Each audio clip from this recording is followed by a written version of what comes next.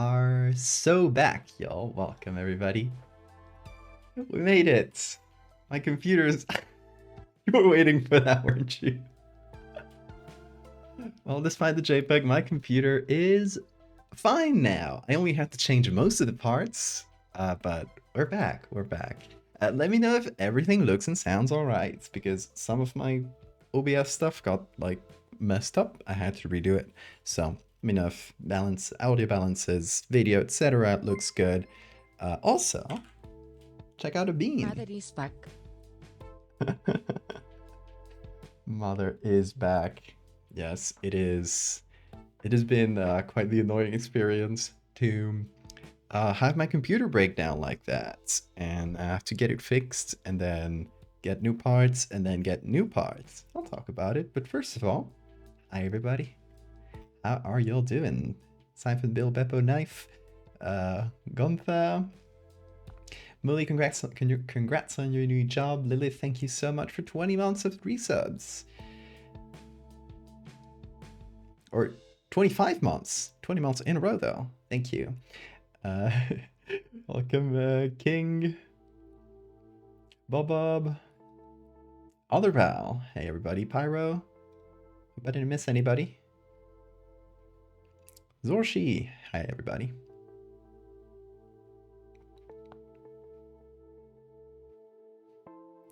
Okay, so...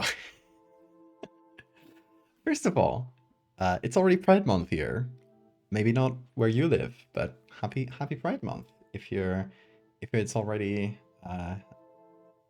past midnight in your area, and if not, happy early Pride Month. We are gonna be doing something Pride related today. I have a couple ideas. I still haven't quite settled, so we'll figure it out. But first of all, I guess like we need some live updates, right? You're stuck in the past? Don't worry, you'll get there. Mew meow meow, thank you for the follow, welcome. Also, I think my mic is a bit far.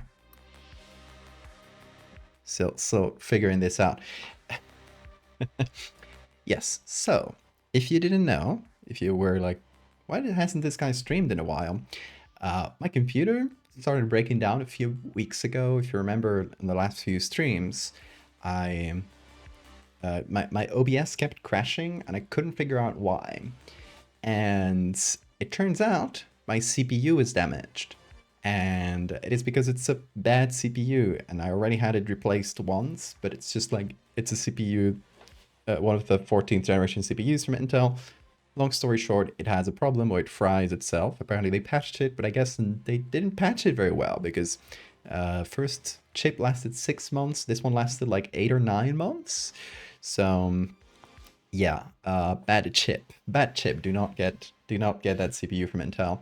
And I said, fuck it, like I'm not gonna get a new chip every 6 months until like for the rest of my life. That's the most annoying thing in the world. So I was like, I might as well just like, well, I'll ask for a return for this one, get a new chip and sell it to whoever wants to buy this cursed brand, and get an AMD chip. But if you want to get AMD, you need to get a new motherboard. And I'm sorry if you don't know about computers, you know, motherboard is kind of the base where everything is hooked onto the motherboard, right? Your CPU, your RAM, your graphics card, all of that just hooks into the motherboard. And the motherboard is like made for a specific brand of CPU. I had an Intel, a motherboard that was made for Intel. I needed one that was made for AMD because I switched to an AMD CPU. So I got a new CPU, new motherboard. I was like, hopefully that's the only stuff I need to get. But it turns out, once I installed everything, it didn't work. Turns out the RAM I had was like the one exception in its whole like brand that did not fit the motherboard I had. Despite pretty much every site where you can check like the compatibility, saying they were compatible, they actually weren't if you dug into like the documents. So the RAM didn't fit and the computer didn't turn on. I had to get a new RAM. Okay, that's like 200 more bucks. Fun. And then I turn it on, and it turns on fine, and 5 minutes after that, it just turns itself back off. I was like, what the fuck is going on? So, after doing a lot of troubleshooting, it turns out that, you know, when I put I use the same case, right? I didn't change the case. So I had to like put all of the computer parts, like take them out and put the new ones back in, plug everything in. So basically like remake the computer. As I did the cooling units. And what has Bean doing, by the way? Oh my god, thank you for the gifted sub, Lilith. Pyro, enjoy your sub. How's the gay future? It's looking great. We got the bisexual lighting, as always. Watching the video I was involved in right now. Yes, we'll talk about that in a minute. Also, I'm catching up with the chat. Sorry, I'm reading old messages. Lunchtime, June 1st here. Can confirm Pride Month is definitely coming. Welcome, Stealth Flower. Hi, Siegfried. Oh, awesome, Ryan. Thank you for the sub. Hell yeah. I was straight now, but I'm dating a trans man. What flag do I get? I guess. Oh, I don't know. You choose your flag. I can't give it to you. You gotta choose your own flag.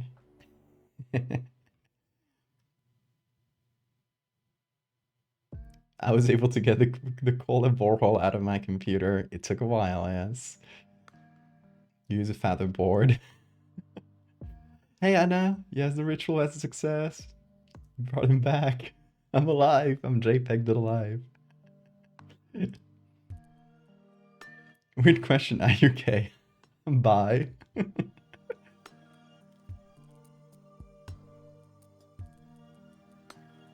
Bequeath the flag to you. Anna, okay, you get one that is gotta make one up that isn't already a thing. It's black and pink. You never see black and flags. You get black and pink. That's a cool color combination. You make that work. It's like maybe two pink stripes on a with a black center. You get that. That's your personal pride flag.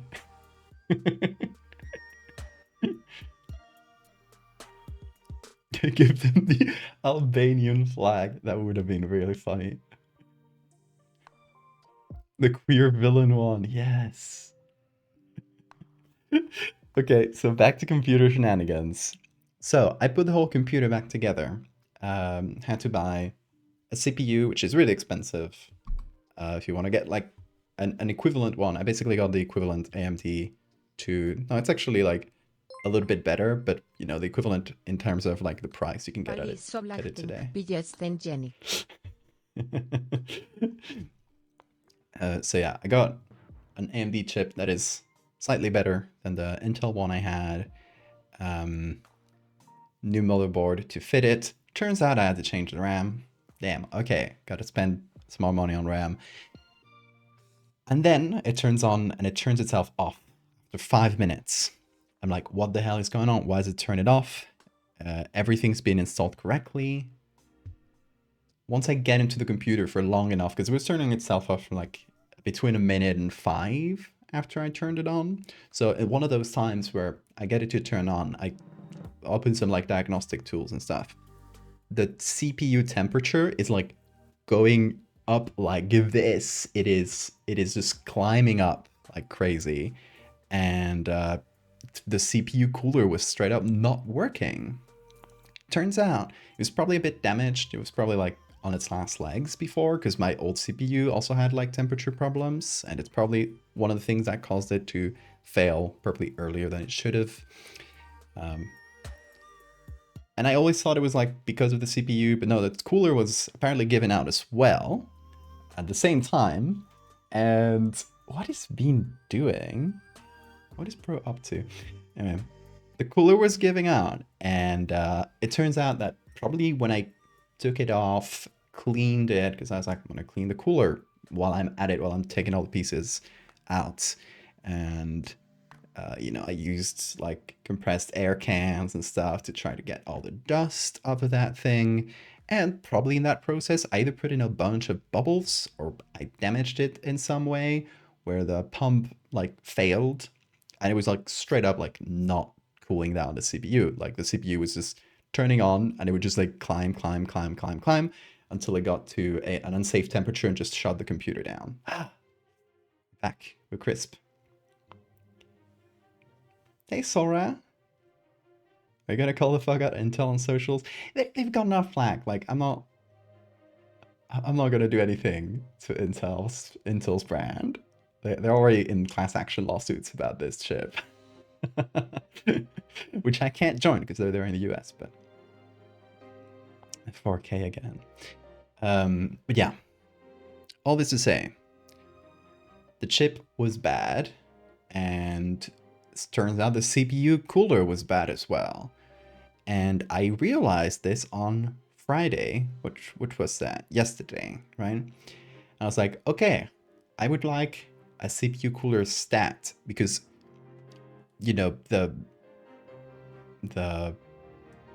computer was completely unusable and I had some like important things to do, important commissions that I needed to ship like 2 days ago actually. So I was already late on some stuff. Like this computer's still not working. Really stressed out about that. These were like a couple of hellish days, honestly. Of just like building the computer and trying to troubleshoot why it was not working. If you ever built a computer, you probably know what I mean. Unless you're like amazing at building computers. So I'm like, okay, it's Friday morning. I'm still up. Like, I might as well just stay up, go to a computer store. But it was a fucking holiday and no computer stores were open that day. But I find one that has like a WhatsApp number in its like Google Maps description. And I'm like, I might just as well message them because it didn't have like, you know, when Google Maps say like maybe closed because it's a holiday, but they haven't set it, like the business itself hasn't set it as a holiday. So I was like, I don't know if they're going to open. So I sent them a WhatsApp and I'm like, hey, I need a CPU cooler like quickly. Are you going to be open today? And the guy replies to me. I was like, actually, no, we're not open, but I'm happy to like go to the store, meet up with you and just give you a CPU cooler. I'm like, for real? Yeah, sure. So yeah, I met up with the guy. He opened the store for me, gave me a CPU cooler that he recommended. It's actually not air cooling, water cooled. It's air cooling, which is hopefully going to last me a lot longer because water cooling, if you want a water cooled CPU, it looks nice, but it is, it has a lot more like breaking points and it has water inside, which, you know, can be a catastrophic breaking point that can completely bust your computer. So, and they tend to last like a year or two, while fans are, it's just a fan. Like it's a very simple device. Nowadays you can get really good fans. They used to be like like CPU coolers weren't that good, but nowadays you can get like really good fans that will basically for a lower price cool just as well. It doesn't make any sound and it's probably going to last me for a lot longer. So it's going to be good. Yeah, put that on, new thermal paste, new everything. And it works now, but I had to change my motherboard, CPU, RAM, CPU cooler. That's like most of the parts at this point. Like at least thankfully my graphics card, which is the most expensive bit, is still fine. So, and you know, my hard drives and then power bank and everything, all that's working correctly, thankfully. But it ended up being a really expensive venture. But I got a working computer now, and I didn't even have to reinstall Windows. Everything's in order. A lot of things got like, I had to like kind of clean up Windows, but not like install it from scratch. So a lot of things got deconfigured, which is why I started the stream late, because I opened OBS and I realized a lot of things in my like peripherals, like my mic and my cameras, were completely like messed up, and I had to like redo it. But yeah, that was the computer adventure. That's why I haven't streamed in what is it, a couple weeks now? But we are so fucking back. Oh, hi Bean. Where are you going? Hey. Where are you headed? Okay. I'll put on the other Bean cam. Here he is. Oh, yeah.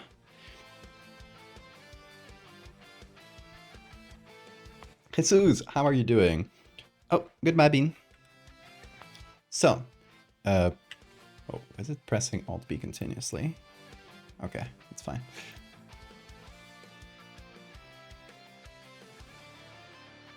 Let me catch up with chat because I've been yapping for so long. Bean was not dead, as you can see. I hate water cooling with a passion, too much of a liability. Honestly, after this, after how short of a time it took to... Hey, Bean! No, you can't touch that. It's looking at the boxes with a lot of computer parts that are still in the corner of this room. Bean! Okay. Well, it's not gonna damage that. Yes, I'm not getting... Okay. I'm not getting water cooling again if it's gonna last me less, like, no, a little bit longer than a year, but, you know, it's very annoying.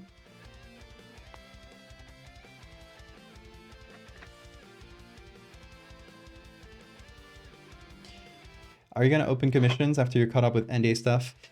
So I got to first like catch up with commercial type commissions, which I got a few things to do, and you know those always build up. After that, I got some really old personal commissions. If you're one of those personal people that did personal commissions like many months ago, still waiting. I'm sorry. Thank you for waiting. Thank you for being patient. I still got a handful to get through. Some are smaller, so hopefully it shouldn't take too long once I got the time for it. But after that, I might open personal commissions. I'm fine. Like this was an expensive venture, but I am doing okay. Like don't worry about me. I had been building up savings exactly for things like that.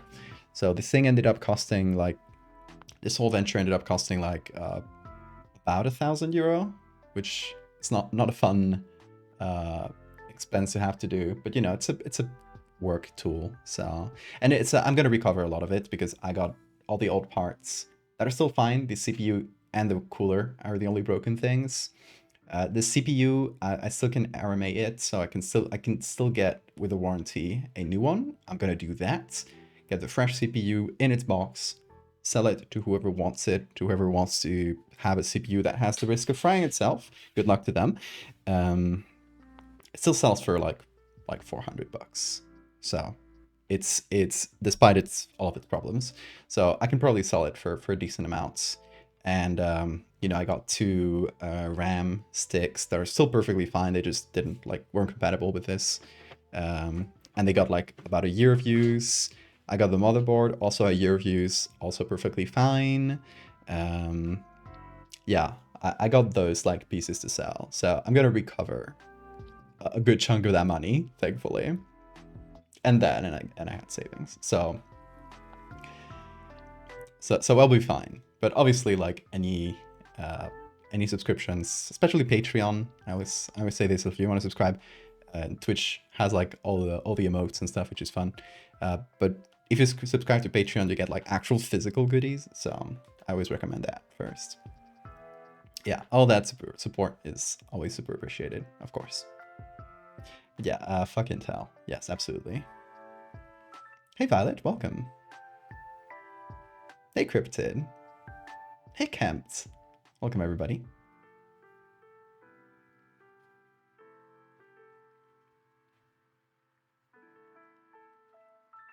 I hope you had a good time in Japan, Jesus.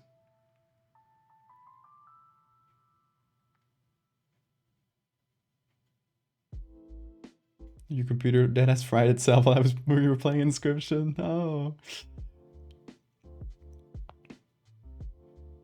See when Val opens commissions again. Okay. Whenever I do open commissions, the first people to know will be on the Discord. So people in the Discord always get first pickings. If you don't want to join the Discord, I have a newsletter, which I haven't used in a long time. This is a free newsletter. It's not like the Patreon where you get like these monthly newsletters. I only ever use these newsletters to like announce bigger things. Like I'm planning to make one when Dreadfarer is out to buy. Also, what's my hair doing? It's refusing to move. Yeah. I'm planning to do a newsletter once Dreadfarer is out. I'll talk about Dreadfairer in a second. There's a lot of things to get through. I'm sorry, I'm going to yap a lot at the beginning of the stream. Hope that's okay. But yeah, when Dreadfairer is out, I'm planning to do one. When I open commissions, I'm going to do one. That's what that newsletter is for. It's for like bigger news and updates. So yeah, you can subscribe to that completely free. Just put in your email and you won't be bothered. And that's it's a pretty safe deal. Also join the Discord if you're into that. It's a great community, and we got a little space for the streams and stuff, but it's mostly like just a big art community. Aspen Tree, Ender Torterra, thank you guys for the follows. Hair was rebelling.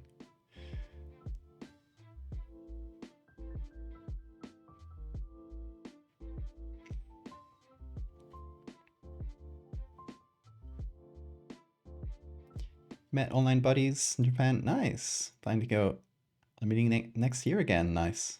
It's cool to hear. Jesus. Mayfly got in the house. It's wearing like some vassal of hell.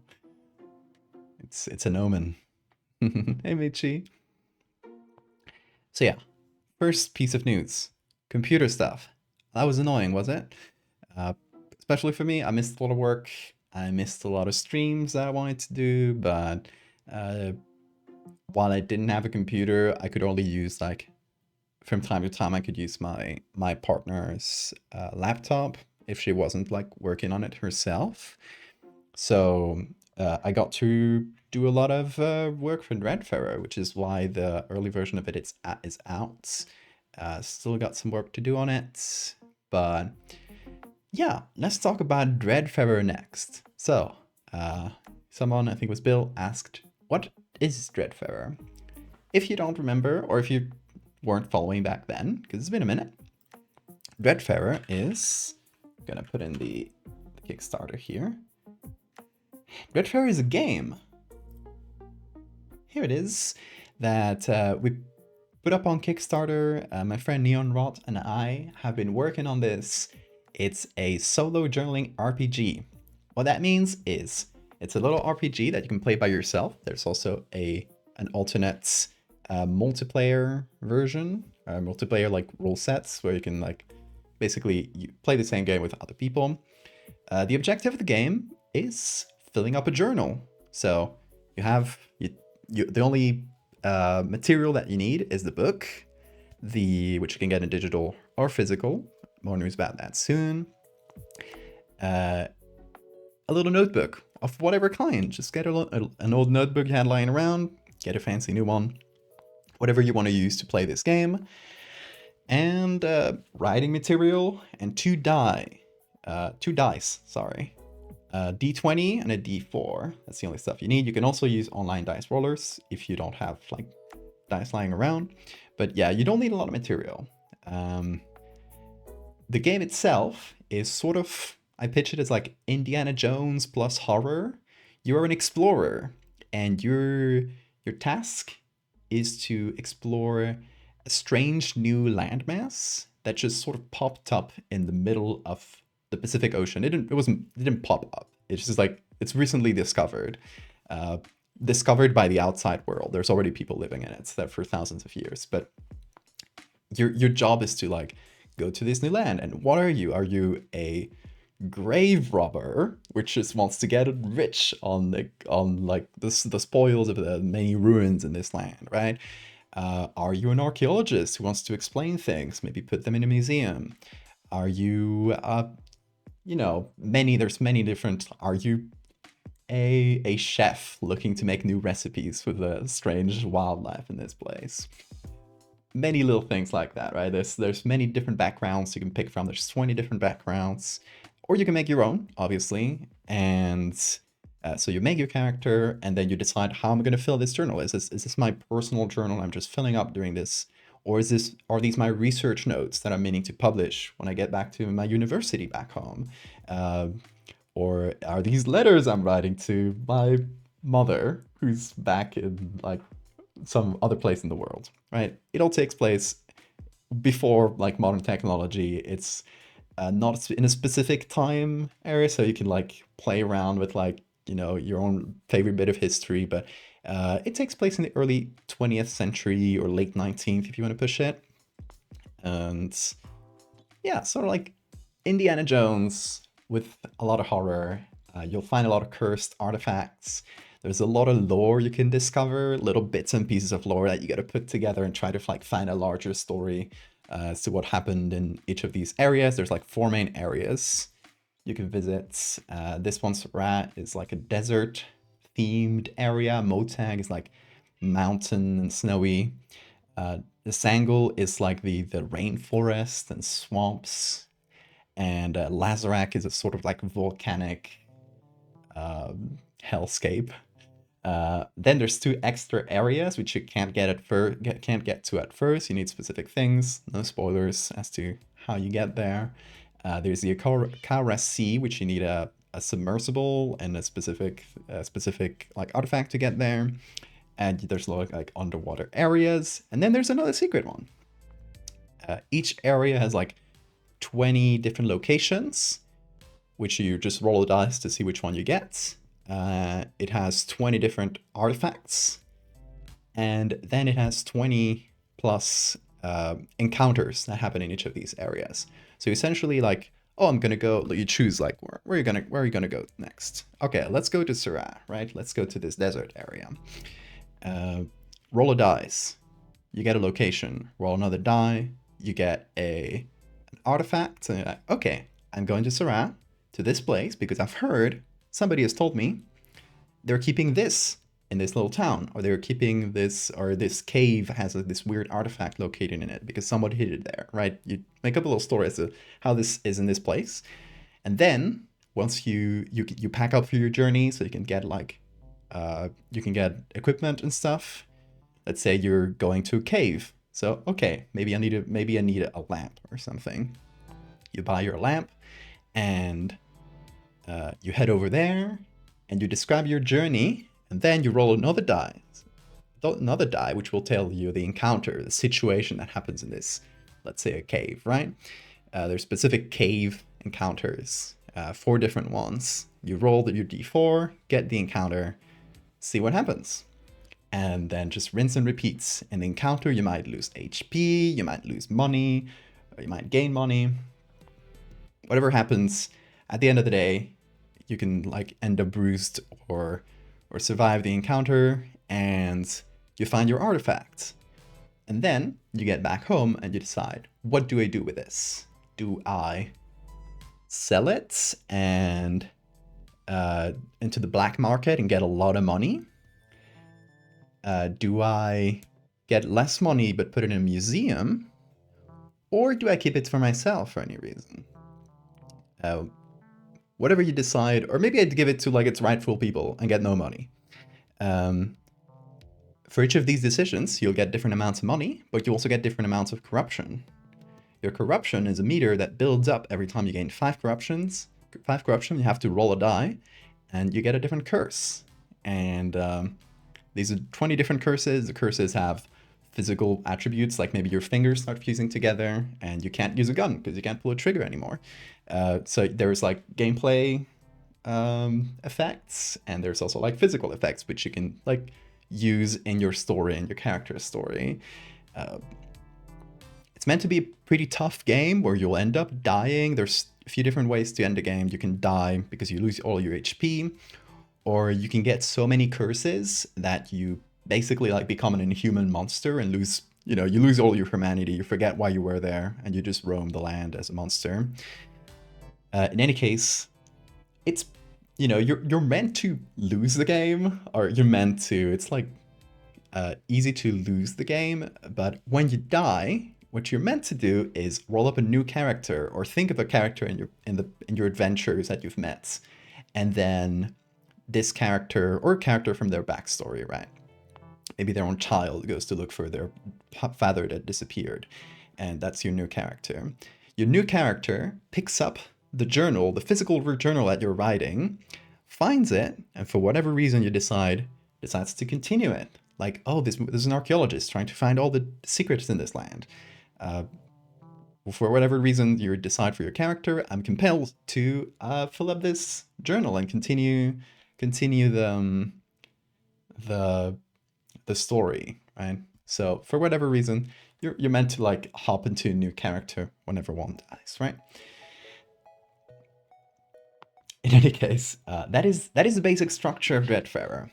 But there's an early version of it out. If you were a backer on the Kickstarter, there's an early version of it out that still needs a bit of art and a bit of editing on some of the later encounters in terms of text. And there's some typos here and there, things that we need to fix up, right? It's an early version that we haven't, like, it's not meant to print yet, but it's a PDF you can get. So if you back the game, look in your email, because you should have the PDF version and you can already start playing if you want. But in the next few streams, specifically on Monday and Tuesday night stream, we are going to play some Dreadfarer. I'm going to play Dreadfarer myself. I'm going to use this camera, looking at me through, and I'm going to point it down into my desk. I'll have another webcam for my face. And I'm just going to have a little sketchbook. It's not going to be this one, but, you know, we'll have the sketchbook, and you're going to see me like write the diary and fill it with little sketches. Then at the end of this journey, you know, we'll keep it up until I'm not gonna show the entire game, a slice of it essentially. And we decide when we end. Maybe we die, or we die a couple times, and you know, we call it there. But it's gonna be like at least a couple streams of playing Dreadfarer. And as we go through the adventure, we're going to make little sketches. Then we're going to take my favorites, I'm going to scan them, and they're actually going to go into the book, and they're going to be like, you'll see them around the, you know, the areas and encounters and stuff. There's also a bunch of art that I made that if you didn't see me make it on stream, you probably haven't seen. Bunch of unpublished art. You can see, well, obviously the cover is here, but there's... For each of the areas, artifacts, they're called remnants in the game. But so for each of the areas, remnants, there's a couple illustrations of them. So, you know, the living stone or the ashen mask. Each of these has a description, and some of these have a photo as well. There's also like little postcard things I did, and I don't know if you have areas on here.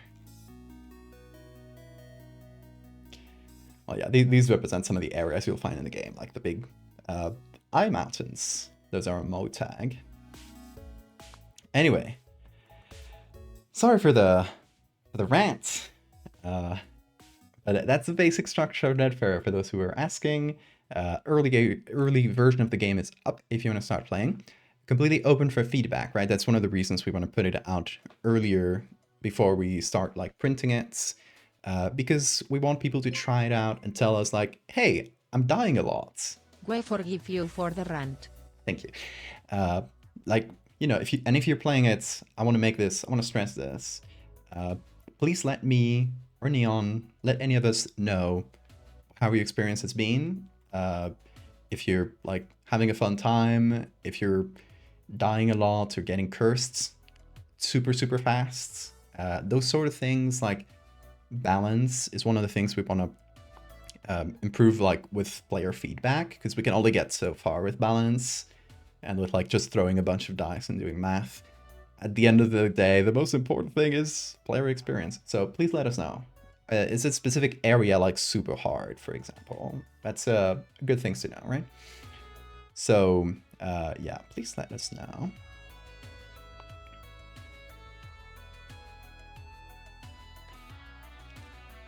Indiana Jones and the unimaginable vessels of horror. Exactly.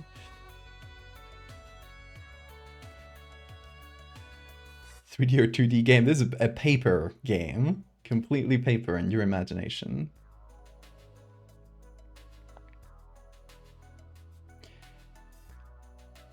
Are they completely new, or are they things you've already made? Is it a mix of both?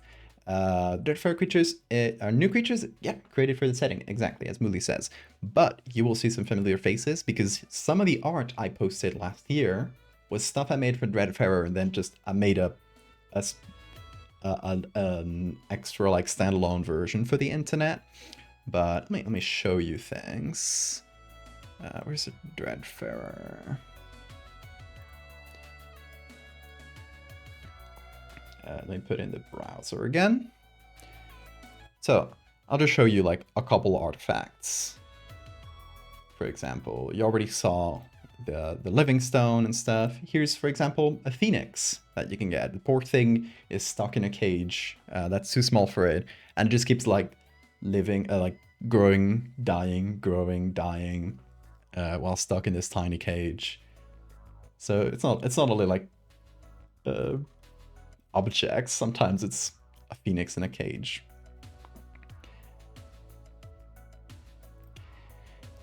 But you'll also recognize some. How about this? A flesh geode. That was actually a thing for Dreadfarer that I also wanted to make into a standalone thing.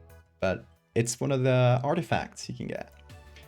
As well as the Bloodbark. Yes, if you've seen the Bloodbark, you probably have. There's a whole game about this concept.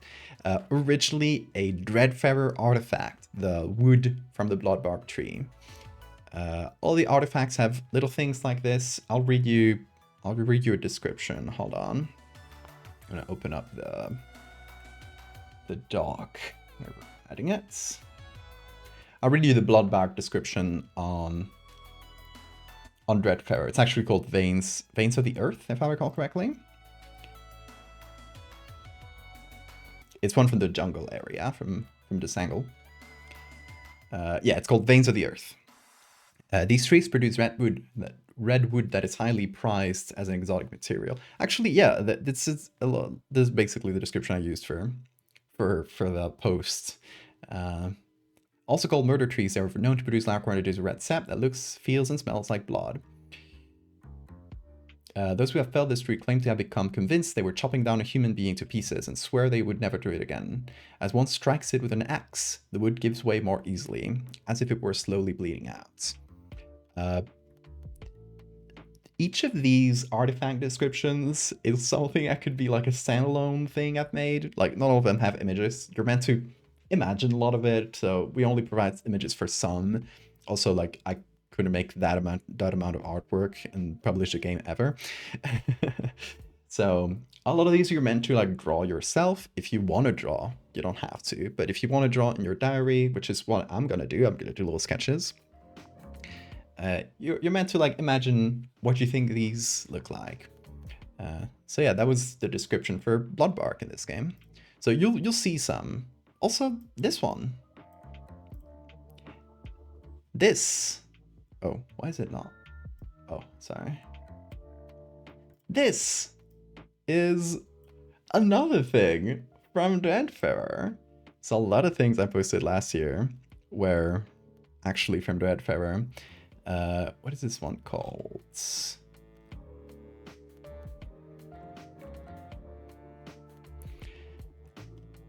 Oh yeah, I called it Ghost Buckeye as well. So it's the same name in this one.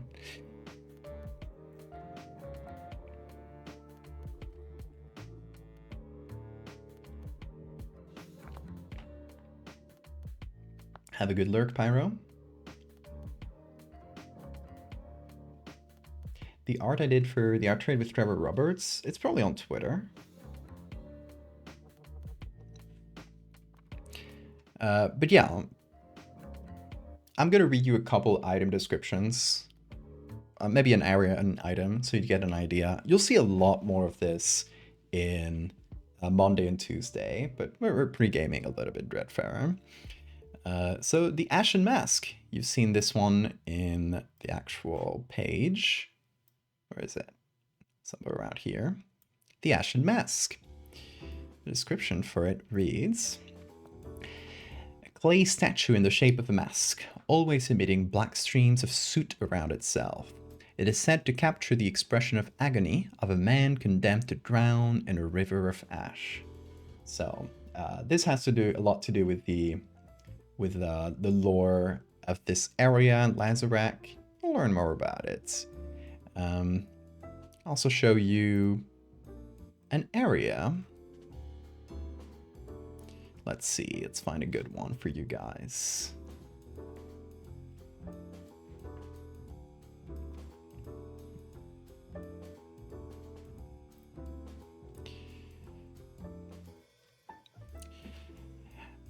Yes, this one is something you'll recognize because it is the cover of the game. Haha. This is an actual area you can visit in the game, and it is in the mountainous area of Motag. It reads, the recent discovery of the Titan skull is a matter of much debate across the worlds. It appears to be an enormous human cranium with an eye carved in its forehead.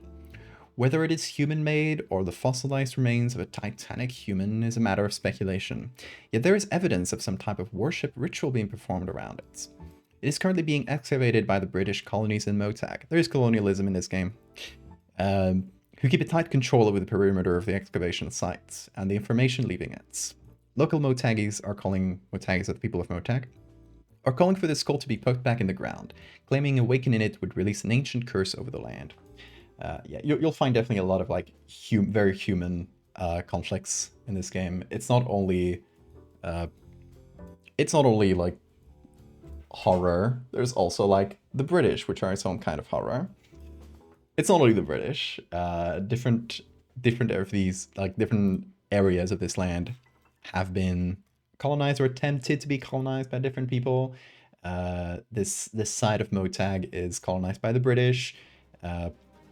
Some area, this area of Sarah was attempted to be colonize, like the Dutch attempted to colonize it, but it went horribly bad. There's a ghost town you can visit there. As it says on the photo of page 98, Ghost Bucky. I did see this. There's actually, it said Ghost Bucky in the other page for the illustration as well. And we fixed that one, but not the other one. So the next version will have that typo removed. But good catch. The British are the most terrible of horrors. They are. Colonialism. Yeah, there's like Americans in this angle, and there's nobody in Lazarak. This one is a complete wasteland. But you'll see like evidence of like the larger world of, you can imagine like late 19th, early 20th century Europeans and Americans are gonna, if they find a new island, they're gonna be like, that's mine now. And that's gonna lead to conflict with the people who already live there. So that's definitely something that you can navigate as your character, and you know, that's another bit of the game. It's not like the most major thing, but you'll find like if you're in Motag, for example, which is the most like heavily colonized area, you will find the British like here and there in the areas and the in the areas and the encounters as well. Linguistic drift turning Buckeye to Bucky. Spaniards colonizing in the 20th century? Hell no. They were losing all their colonies back then. It was they were very bad at colonizing at that point in time. So there were actually, I don't think there are any Spaniards in this game, despite me being a Spaniard, but it's like the specific time where this happens. Like Spain was actually like around the turn of the 20th century, they were losing every single colony to the Americans and to just like independence movements, and there was like a whole thing of like shame in the country, which, you know, quote unquote shame. Oh, we're losing our empire. Well deserved. Yeah. The Dutch do make it.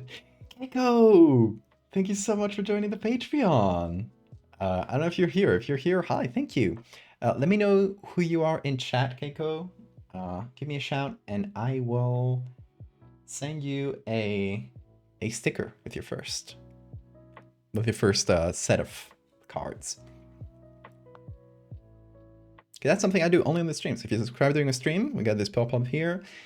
You will get, and to the physical tiers, not to the digital one. So if you subscribe to the physical tiers, you get a little sticker as a thanks. Anyway, Dreadfarer. yeah, we will have a pre-order link in the next few days. We're getting it ready. We're figuring out the price and stuff. We'll have a pre-order link for physical books, so you can get the physical books. As you heard me explain, there's a lot of stuff in this game. 6 areas. Each of them has 20 locations, 20 remnants, 20 encounters. This book, plus like all the other rules, this book is 220, I think, pages long. And all of them like full color. So, yeah, it's gonna be a big tome. It's not gonna be like small like this, so it's not like pretty comfortable and portable, but it's gonna be pretty thick book. And yeah, so we're figuring out the price because it's gonna be like pretty expensive to print. So we'll figure out the price. Put up a little pre-order link really soon. I'll have it ready for the streams where I actually play the game. So look out for that. There's also, I will obviously post it in the Discord as well. So if you want to grab a physical version, it's much better to pre-order it because that way, you know, when we do make the order, we'll order some extras and those will be up for sale online, but it's not going to be a lot of them because again, pretty expensive. So if you want to like have them for sure, you got to use a pre-order link, which well, we'll post it in the next couple of streams. Anyway, Dreadfair, yes, I put in a lot of work into writing and fixing up a lot of the writing over the past couple weeks. If you've been playing it, all the areas after Desangle, so like Lazarak and the last 2 areas are they still need some editing in the encounters section. So if you find any typos and little things like weird phrasing in there, that's gonna get polished in the next I want to say like a couple weeks or so, depending on how much time I got.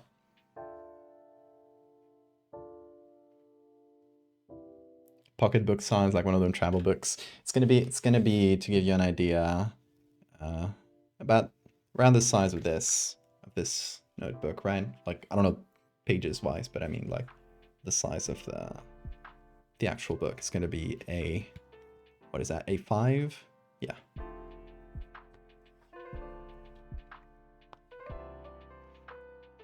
$220. Imagine. No, we're thinking, and it's like making calculation in pounds because it's Neon, who's British, who's gonna be printing it and stuff.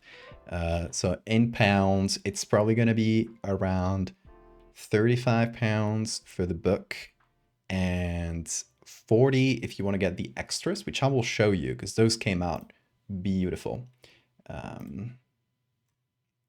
We got 2 extras that we made for the Kickstarter. Let me put up this.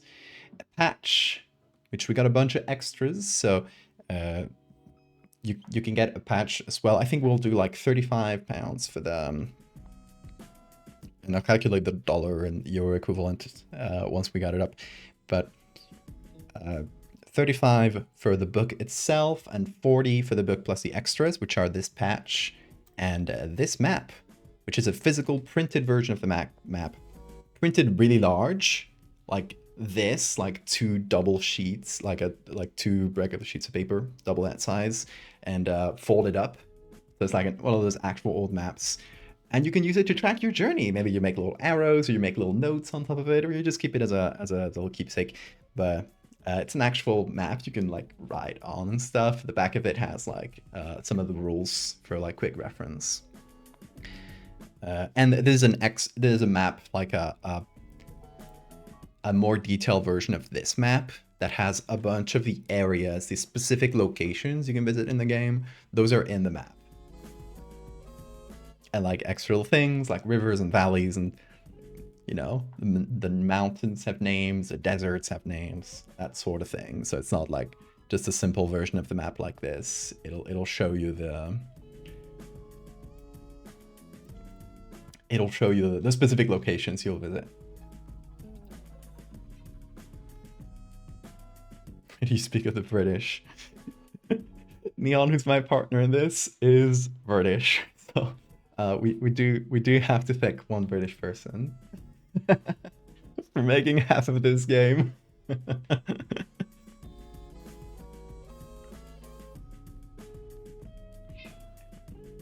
You could fit that in your pockets if you got big pockets. Also, Bean. Oh, he wants to go. Let me open the door for Bean. Be right back. What?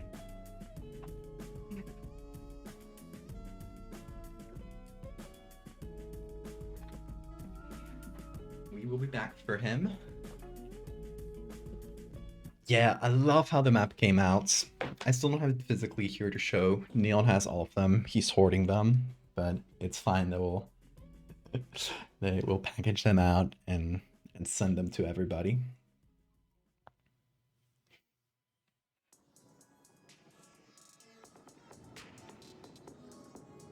The map is like a physical thing that'll go like along with the book. You can get it as a... I guess we should put it up apart from the PDF. I'll talk to like a digital version of it as well.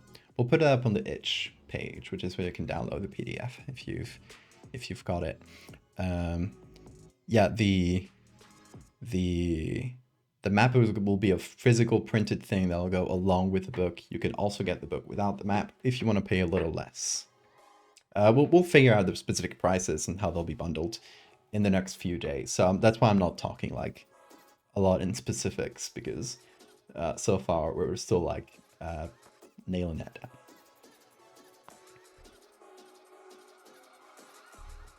So yeah, that's going to be Dread Forever. I've been yapping a lot, but there's so much to get through. And there's a third thing I wanted to talk about today, and it is the video that came out yesterday. Have you guys seen it? Have you guys seen the video? And I'll show you. Give me a sec. So, a few years ago, I did this little like... Back of our mind. There, putting up the video. Hold on. There we go. A few years ago, I did this little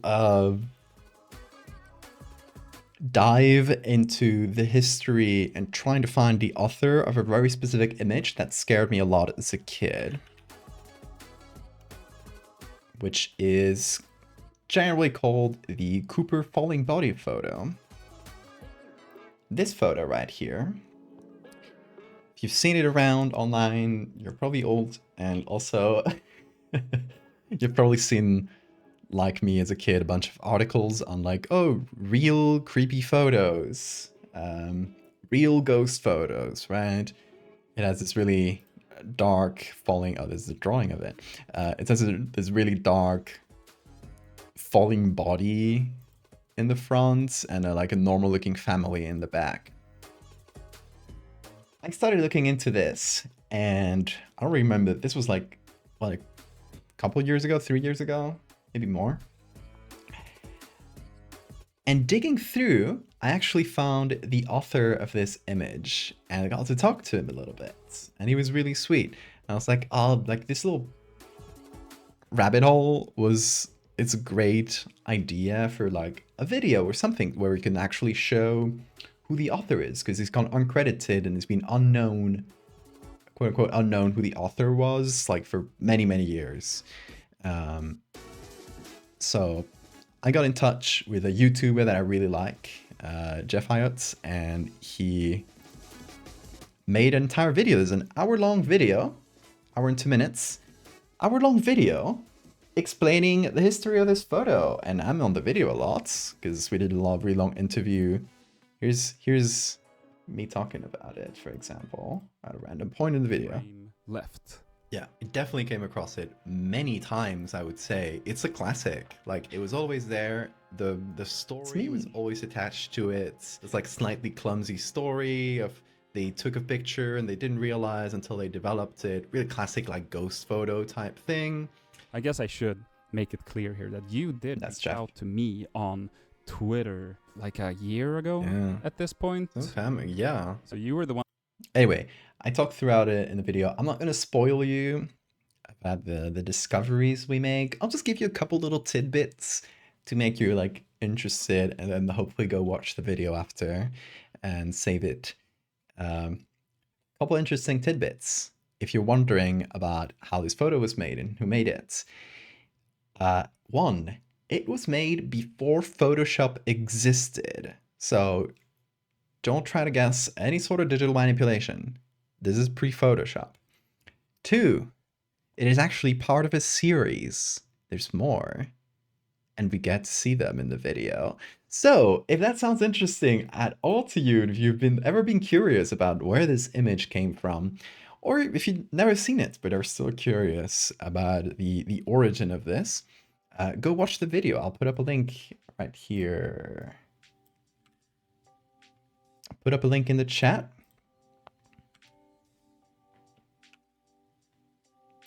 There it is. Yeah, go give it a watch. It's great. It's an hour long, and it has a really nice message behind it, which is one of what we like to get across of like, hey, this was made by an artist. This is not like a random spooky photo. This is a piece of art that has gone like uncredited for a very long time, and there's actually a person behind it who made it with a very specific intent, and we're gonna like bring that forward and bring the artist forward and hopefully get some people to take a look at his work, because he's still an active artist. He's still making stuff today, and it was just such a fun story, such a nice thing to go through. And Jeff did he's so good at editing and putting together the video. He did great. Yeah, and it's got it's at 86,000 views and growing in a day, so it's already doing pretty well, looks like. Jeff is it's not a huge channel, and so it's hopefully reaching a lot of people, and hopefully making a lot more people look at this artist. Anyway, I won't say more because I don't want to spoil the video. It's actually fun to see how we got there, and see the little adventure and trying to figure that out. So I won't say any more. I won't say more, but do save that link to watch it when you got a little bit of time, when you got a spare hour watching little chunks if you don't. I have to say it's multiple exposures in one film. A lot of people said that. Wrong, though. You'll see, you'll see. Anyway, yeah. I won't say more. I won't say more. It's a really fun video, and you gotta take a look at it. We had a lot of fun making it. Jeff was amazing. And yeah. Let's actually get to today's topic, though. Today, for me, tomorrow for probably a lot of you, is Pride Month. It's the beginning of Pride Month. And I always like to do something for Pride Month. You know, more silly edits, but just making something a little fun to celebrate Pride Month with everybody that follows my work, and have a little fun, poke fun at bigots. That's always a big part of it. Clean up my followers, because sometimes I get actual horrible bigots that follow me because I don't know, because they find my work and think they're deserving to follow it, and they're not. So what I like to do is make something to poke fun at them a little bit so that they can go. Essentially. Good way of getting rid of them. So this all started, I'm gonna put up my website here in a second.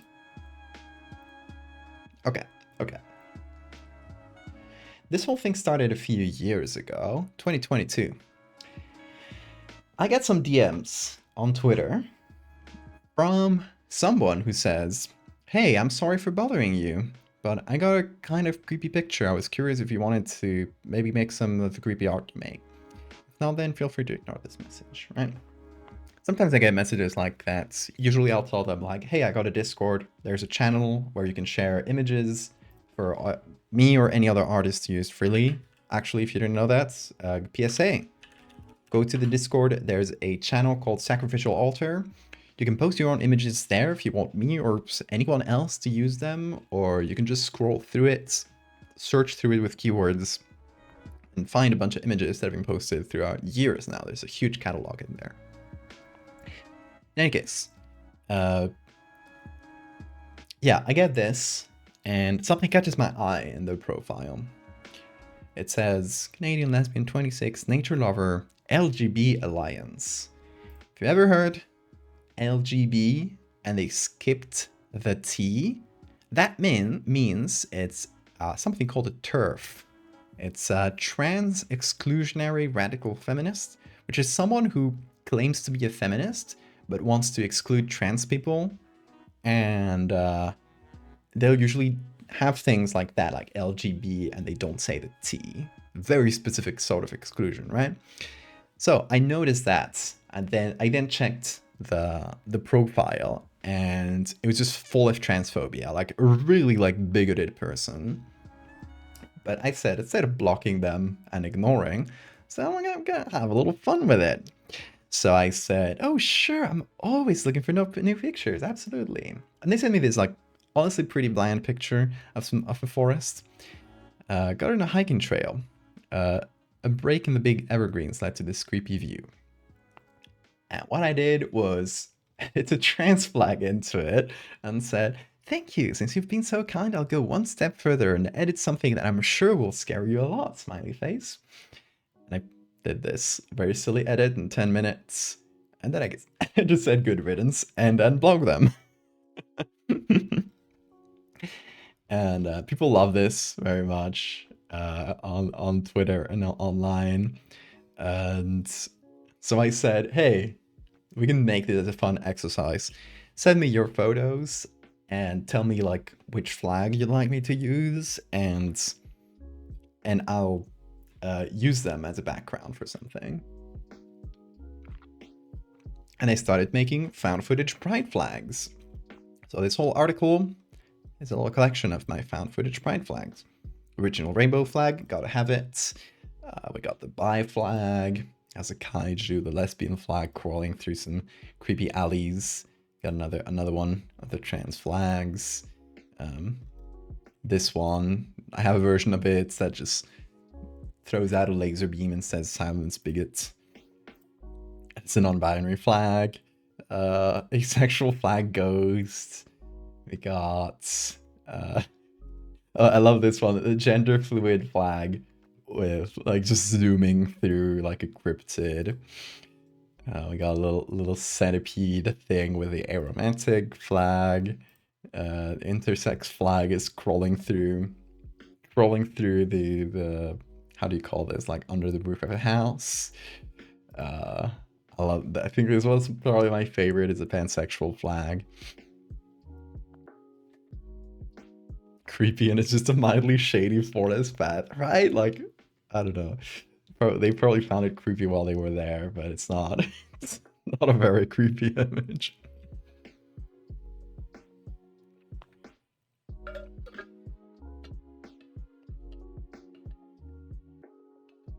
The black mold that makes you transphobic. Oh, that's really good, actually. I love the black mold that makes you transphobic. Nothing is scarier to these people than the gays. Yes, I got... last time I posted these, my account actually got shadow banned because a lot of bigots on Twitter. It's Twitter. It's full of bigots.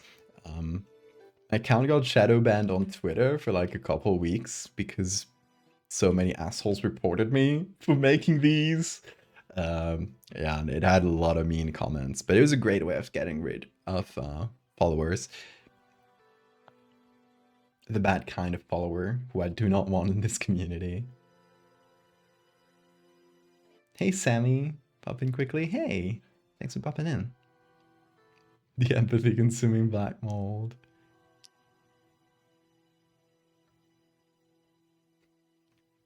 Anyway, that was found footage pride flags. I did these for a couple of years. That's why there's so many of them. And last year I decided to change it up a little bit because I had done so many found footage pride flags. So I did the Pride Demon. And this comes from a specific shirt design. I'm gonna see if I can find it. This one. This specific shirt that some very like American Christian type made, saying like Pride Month contains the word demon, right?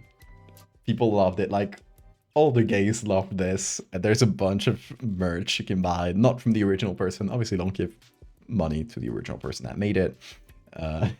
Give it to an actual person who's doing it, ironically. But yeah, I found that really funny, so I decided to make the demon from Pride Month, and it is coming out of a closet, holding a little rainbow flag. Also, not here, but I have a versions of this with different flags. If you want them, I will have those. I can get you a link to those. I think they're over on Tumblr and Blue Sky. See you, Sammy.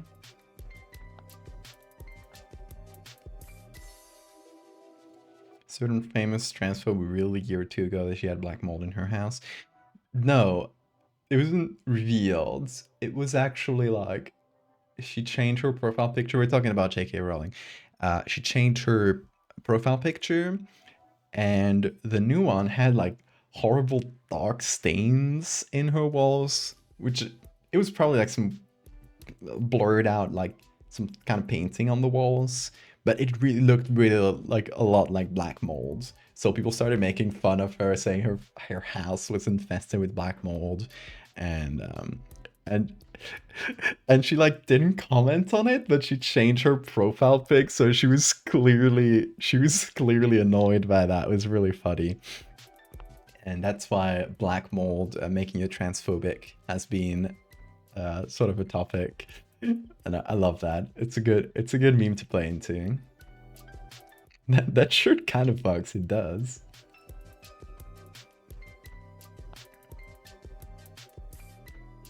I love when folks make something that ends up being LGBT looks cool as shit. Yes, my favorite for that is Gayspur, which is the little ghost emoji with a pride flag on it. This is an originally Spanish meme. So let me actually like open up an article about it, because it probably has the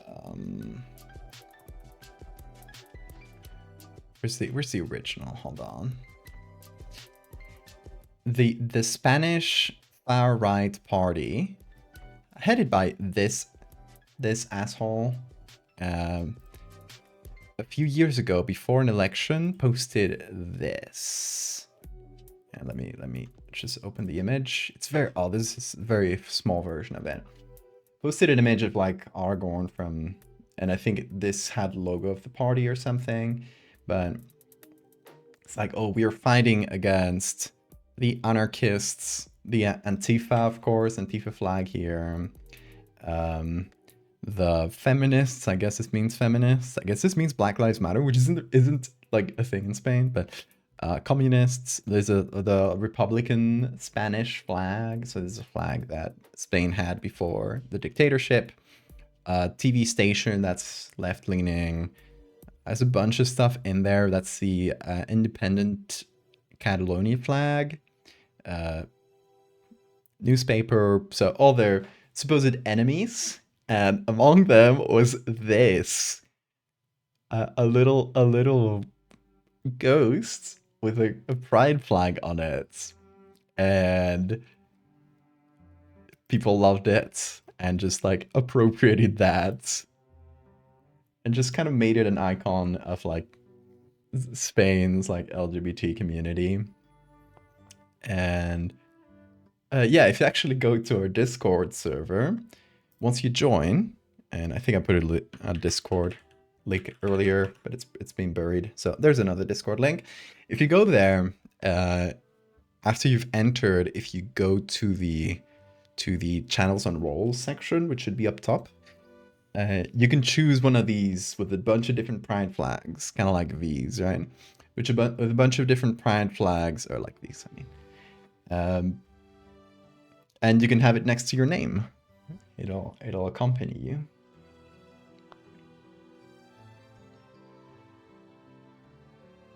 Abasculo.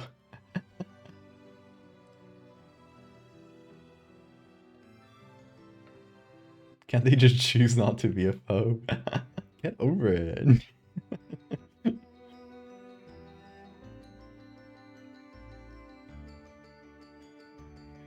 The Spanish far-right party, you think after Franco that wouldn't be a thing? No, here's the funny thing. Since our dictatorship ended peacefully, which, you know, was a good thing. I mean, peacefully, the successor to Franco, the one who was going to succeed Franco after he died, got killed in a terrorist attack, and we call it the first Spanish astronauts, because his car got blown up like from below. I think they put a bomb in a sewer, like a manhole, and blew it up as his car was passing through. The car basically flew up to like the building. I think there's a photo of it. I don't know if I can actually show that. I can probably not show that on stream because people got arrested for it. Some people, a girl went to jail because she made jokes about it. Spain is fun. Yeah, his car actually flew and fell like in the patio of a building next to it. So it flew like higher than a tall, like 4-story building. And, you know, called him the first Spanish astronaut. In any case, we had a sort of peaceful transition into democracy. But what that means is all the politicians that were there during the dictatorship just kept being politicians after, and they formed into what is currently like the center-right party, PP. Yeah, a lot of old dictatorship politicians were still in that party until they died. So it is a strange legacy. And now there's, you know, that it kind of became like your milquetoast center-right party, but it's like the successor of the dictator's party, essentially, and like simplified terms. But yeah, there's also far-right parties, though. There's specifically one far-right party called Vox, which has gained a lot of traction lately. Not like Germany's, where it's like so big as to be like the second party in power, but they're enough that if this PP party came into power, they would probably need to do it through an alliance with Vox, which is what a lot of people are scared about, of having like a party that is in government, even though they're not the majority party, but they still have like a huge sway in government that is far right. Yeah. First Spanish astronaut is hilarious. Yes, a girl went to jail for making that joke on Twitter. It was a huge thing. This was a huge case. She got prosecuted for like making jokes about victims of terrorism, which is like, you'd think it's old enough that you can make jokes about it, but no. She got prosecuted under that, and I think she actually ended up going to jail for like a couple years or something. It was wild.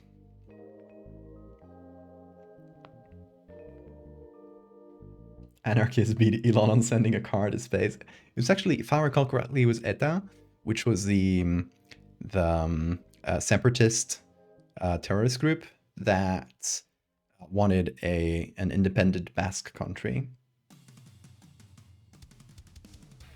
It flew over the roof of a 5-story building, thank you. Landed on the balcony to the backside. There was pictures of that.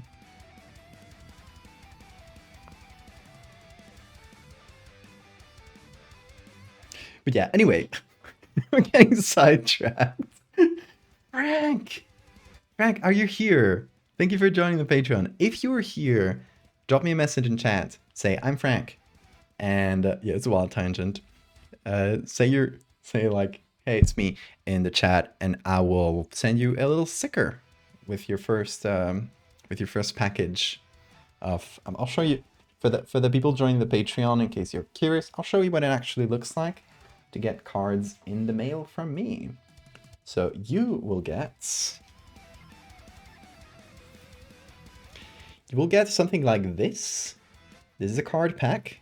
It's like those foil card packs, but I didn't want to like plastic waste because I hate that. I didn't want to contribute to that.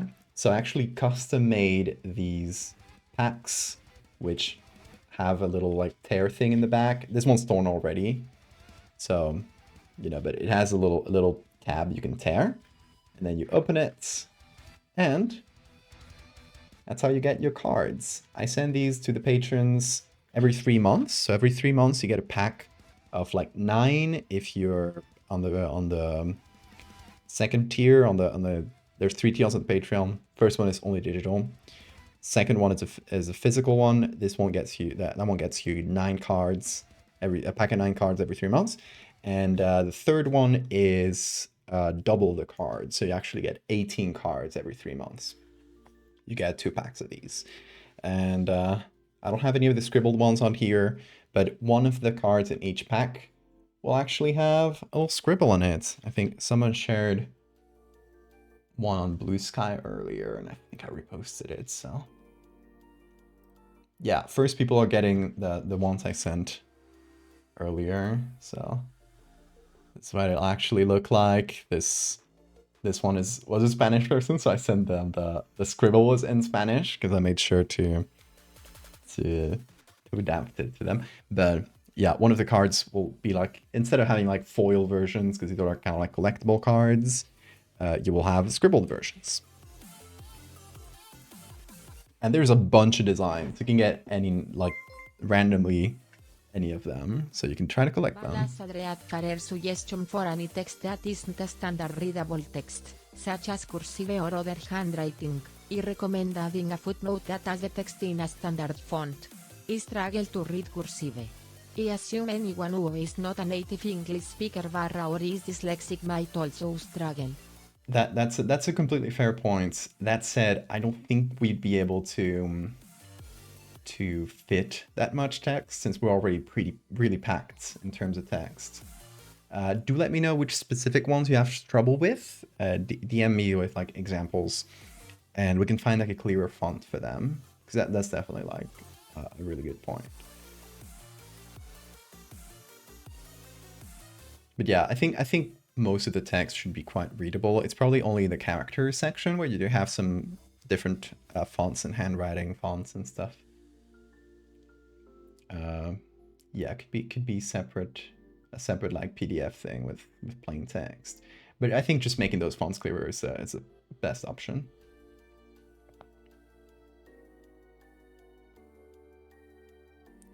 Yeah, that's probably going to be in the character section. Do let me know which ones you had trouble with, Lilith. That's going to be really helpful information.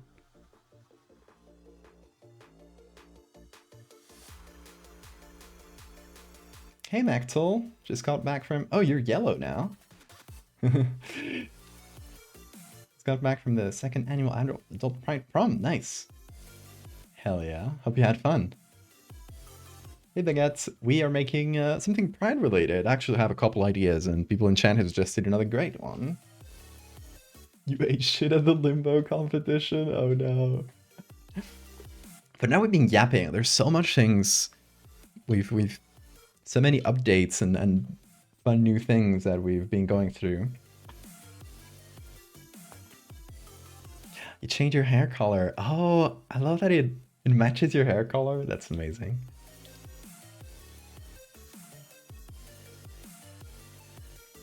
Dude, it starts with a Winchester rifle. DM me the specifics. You can send me screenshots or just tell me the number of the page. That way I can take a look after, because I'm not going to remember after the stream. Just got back home from gay church. More like a lot of LGBT people there with a rainbow meeting on Samans. They are the pastors are LGBT. That's really cool. I love that, Cass. I hope you had fun.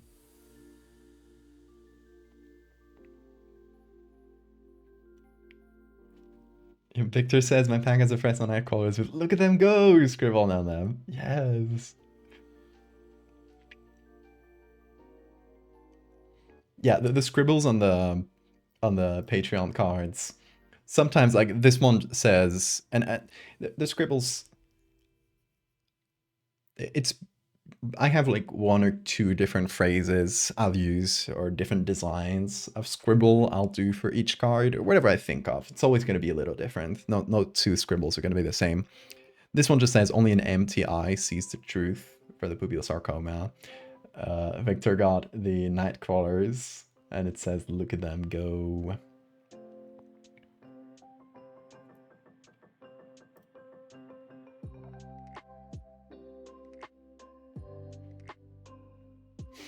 You got to meet the lawyer who's been helping you with the name change process. Hell yeah.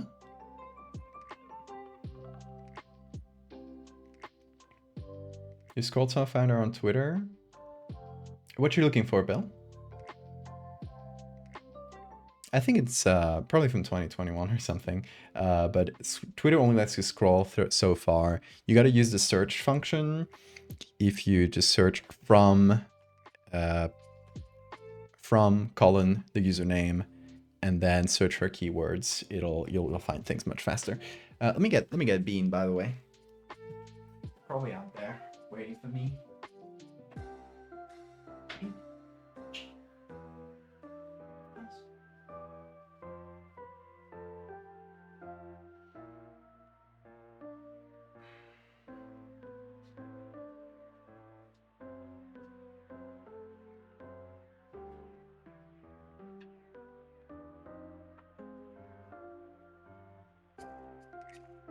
He was looking out the window, but I captured him.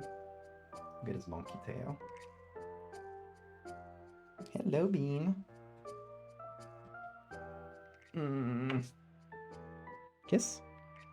No kiss? Oh, okay, thank you.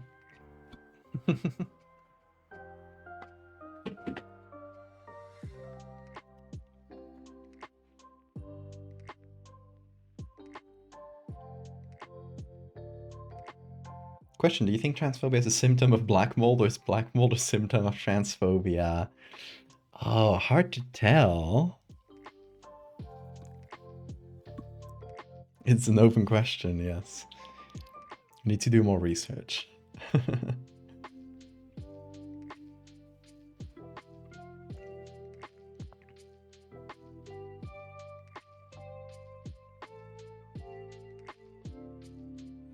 Oh, Bean is changing hairs. How do you say this? Shedding. Bean is shedding. So there's a lot of hair. Every time I touch him, my hands are just full of hair. Dude, you gotta go bald. So, 2 ideas for today. Let's actually get on topic. 2 ideas for today. First one is making a sequel to the Pride Demon, which could go a couple different ways. I think my favorite is just having the Pride Demon, like maybe like a huge version of the Pride Demon, kind of a kaiju over a city or something. And the Pride Demon is back again. Pride Demon is loose. Second idea is what you guys suggested, the black mold that makes you transphobic. I think that might catch people, like, because this one is very obviously Pride themed. Like, these ones are very obviously Pride themed. You got the flags up front. Having like a person covered in black mold to catch your eye, and there's nothing that indicates pride about it, but then you read the description and it's the black mold that makes you transphobic, would be really funny, because it would definitely catch people unawares, and it would probably like piss off a lot of bigots.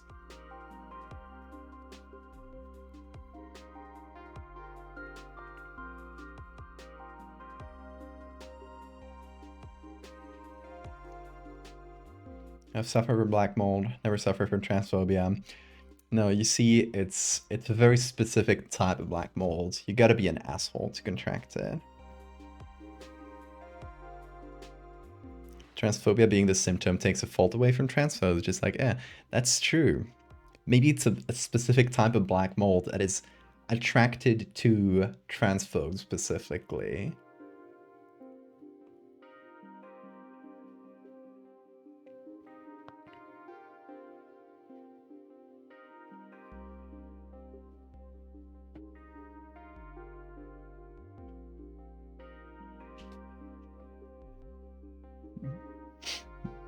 B1 or Bill accidentally invented a homophobic cuttlefish. Wait. Made a cuttlefish out of your psychedelic color parents. Vidaris in a trance, making attracted to the opposite gender. Oh no! The homophobic cuttlefish. That's really funny. The new exuda hormone that encourages mole growth. Yes, yes, I like that.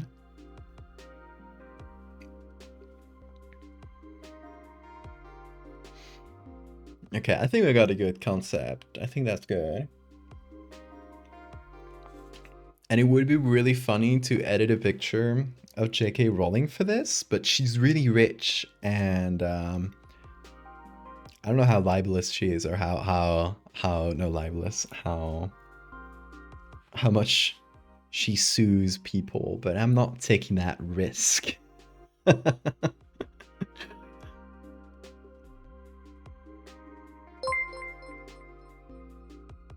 Litigious. Thank you. Apparently pretty litigious. Yes, that was the word I was looking for. Well, fuck Joanne, but yeah. I don't think we can use a picture of J.K. Rowling. Also, because I don't think there's any public domain pictures. Maybe there are. Like, there's definitely a picture on Wikipedia or something, but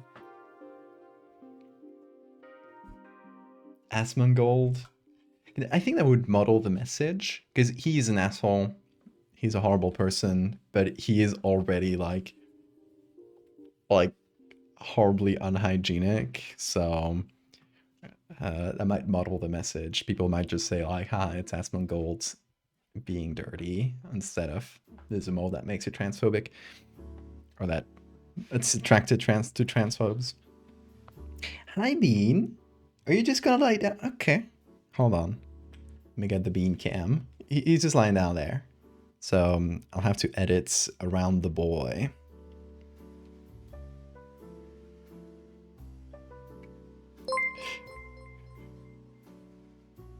Remember that one time a rogue rolled out of his hair on Estrella. Yes, awful.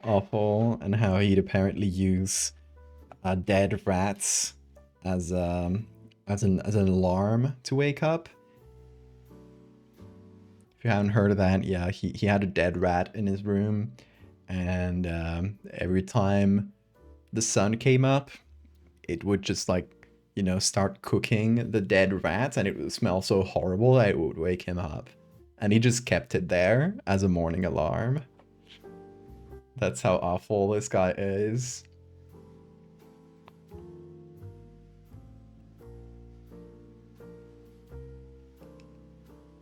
Very funny that you're damning a random stock image person to the fate of being transphobic. That is true. That is true.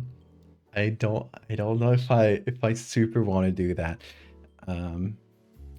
Random stock person. I feel like we can make them unrecognizable enough that it will be fine.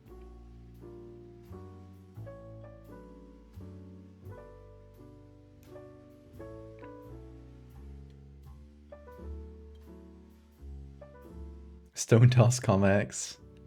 It's another good one. Historical figure, transphobic H.P. Lovecraft.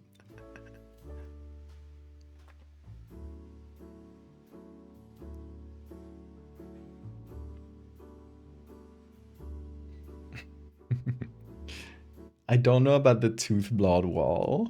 It sounds insane though.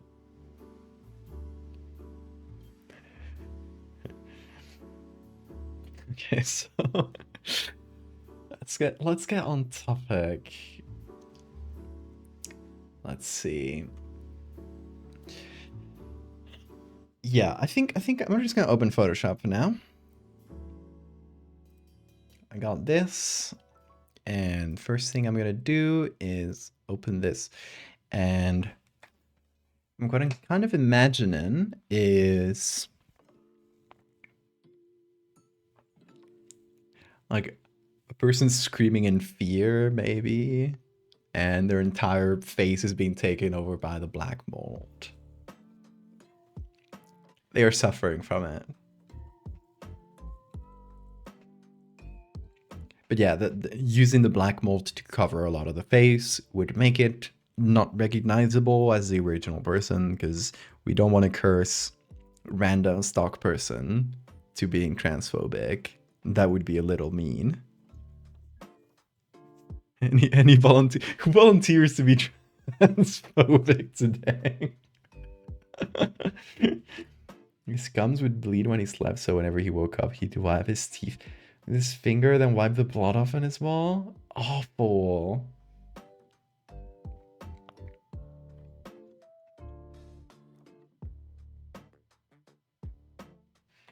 Okay, it's hard to write around being.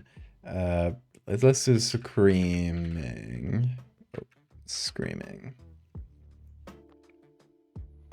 Hey, do you guys recognize this one? It's from the Call It Super Deep Warhol. I used this picture.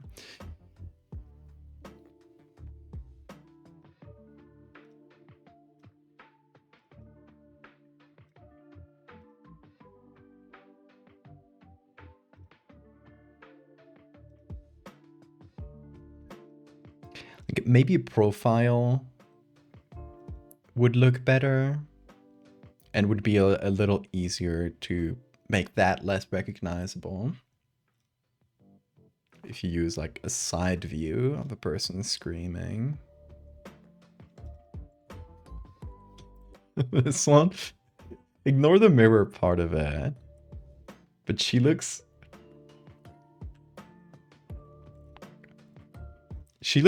both like she's angry and in pain, which I don't know if that was the stock photo actress like intention or model's intention, but it's a pretty good one.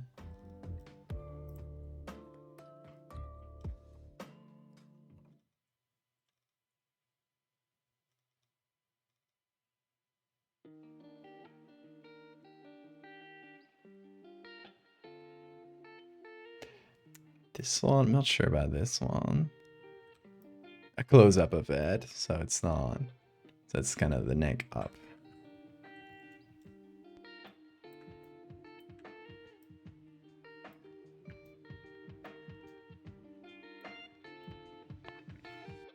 Why is why are their gums so pink? Who edited this picture? Because at first it was like, okay, they just have their lips, like red lips or something, red lipstick. But no, it's their gums. This Asmongold themed.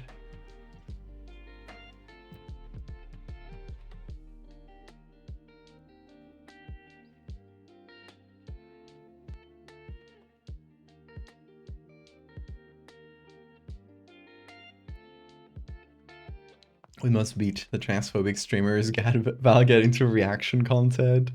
I hate reaction content. I hope this picture doesn't get misinterpreted by Twitch.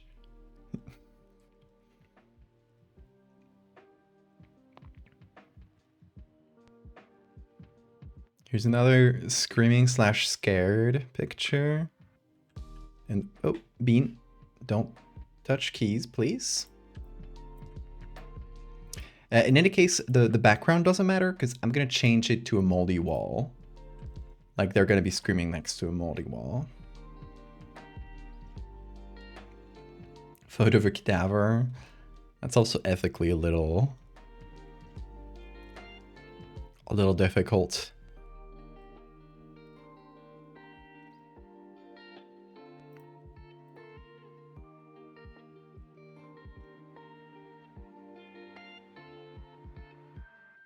Oh, this one would be good if it wasn't black and white. I mean, having them scream next to a pride flag would actually be not the photo of the model, but the background. Having that as a background would be really funny. They're screaming next to a pride flag and the mold is covering their face.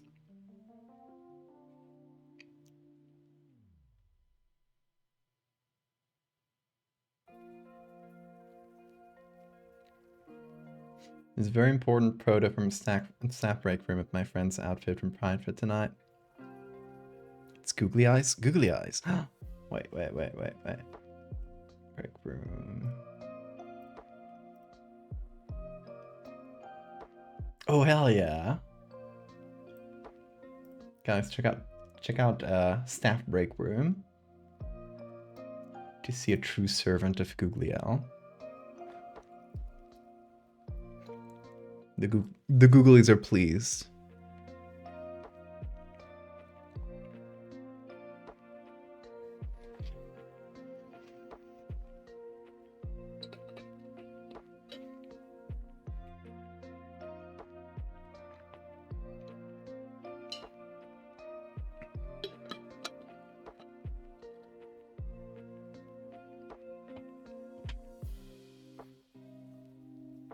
Closer to year 2 Pride flag, the more aggressive the mold gets.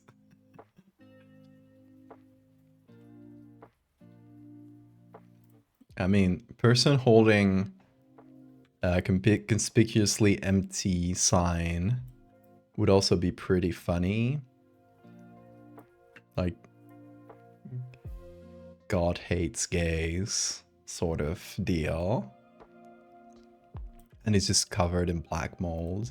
Although he doesn't seem to be suffering, but it would clearly mark this person as transphobic.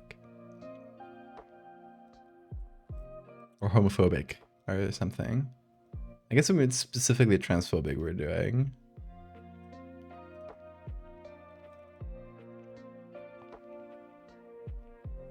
Angry gamer?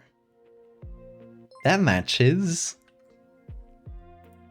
Don't do this putty to Tiffany if you did Posey Parker. Who's Posey Parker? I think it sounds familiar. Probably well-known transphobe, I assume.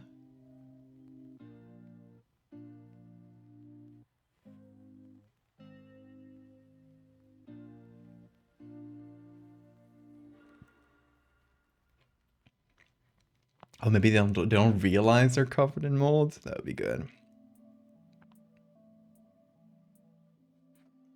Oh. Okay, Bean. I got the table back to myself, and Bean is working. Look at him go. Where is it? Bean, did you take the pen? Where is it? Oh, it says back there. I thought I lost this.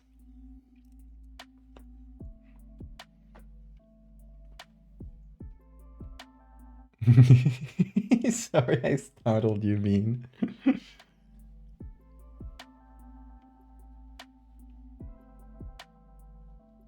Hell, the protest that had fucking Nazis in it. That does sound very unsurprising.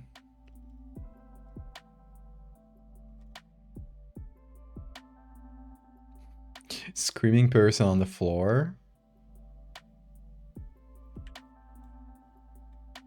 Head full of head full of hair.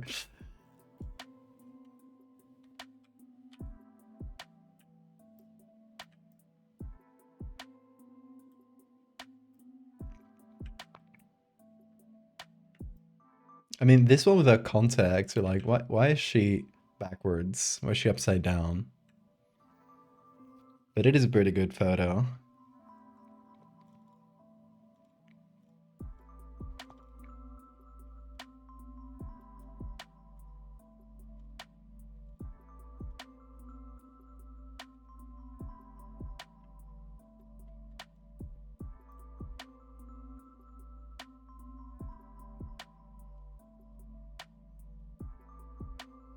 So many screaming people.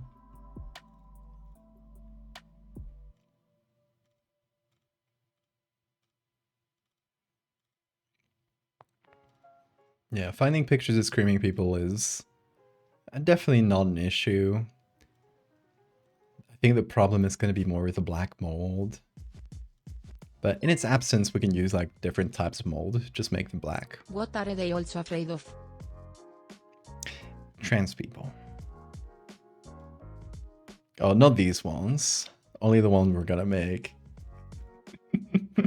This is a really good picture, by the way. I assume it's a person who scanned, who did this on a scanner. Yeah, it's really good.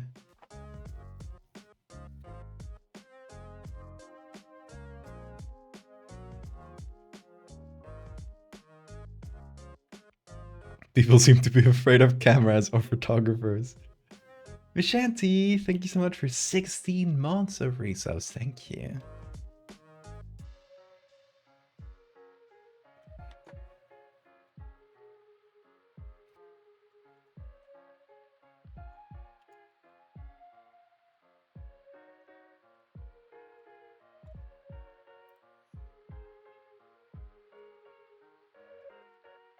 Okay, honestly, we got some good ones.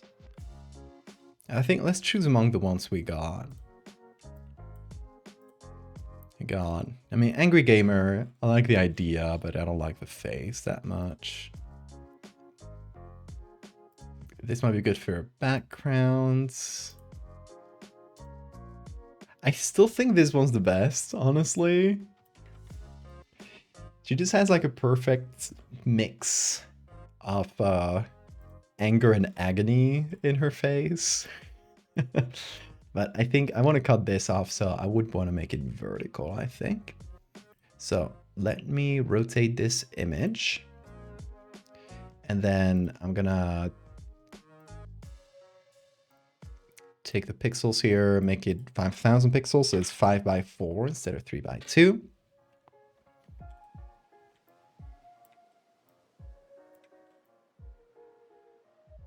And yeah, that's pretty good. We want to get rid of the entire background anyway, so.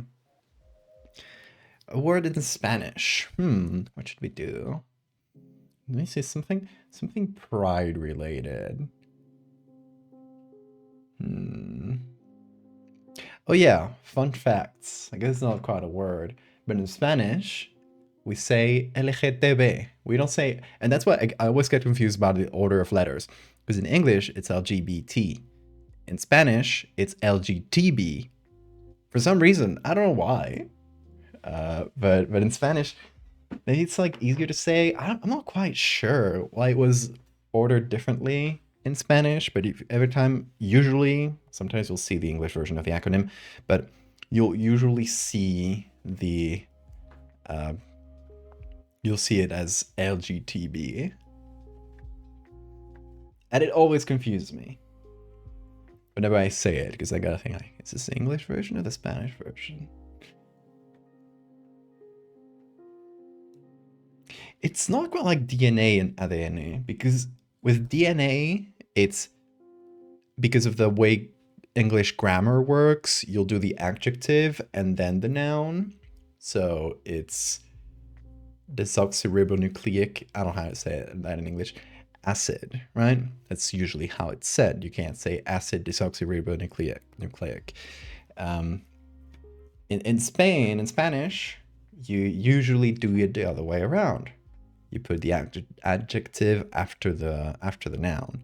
So in Spanish, natural way of saying it is ácido desoxirribonucleico. So in Spanish, it makes sense to call it ADN, while in English it's DNA. But with LGBT, LGTB, it's just like a list of things. It doesn't have like a grammatical correct order. So I don't know why. No clue.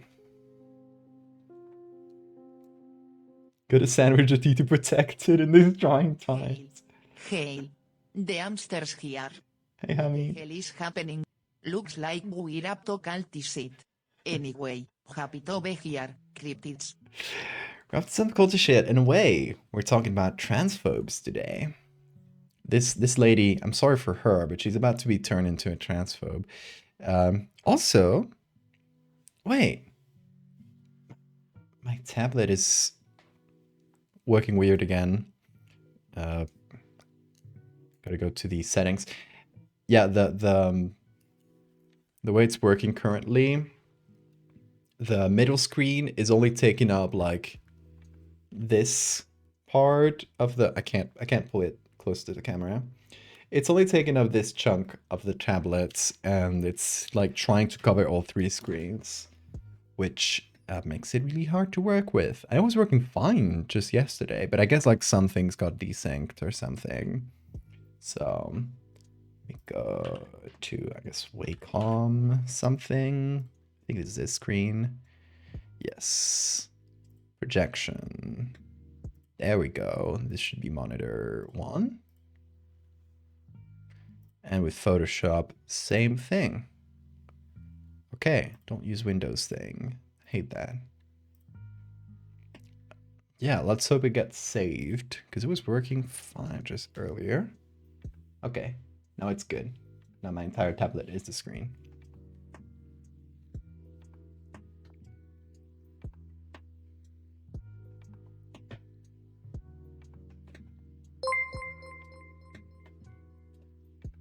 Given how much I've heard the corpse of Harry Potter is getting put through a Frankenstein treatment, I can't say I'm shocked you're up to pissing off those kinds of people again. Keep on keeping on, Val.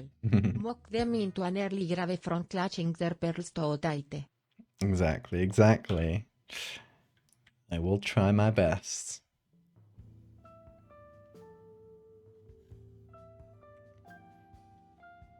Wait, I'm wondering, is this part of the reflection, or... I'm not quite sure where the reflection starts. Because this part is blurry.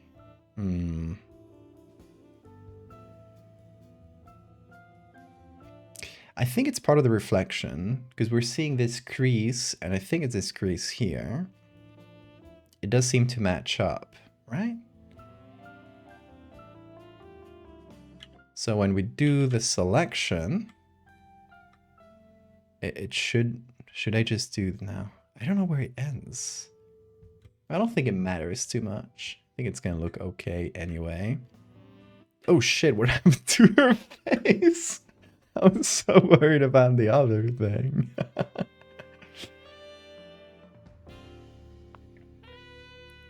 I got the LGTB, the lesbian and gay tuberculosis.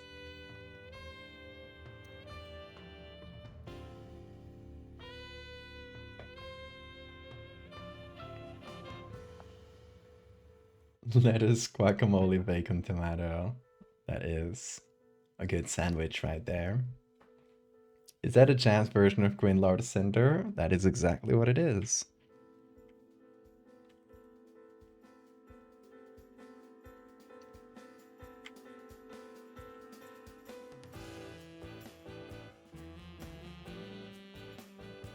Oh, that's quite blurry.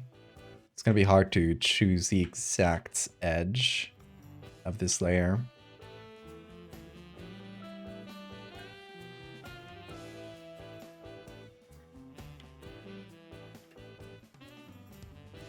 And that's why the selection also got a little weird around there.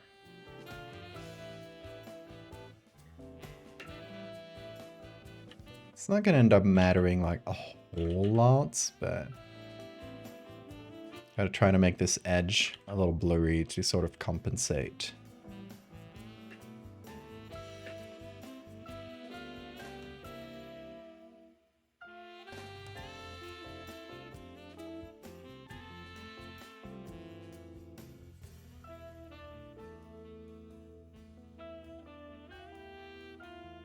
But yeah, for those just joining us, we are making the black mold that attacks transphobic people.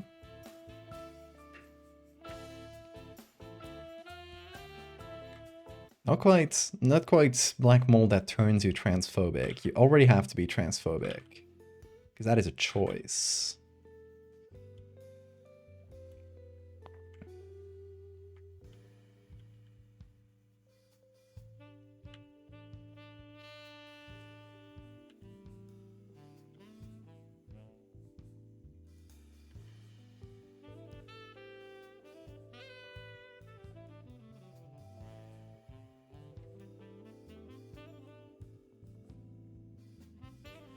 Plating that the clickers from The Last of Us. That's more like mushrooms. Mold is more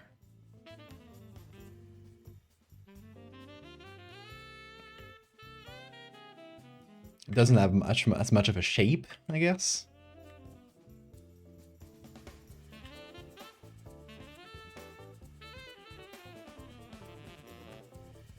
Kind of grows over things more than anything. I'll see as we go. Might make some bigger structures or something. Because what I want to do, now we have our model here, is how the mold's gonna grow from under the clothes and do kind of cover most of the face. Shoot up tendrils all over.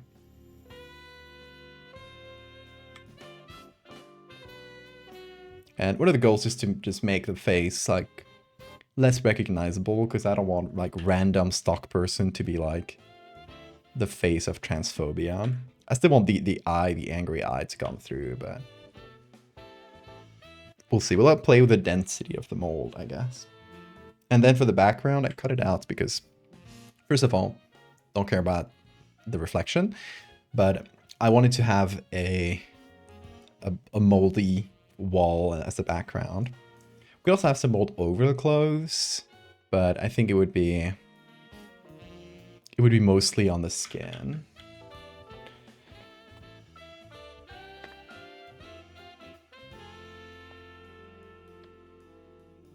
Yeah, it's more of a spread out pattern.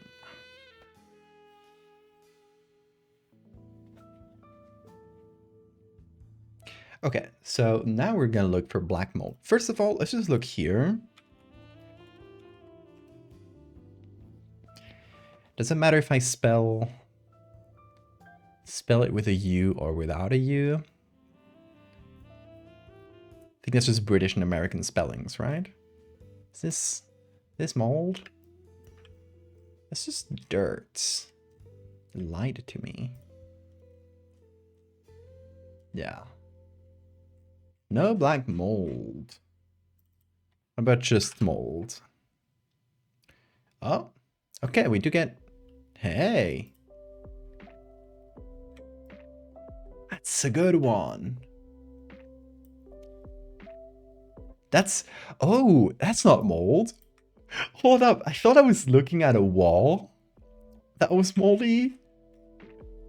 This is a road. This is an aerial photo. I got so confused for a second. Was I the only one? Did you guys see the road immediately? I just saw this and I was like, oh, that's good black mold. No, that's like... I guess it's bushes or burnt. It's burnt area? I'm not quite sure, but it's a good moldy looking texture. Why did someone frame dirt? Hey, why not?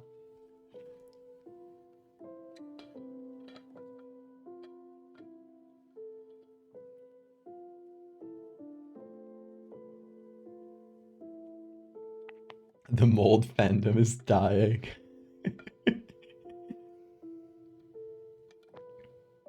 I went to visit my cousin in New York City. She had roommates. Her shower was full of mold. It looked like grout to her. It's like, no, that's fucking mold. Oh no.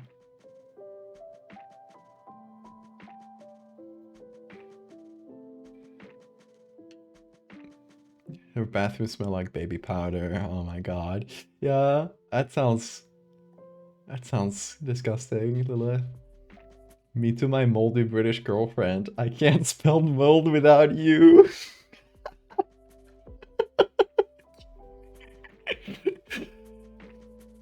That's you should post that on Twitter or on Blue Sky. That is like a great tweet.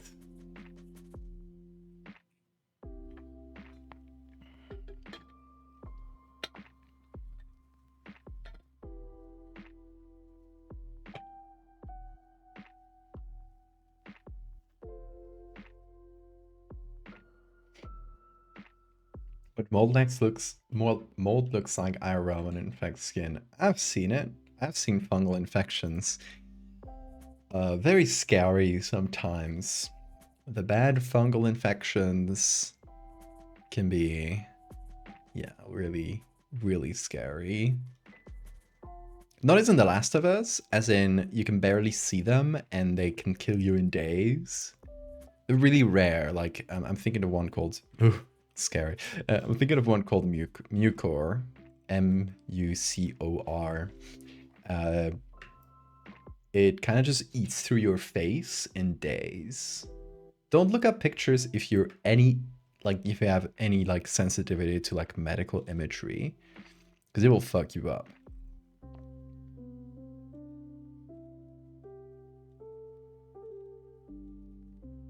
Okay, not a lot of pictures of mold.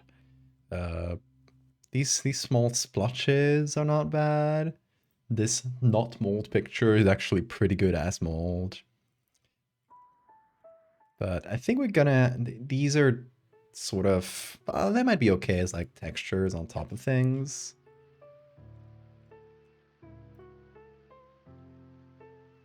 I'm looking for general mold right now, but because there's no pictures of specifically black mold on these websites.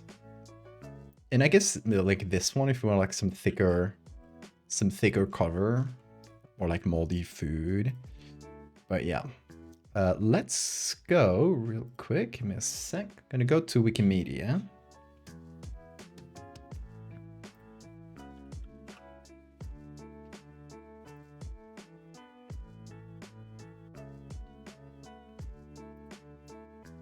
Okay. Mucormycosis. Yes, that's the name of the infection. Or the name of the... Yeah, the name of the disease. Well, mucor is the name of the species, I think, of mold. I don't recall the full name. It was something mucor.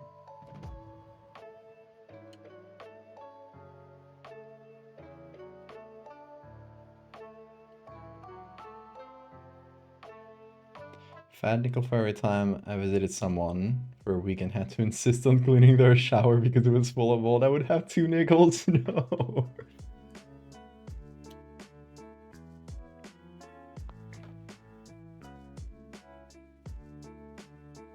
Weird question. Do you have a scar on your left cheek? Oh, this left. Yeah, I got acne scars all over my face. Only on the left cheek though. Guess that this lighting makes it more visible, but I did have really bad acne as a kid, as a teenager. So I do have scars from that.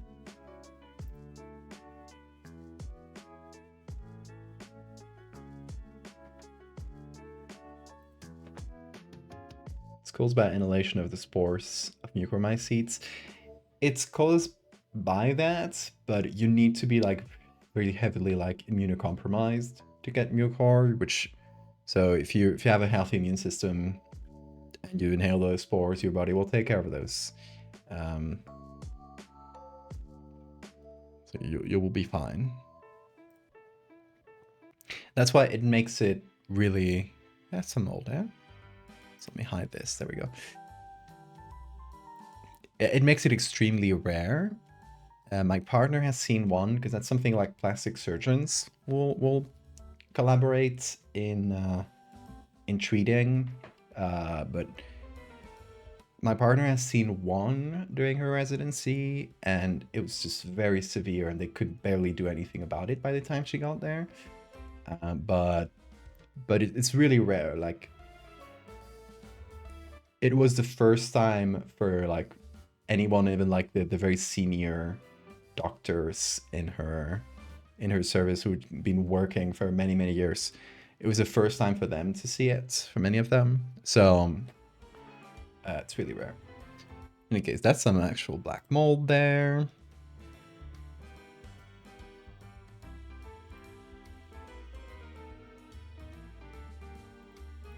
Here's... oh, there's a tiny image.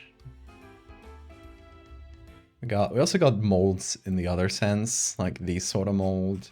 Maybe if I look it in the British way, look it up with a U. No, okay, that's also spelled with a U in the British spelling. Dang it. I thought I would get away with it. Let me look for black mold.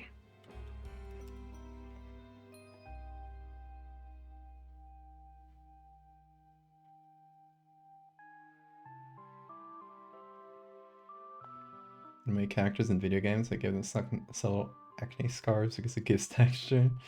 I'm a textured person.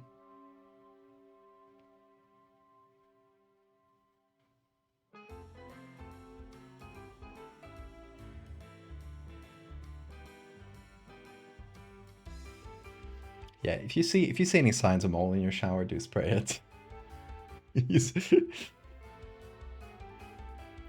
Be cautious.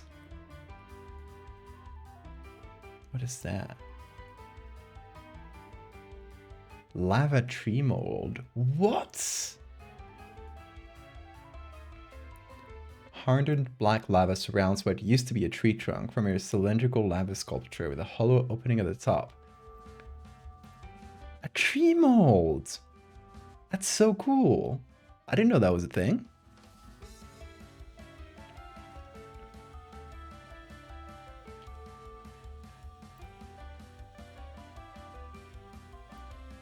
Anyway, not a lot of pictures of black mold. What if I look for moldy? So it's not gonna get us molds in the sense of a mold of an object or something. Moldy gives us more things. Oh, that's nasty. It doesn't look like a very good picture. It's very small. Damn. That was a good one.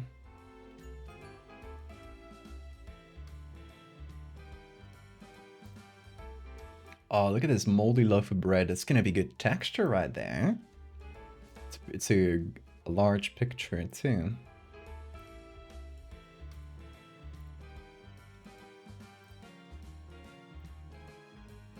Okay, saved that. Pull it into Photoshop as well.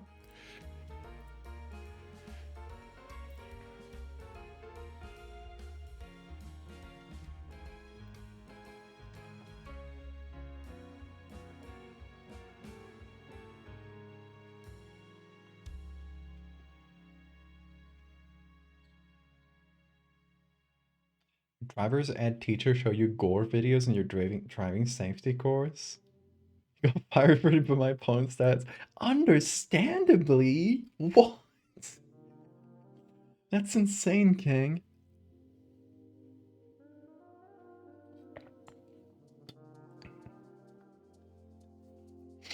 Oh, what you find, Lilith? Let me see. I got manually copy that. Oh, itty little bits of mold. It's good. Oh, that was just the one I was opening. Perfect. Indoor molds. Oh, it's another good one. Thank you, Lilith.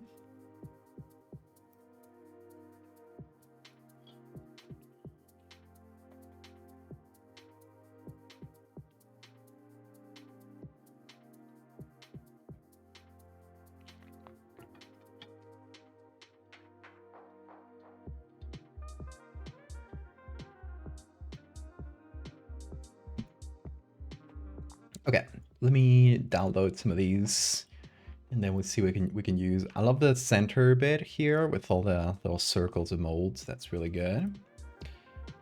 This one might be good to like pepper through, maybe for the clothing or something, so it feels like it's just full of little spores. Downloading this one. We already got the bread. This little corner, really nasty. It's a good one. And it's pretty big too. Should give us some good detail. Let's see. A lot of moldy food, which is kind of a different type of mold. I'm more looking for the flat black mold that just sticks to surfaces rather than this sort of how would you call it? It's like more powdery sort of mold. Oh, what about this though? I know I was just saying no food mold, but this one just has good texture. It actually kind of looks like little berries. I want to eat one. I know I shouldn't.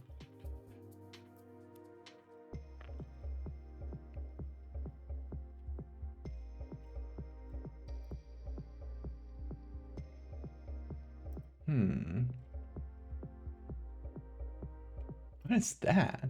Coffee mold? Ugh. Awful. Very bad. Okay. We can maybe add some good ones. Let's go back to Photoshop. Here's my bread. And here's all the other ones.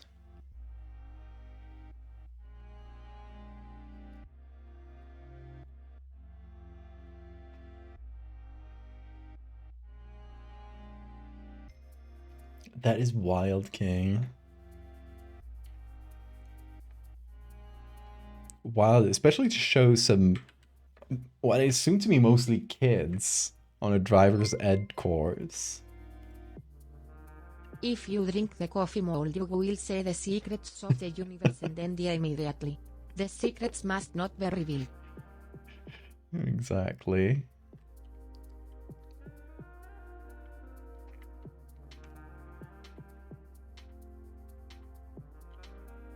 This was not my favorite. It's a pretty small picture.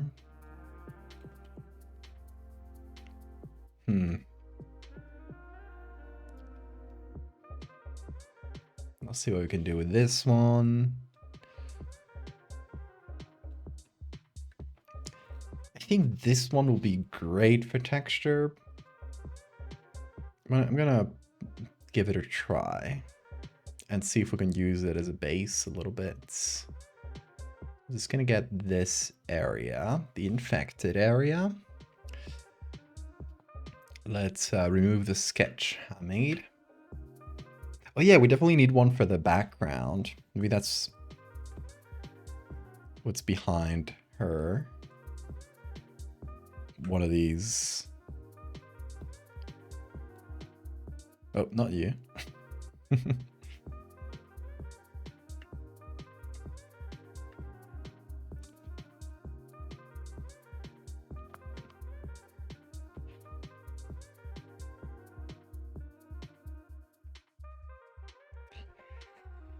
Thinking, how should I add this? Maybe as a texture like this, but that doesn't give us any of the color. It just gives us the bumps.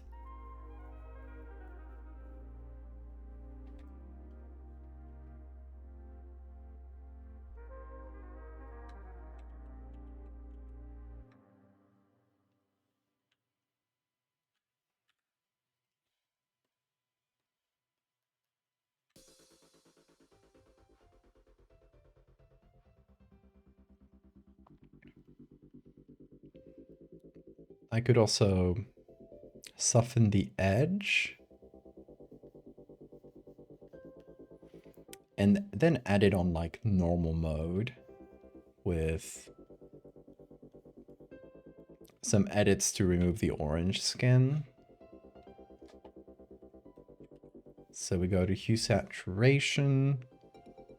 We find sort of the reds and oranges.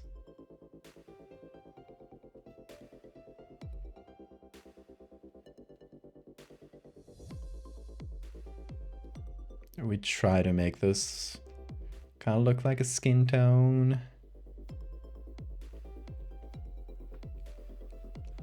That's not bad. Maybe a little lighter. Sure. That helps. I'm also going to go for the... I assume these are going to be greens. Yes.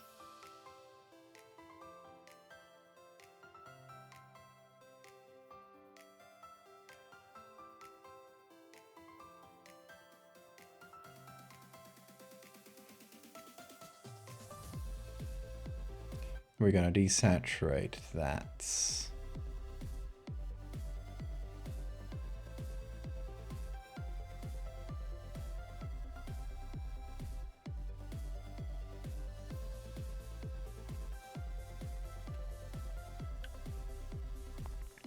Okay, I think this could be a good start.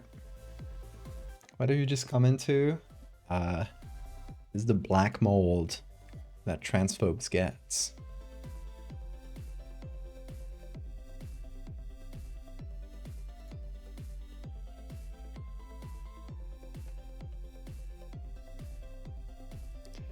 don't know exactly. Lighting wise, I should put it here, I feel like.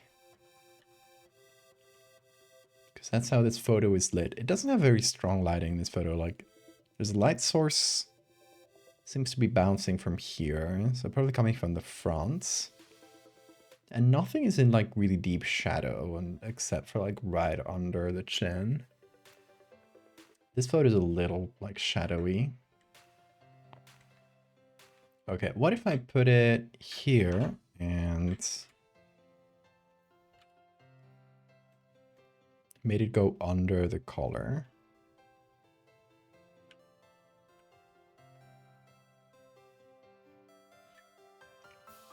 And adapt to the skin a little bit.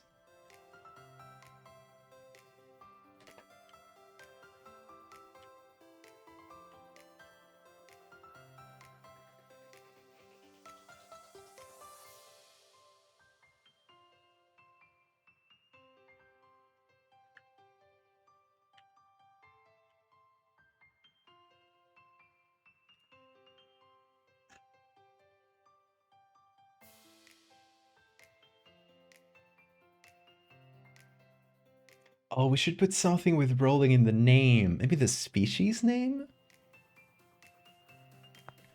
That would be good.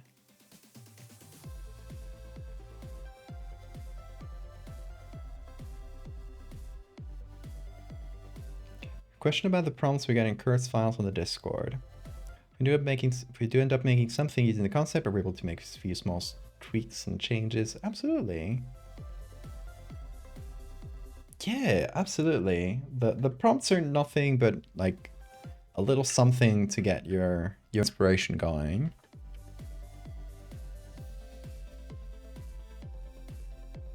So you're absolutely free to change and adapt them in any way.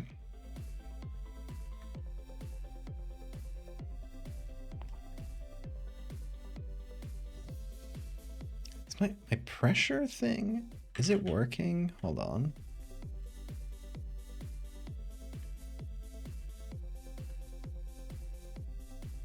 Oh yeah, the pressure on the tablet is kind of scuffed. I'm gonna have to go, it probably got deconfigured again. I'll have to go into the settings again and set that up right.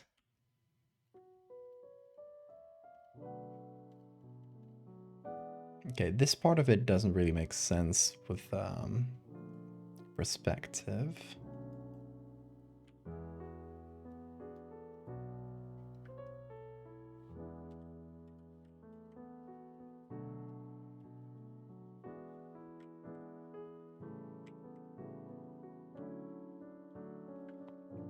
Let me check other modes here. Actually, hard light works pretty well. Interesting.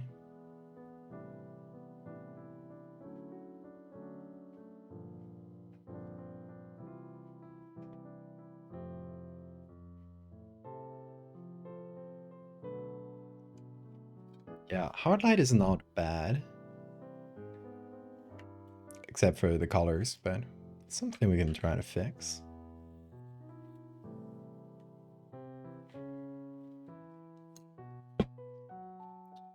The species name have the initials of JK. I like that.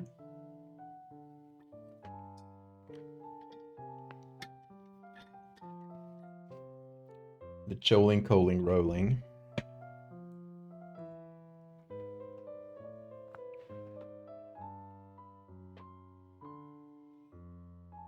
She's been burned.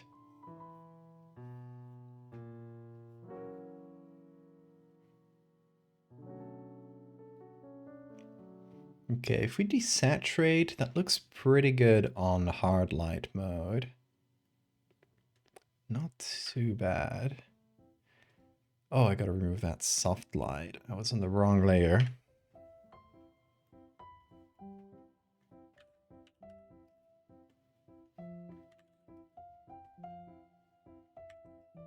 Oh yeah, my pressure is completely scuffed. Like, this is minimum pressure. And this is maximum. That is not good. Let's see. Forget what where the pressure is.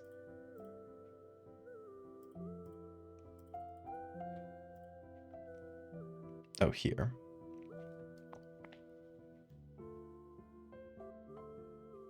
No, it's supposed to work. Like it's getting the pressure. Does it need less sensitivity? Yeah, it's getting pretty fast to half. So less sensitivity. Oh no. Okay, it should be the other way. Okay, that one takes a lot to get to maximum.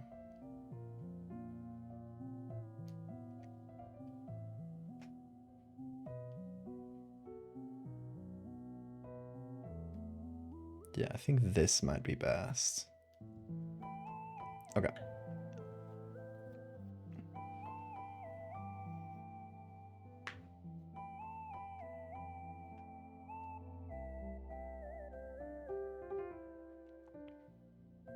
Best not to reference her at all? No, I think it's fine to reference her. As long as we don't do it very directly.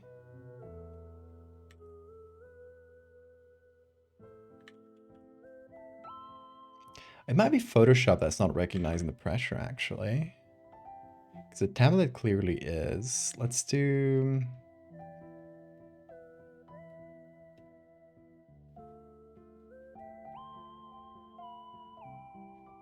Yeah, minimum pressure is just giving me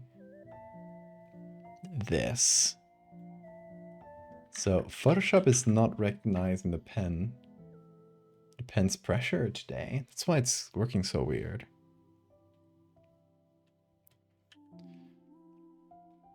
I went from a broken computer to a broken program. That's great. Okay, let me save and try to like restart Photoshop.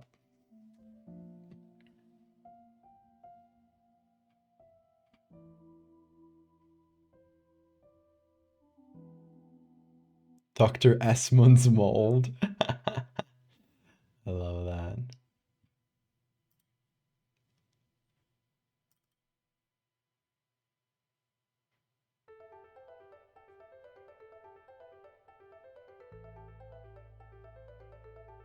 Okay, Photoshop, please open.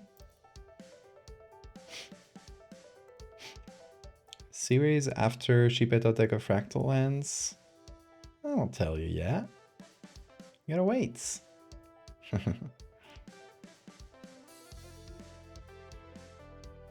A transbeam has once been shown in the House of Parliament. If we are lucky, imagine that would be so funny.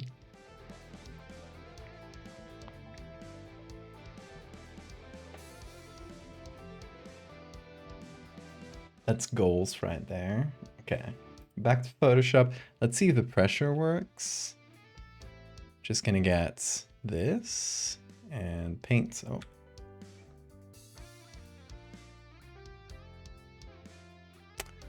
Nothing.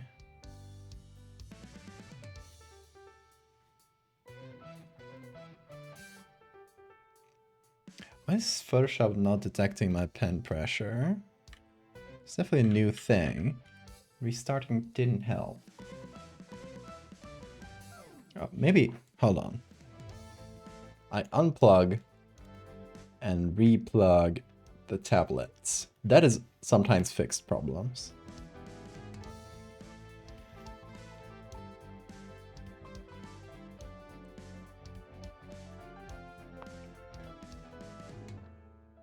Oh, okay, it seems to be on again. No, same thing with low and high pressure. God damn it.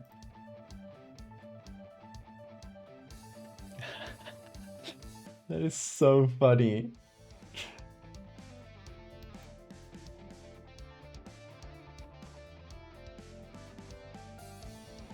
Showing memes in parliaments. Okay, let's see my preferences. Trying to figure out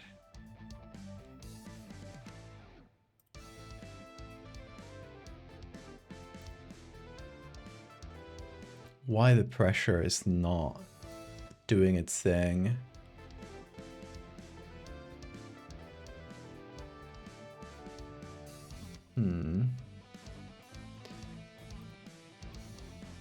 No, that is not helping. Nothing here is for pen pressure. Strange.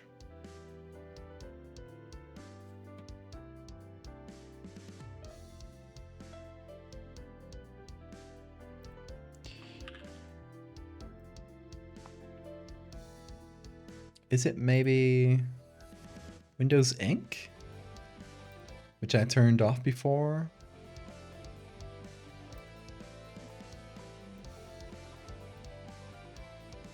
Let's see if that does anything.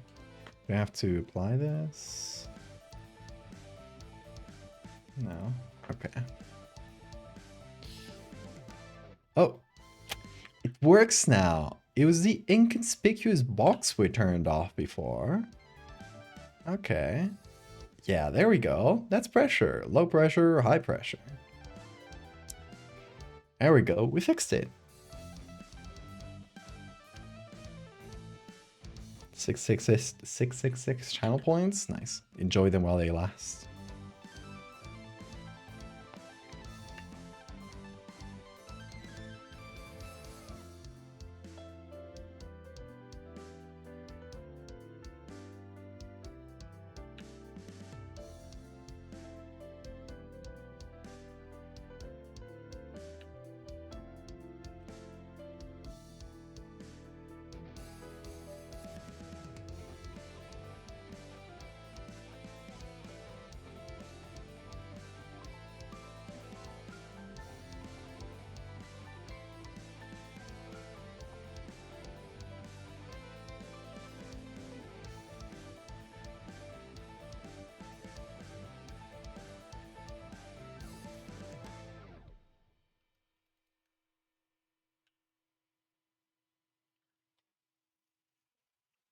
Okay, we got a pretty good base we can start working from.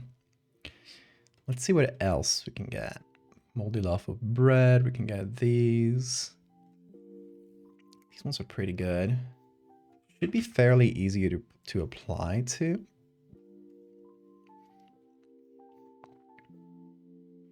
These ones are fainter, so maybe they go more towards the edges. What if I use, okay, this one, kind of coming out of the collar here. And we use, oh wait, let me do this. I pass. Does that do anything? No, it actually makes the mold much harder to see. Okay, I forget that. Multiply. Kind of want to get the texture of the wall off, but keep the molds. So yeah, maybe multiply with some desaturation, and that seems to be doing a pretty good job, honestly. It does keep some mold texture, unfortunately, so maybe a bit of blur.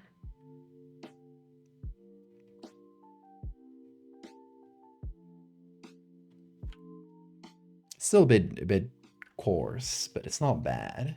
Kind of feels like it could be the texture of the mold itself.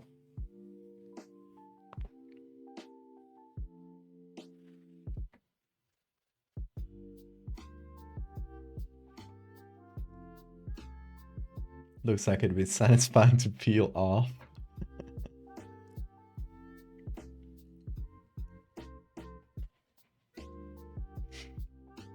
Okay, so now let's figure out how to place these, where they go.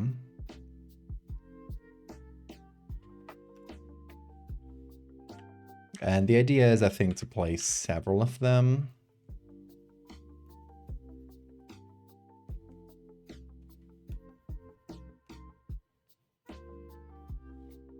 Hold on, let me place this above. Put it in a different group that won't have the ear. Excluded.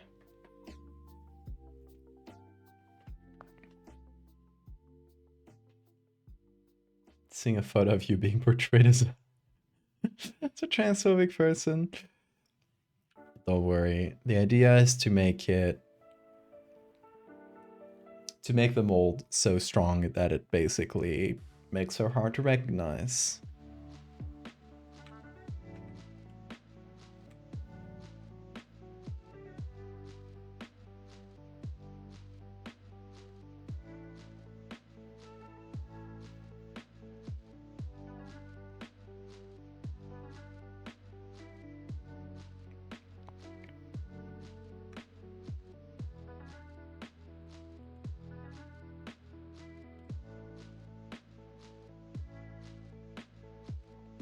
Okay, what if I put these below the bigger ones, like the first ones we added? Still a bit hard to see there, okay.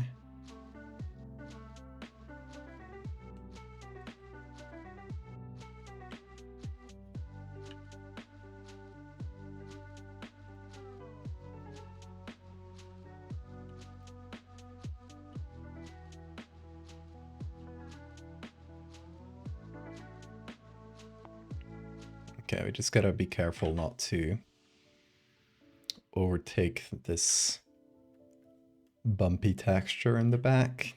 At least not too much.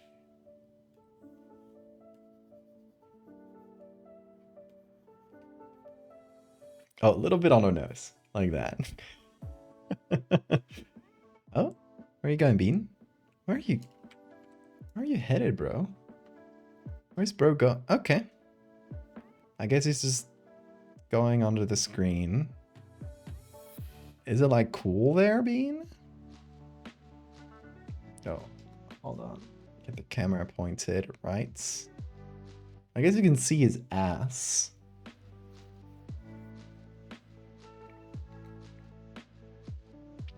I mean, I could also do... Hold on. Let me...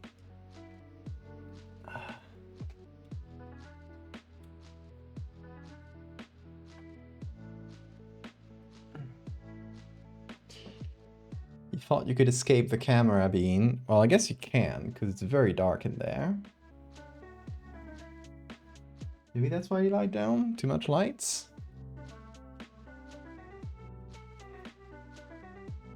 Hold on. I have a solution for this. I think it's C922.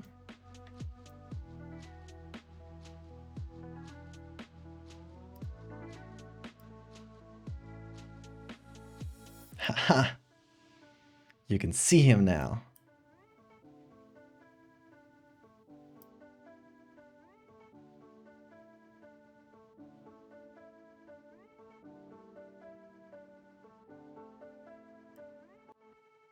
Not perfectly, but you can now see the bean.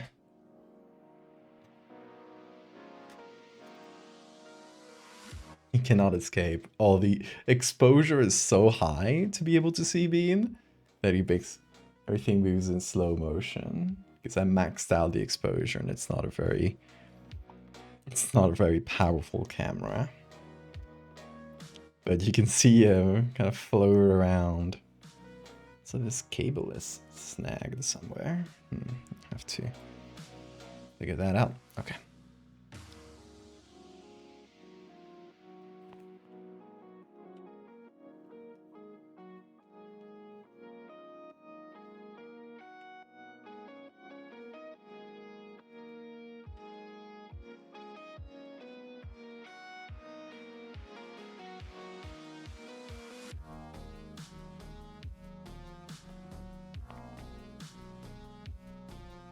Okay, this one has some really good textures that I can basically fill the skin with to give it a bit of a moldy look.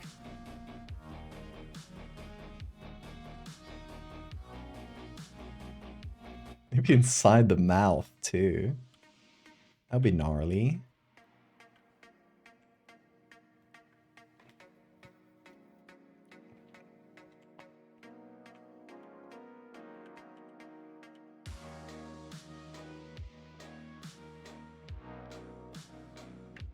make the ear really strongly infected.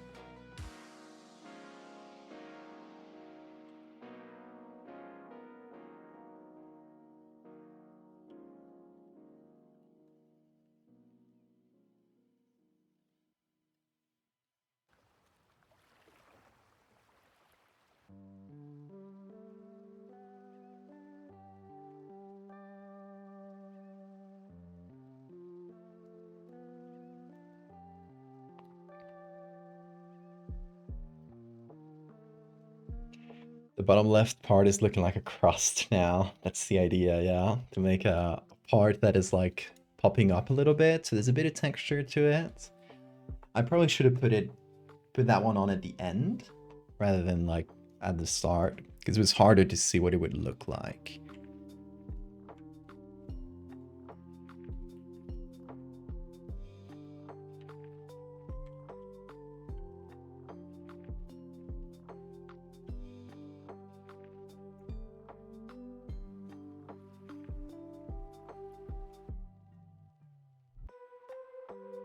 Trying to find little spots where I can add extra mold.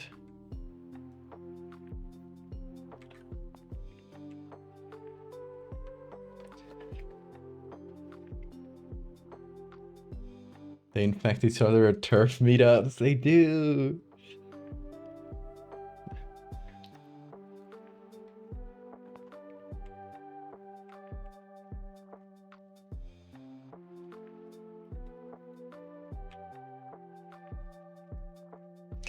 I'm trying to think of like text to go along with this, how to like specifically present it. It might be fun to say something like, while it is commonly believed that the this and that fungus makes people turf, it's actually the other way around. It actually affects turfs at much higher rates than the general population.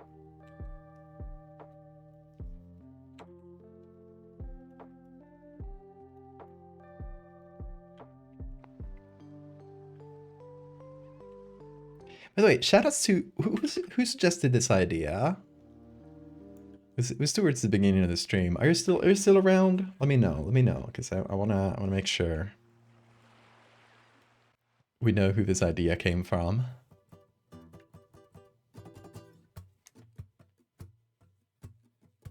The measles parties anti-vaxxers have? I've heard about that. It's insane.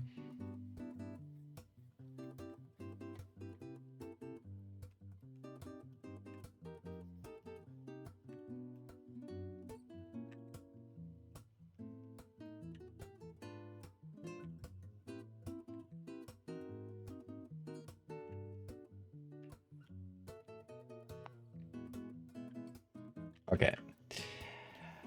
I think I need to make it nastier over here, because I want to sort of cover the eye a little. Basically, the idea is to make the person less recognizable. Because right now you can still, like, recognize her as this. And we don't want that. We could also, like, slightly edit her facial features. That might be an idea.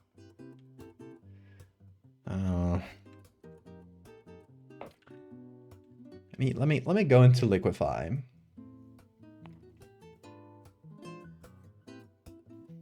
Does it recognize the face? Yes. Changing the eyes. Liquefy is so funny. But yeah, adding a bunch of like very small edits like these will hopefully mean stop twitching, please.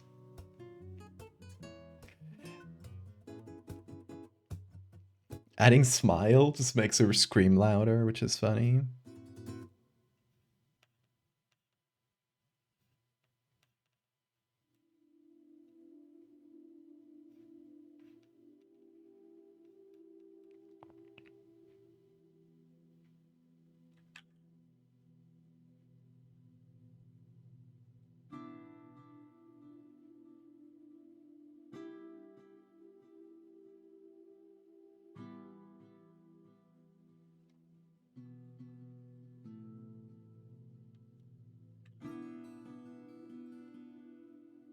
eye height doesn't change the eye height. Okay.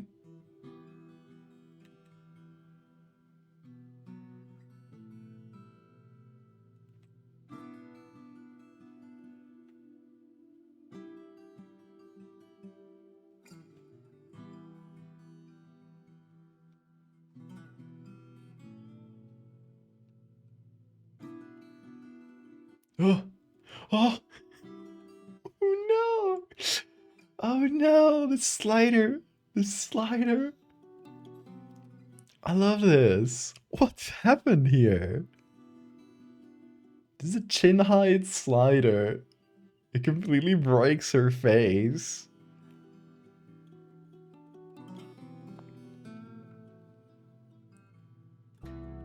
Terf stands for the eating mold reactionary fonts.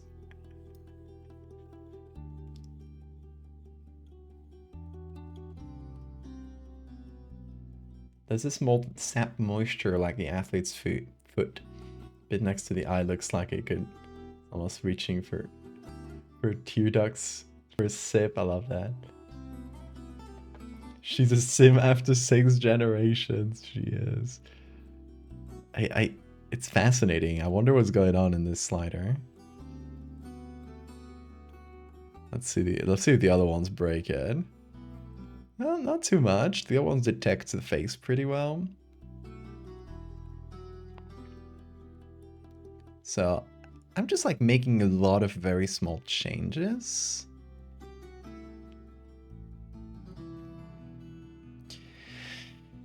And the idea is to just slightly edit her face. It's maybe too subtle still.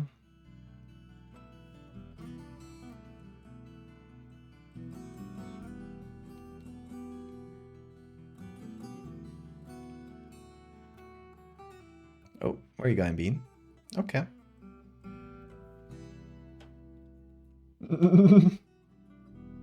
Hello.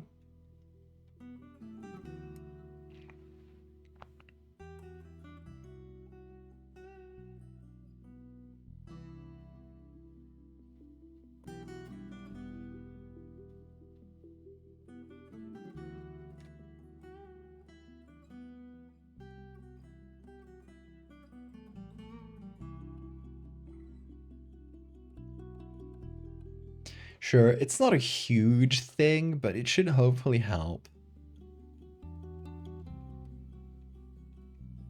A little bit. We've at least tried to at least mildly edit her face.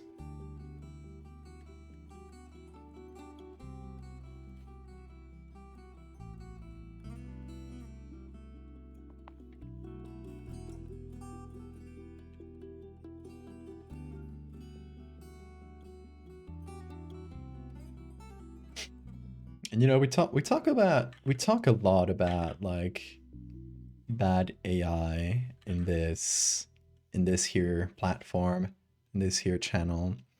But one of the uses I could see like being specifically for me, for my work, being quite good if it were made ethically, which is a big if, because all of them are made non-ethically. But if it were made ethically, a program that lets me like change, like slightly alter the facial features of someone would be quite good to do things like this, like change a person's face ever so slightly to make her like not recognizable and feel a little better about using a random person's face for a horror thing. Does that make sense? Because that's exactly like one of the sorts of things that AI does well. But whoa, why is it? Why is it constantly pressing Ctrl Z? Okay, just did it once though. Might just been a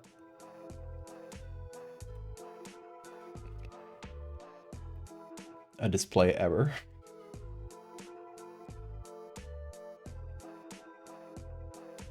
Mom, look at you, completely deformed on Twitter.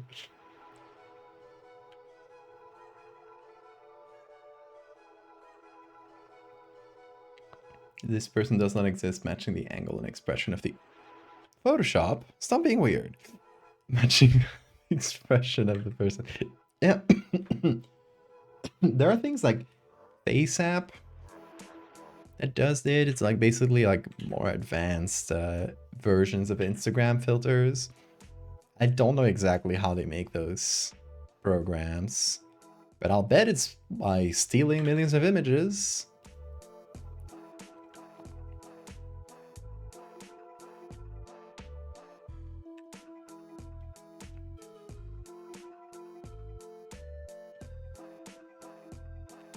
Yeah, it would be nice if they didn't. It would be nice if they didn't.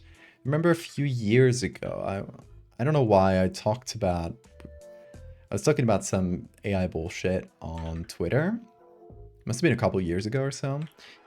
And it was still called Twitter back then. So, and I got someone in my replies who I talked to a little bit, who is a researcher at, I don't remember which university in the US, whose team is just building, or was building at the time, kind of small scale AI programs that could generate like very specific things.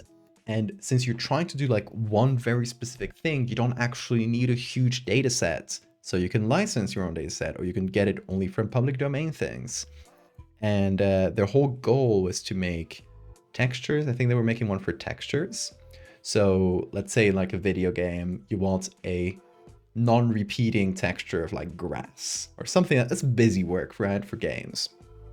You want a non-repeating grass or rock texture or wall texture or something. So maybe you draw one tile and you put that so you can use the style you want and stuff. And oh, Bean is out again. And then let me reduce the exposure. And then you feed it into that program and it just generates a non-repeating texture of exactly that thing you drew, or, you know. You don't have to draw like the same texture a bunch of times so it doesn't feel like it's repeating. It feels like, you know, that would be a good thing to have for game developers. It would save a bunch of time, and it's busy work. Like once you've done one texture, like having to do the same texture a bunch of times, like to tile it, would be a lot of work. And it's not as like creative or something. So the kind of stuff it should be used for, like as much shit as I give Adobe, deservedly, their selection tool has saved me like hundreds of hours of work. And that is machine learning. That is what people call AI, right? But it's just a tool that is made narrowly for a very specific purpose. And to make it, you don't need to steal any images. You just need a bunch of people to do selections very well, and then train the AI and say, like, for this image, you got this selection. For this image, you got this selection. Now, do your own. Very simple, right? And it's where it should be. Anyway, that was a little side rant.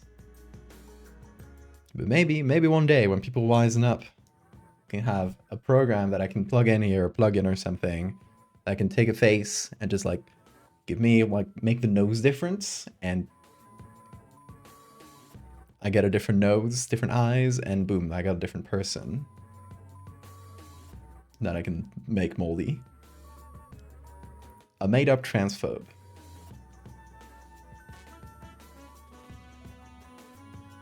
Despite the controversies, there are no models based solely on the public domain stuff.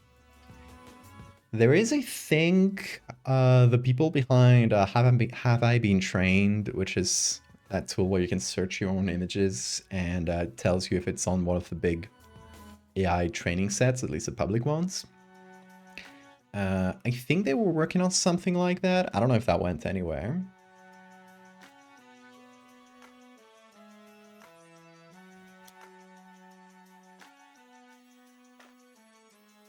It sounds too useful for our poor attention deficient asses. We need something snazzier to get that sweet investment money.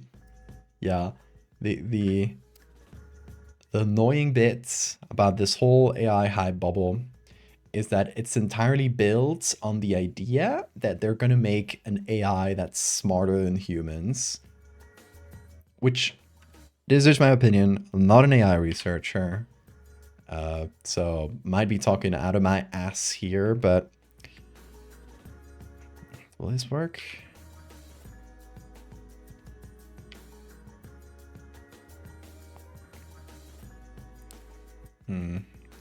Not really. Might be talking out of my ass, but I don't think the current sort of generation of large language models, like the current technology that we have, I don't think it's capable of being smarter than humans at all.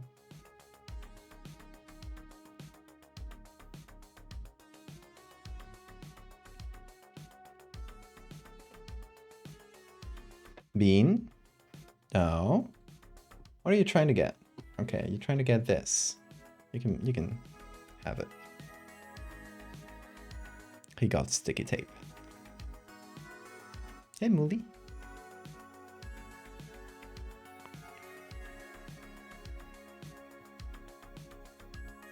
It's really hard to be sure that public domain things are actually public domain. But they don't even try. Why is it pressing the key, the U key? Okay, let's just hit OK.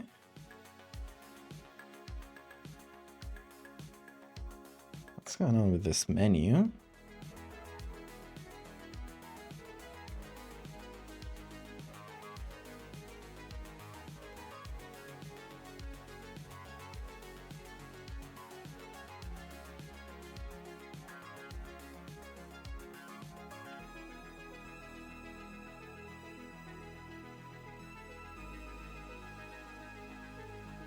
It's hard to get the mold to be darker for some reason.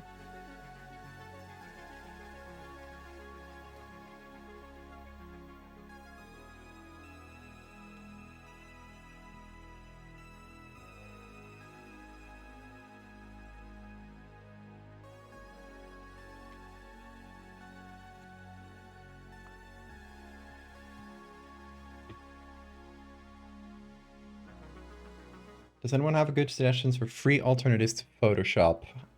GIMP is there. I don't like GIMP. It's a very clumsy program.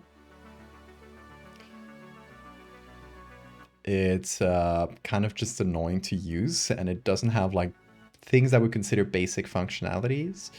Currently, my best recommendation is Affinity Photo specifically, which is the version, the kind of the Photoshop-like program they have. It's a single payment, and it's not too expensive, so you can just get it and have that forever. It's like Photoshop, what Photoshop used to be. You just pay and get a license, and it's much cheaper than what Photoshop used to be. They're doing great competition to Photoshop, and I hope they keep it up. Yeah, that's Affinity. If you want really something free to do something quick, maybe Photopea, like Photo PEA. It's a browser-based Photoshop thing, so you don't even need to download anything. It's good in a pinch if you need something.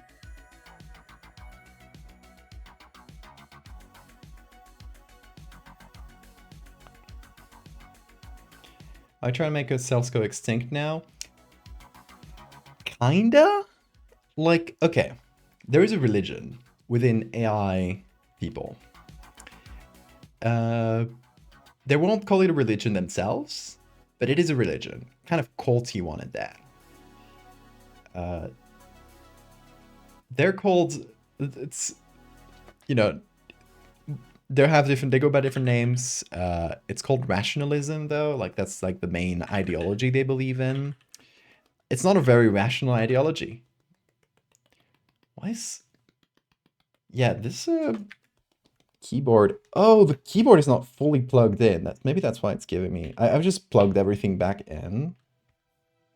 So I think that's what was giving me like continued key presses. Anyway, rationalism is an ideology that was born in a forum in the past like 10 years or so, where they believe AGI, this like super smart machine, is right around the corner.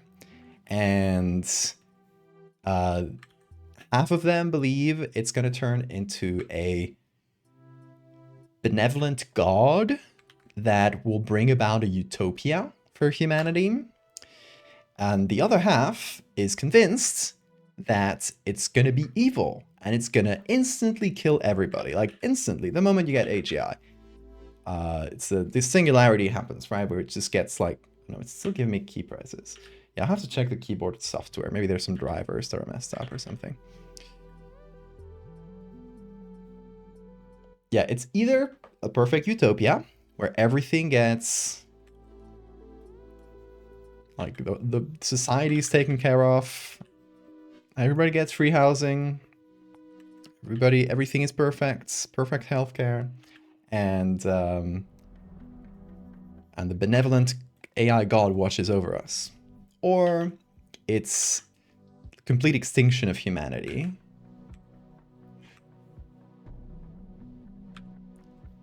One of those.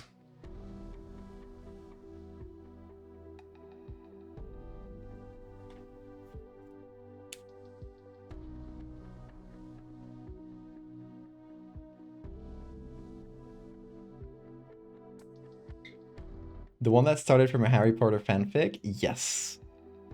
Yes. One of the foundational texts of this ideology of rationalism is a Harry Potter fanfiction called, I think it's Harry Potter and the Methods of Rationality or something really cringe like that, which is written by something Rutkowski, I think, which is the owner of this forum where Less Wrong, where these ideologies started.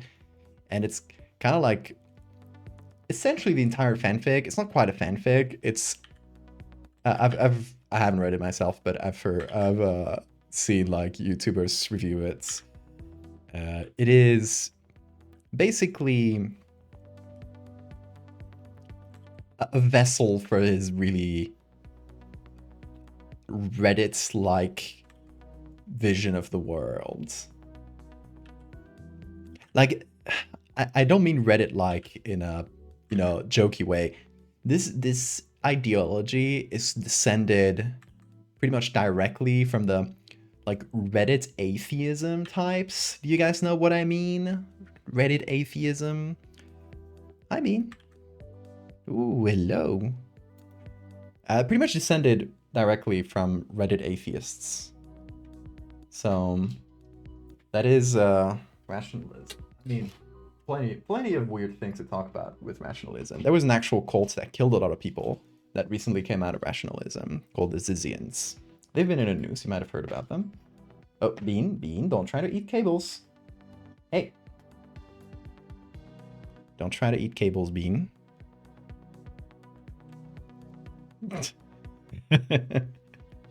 Hey. No.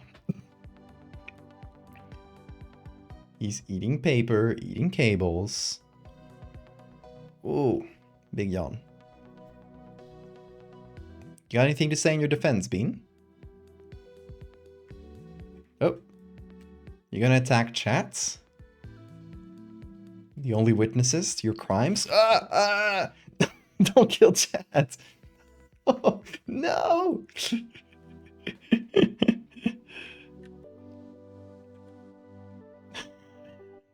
No!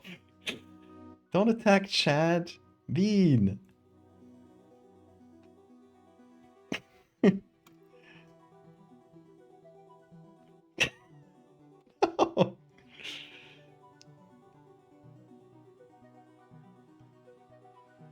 Spare them. You have to spare them, Bean. Oh, okay. I guess he got tired of it. Goodbye. Okay, hold on. He clicked all over my mouse. I hope it didn't change anything important.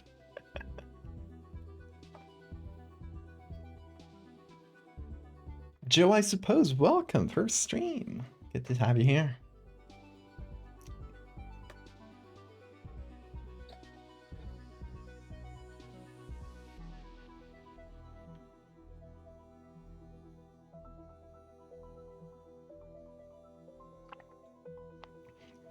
Yeah, so, okay, within these AI camps, a lot of them, if you ever see somebody who calls themselves an AI security researcher or AI ethics researcher, it's one of these people. They're not researchers.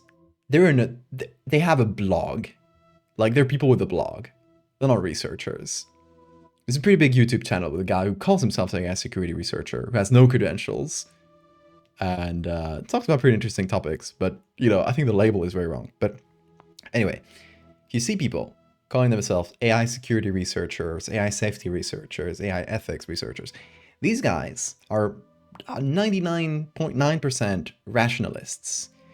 And the ones who, you know, talk about AI ethics, AI security, they're the ones from the doomer camp. These are the ones who believe AI is going to be evil. And we better make sure it's not evil, because otherwise it's going to kill us all.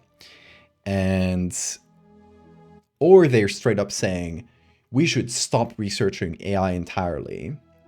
If you've ever seen, a few years ago, there was a big, like, signature, like a paper, not a paper, like a big letter that was signed by a bunch of AI security researchers. There's these guys. I don't mean to say these guys don't work in AI. A lot of these people with blogs, they do work in AI companies, because a lot of these AI companies are started by rationalists, right? So they're fully they fully drag this Kool-Aid. Yeah, these people, they call themselves AI security researchers, etc. They are the doomer camp. They believe AI is going to be evil and kill us all. We either got to stop AI research entirely, because we're creating the devil, or we got to do it in a really slow and methodical and controlled way, because it's going to be evil, right? Not because it breaks copyright or anything. Oh, what are you doing up there, Bean? He's climbing. Yeah, there's AI security researchers, and on the other camp, you'll see these online sometimes too. They're called effective accelerationists, which they usually abbreviate as E-ACC, like E-ACC, or /ACC, sorry. Effective accelerationists basically say we need to bring AI about as fast as possible, because it's going to be a benevolent God. They don't call it God, by the way. I'm using these words myself. They don't use as like super religious terminology, but that's effectively what they believe. AI is going to be this benevolent God. It's going to bring about a utopian society. Everyone gets universal basic income because all the robots are doing all the work, right? So we need to bring about AI, this AI overlord, as fast as possible, because it's going to save millions of lives. They believe this is the most ethical thing to do in the world, is to bring about AI, because it's going to change society and then save millions. Those are the two camps. They're essentially people who believe in a sort of apocalyptic vision. Some of them think it's rapture and we're all going to heaven. The other ones think it's apocalypse and we're all going to hell. It's literally biblical stuff, but they're masking it in the language of AI. It's wild stuff. It's super interesting. It's one of the most interesting like religions to come about in the modern age. They won't call it a religion. They would be pretty angry at me for calling it a religion, I think, but it is a religion. Anyway, sorry, tangent, but I think this topic is really interesting. I've talked about it on stream a couple times.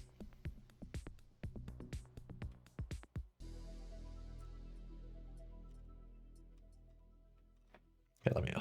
I was not scrolling in chat. I thought chat was stopped, but I was actually just scrolled up.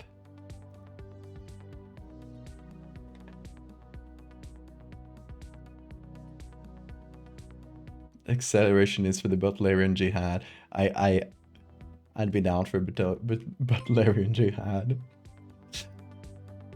There are other kinds of accelerationists and TVH all people who label themselves that way probably like to burn some hills with magnifying glasses. Exactly, yeah. Yeah, accelerationism on its own, like that word on its own, politically can mean a few different things. Effective accelerationists, or specifically the AI ones.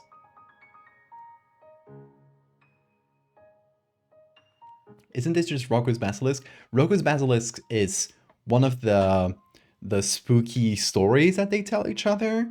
And this is in the camp of like the Doomers. The Doomer camp loves Rocco's Basilisk. It's bullshit though. I believe it's bullshit.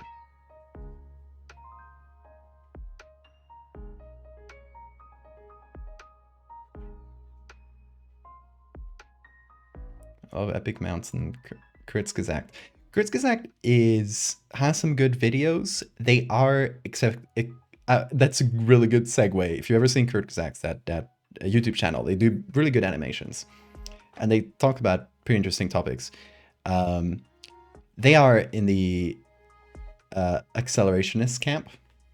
They've literally done videos talking about these effective altruist, effective accelerationist talking points, which, yeah, pretty like heavily puts them in that camp. They also done propaganda for like some pretty like shady stuff. So in greenwashing, they love greenwashing, saying like, oh, you know, we're gonna solve climate change because we're gonna do carbon capture, and it's so close to being done. That bullshit is propaganda. So they've done a lot of propaganda. They have some good videos, but you got to take them with a really big grain of salt.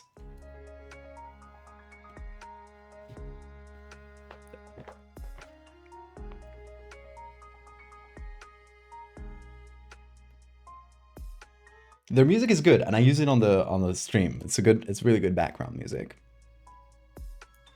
So I'll give them that.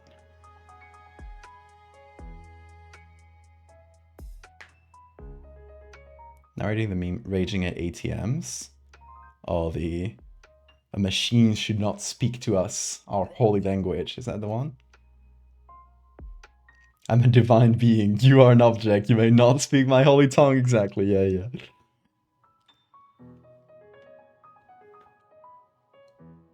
They're alien in space videos. Yeah, they're fun. Like, they have some fun, like, speculative biology and stuff videos. Those are absolutely fine to watch, but some of their videos are really sus.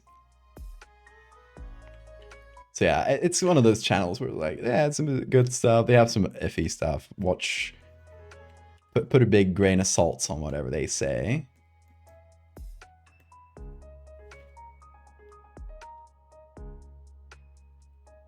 Don't know about this texture. It's muddying things up a little.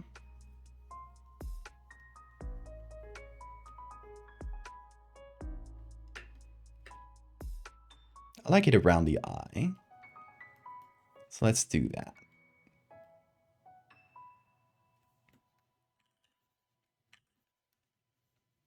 And it does give a little bit of green tones, which I think work well.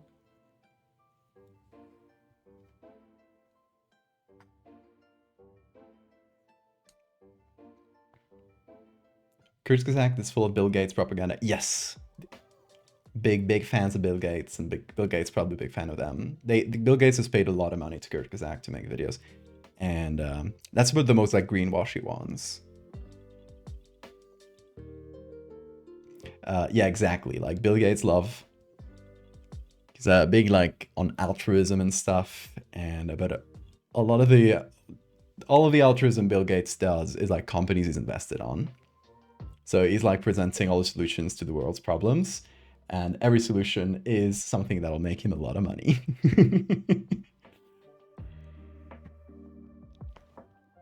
Not to say he hasn't done some good stuff with his altruism, but it's very like self-serving kind of altruism.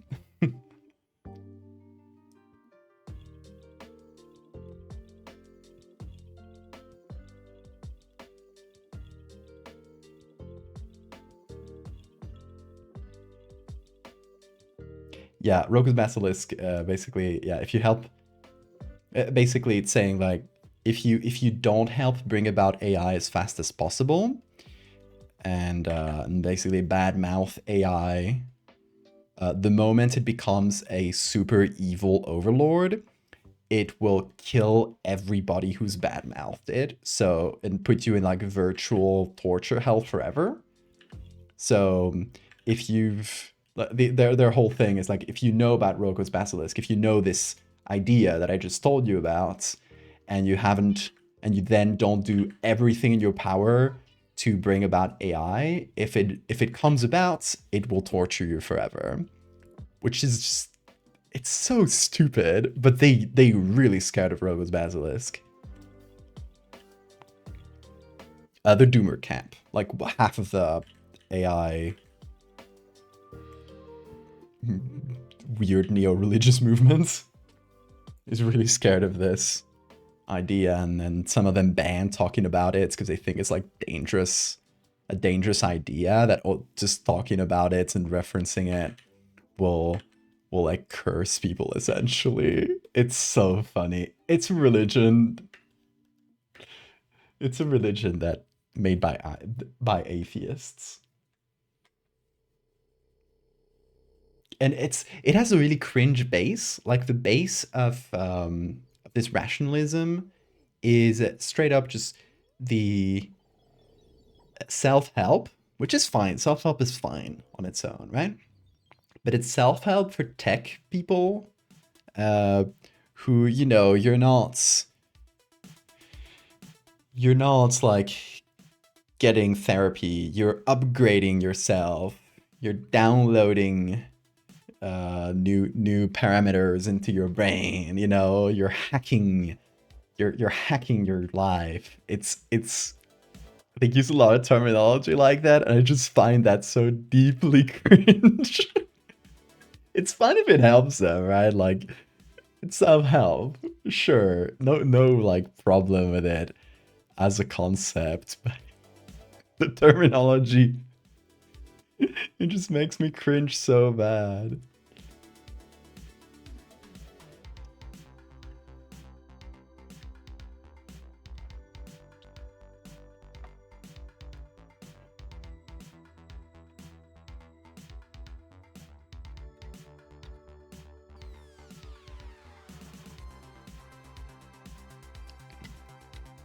AI would be useful for artists to help them visualize an idea. Honestly, I think that's the worst possible use of AI, even if it's like ethically made. Because AI can literally, it can't come up with ideas. It can only remix things that are pre-existing. So if you take your ideas from it, you're essentially just taking like rehashed ideas from other people. It's not like coming from you. And I think the most important thing about art is just like having it come from you, right? The moment you're like, you know, I've seen some artists that do like, oh, I use AI to make like reference images and then copy over them. Obviously not to say like the people who trace AI art. That's another can of worms, but even people who say like, I use it for reference. It's not a good tool for that. I don't think so. Also, like people who will copy, even if they don't trace it, right? But they'll copy an AI reference picture. AI often has like these, like AI images have these like very weird lighting, very weird perspective. They add too many sources of light. That's one of the ways of checking if something is AI, right? They add so many sources of light. And yeah, it's if you copy that, you're making art that's like a little bit muddied by all these weird algorithm things. So, yeah. I think the best use of AI is like specific tools.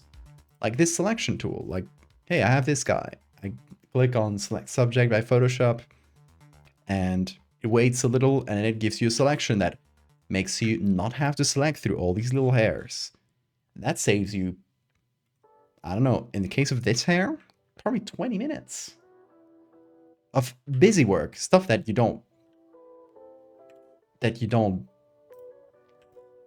take any like creativity in doing. It's just stuff that you have to do. So that's where it shines. Taking out the busy work. There's, I don't know, the Spider-Verse pictures of Spider-Verse movies develop their own like in-house model that would take like their 3D models, and you know how they'll do like little like 2D strokes on top of their 3D models to kind of combine like this 2D 3D look. They train their own model to essentially like draw like some specific strokes on top of the model, like depending on the perspective and stuff, and basically save themselves a bunch of time for stuff that is like not really creative, in that like you're just putting a stroke, right?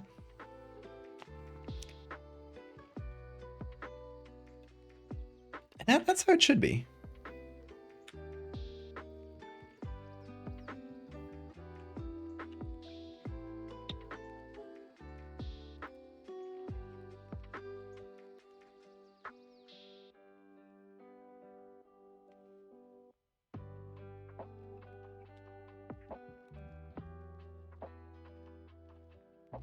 Tech innovation coming from the perspective of how do I pay humans less or not at all is cursed and should be destroyed, absolutely.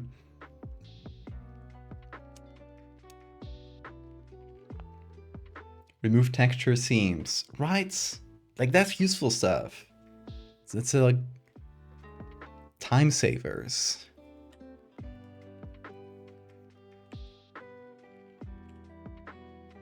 AI should be doing our taxes so that we can do arts,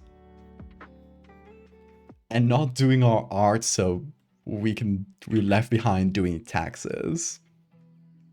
That's the gist of it. Those are not my words. I've seen this sentiment repeated a few times, but I really agree with it.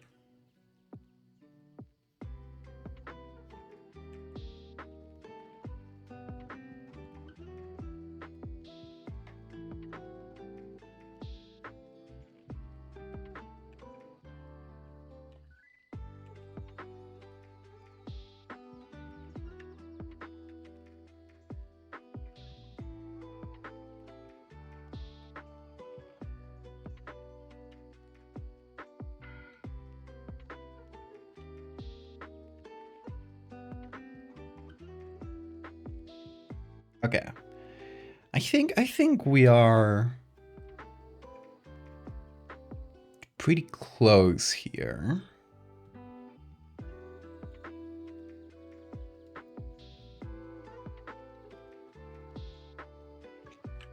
I want to see if adding another chunk of these somewhere else would help. Let's say that said, I don't know where.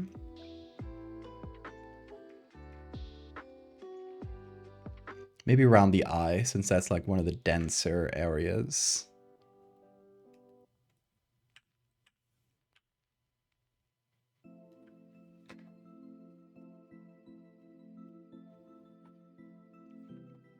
Speculative tech is full of the most out-of-touch people imaginable, yeah. A lot of them make themselves that way. My cousin visited a friend who grew up poor and was chill dude. Sorry. He got super into the tech sector, and during her visits, saw some people arguing in public and said they must be poor. What? Grew up saying that poor people inherit their violence? Oh my god. Generating theoretical proteins. That's one of the really good uses of machine learning. That's why I like to call it machine learning instead of AI, because AI has become such a charged term and basically synonymous with generative AI, which is the one that's usually bad. But yeah, one of the great uses of AI / machine learning has been folding of proteins. Protein folding has been like a really big open problem in biology for a long time, where the only way you get of like actually checking how protein folds, because if you got the gene, you know what the protein like building blocks are going to be. That's like pretty easy. You just get the genes, translated them into proteins.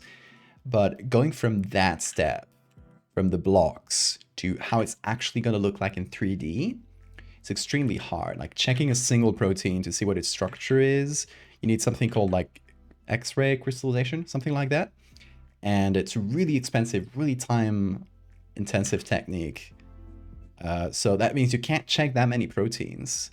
So the idea of simulating how a protein would fold in space, what kind of 3D structure it would form just from the building blocks, has been like a big problem that, you know, biologists and computer scientists have been trying to solve for decades now.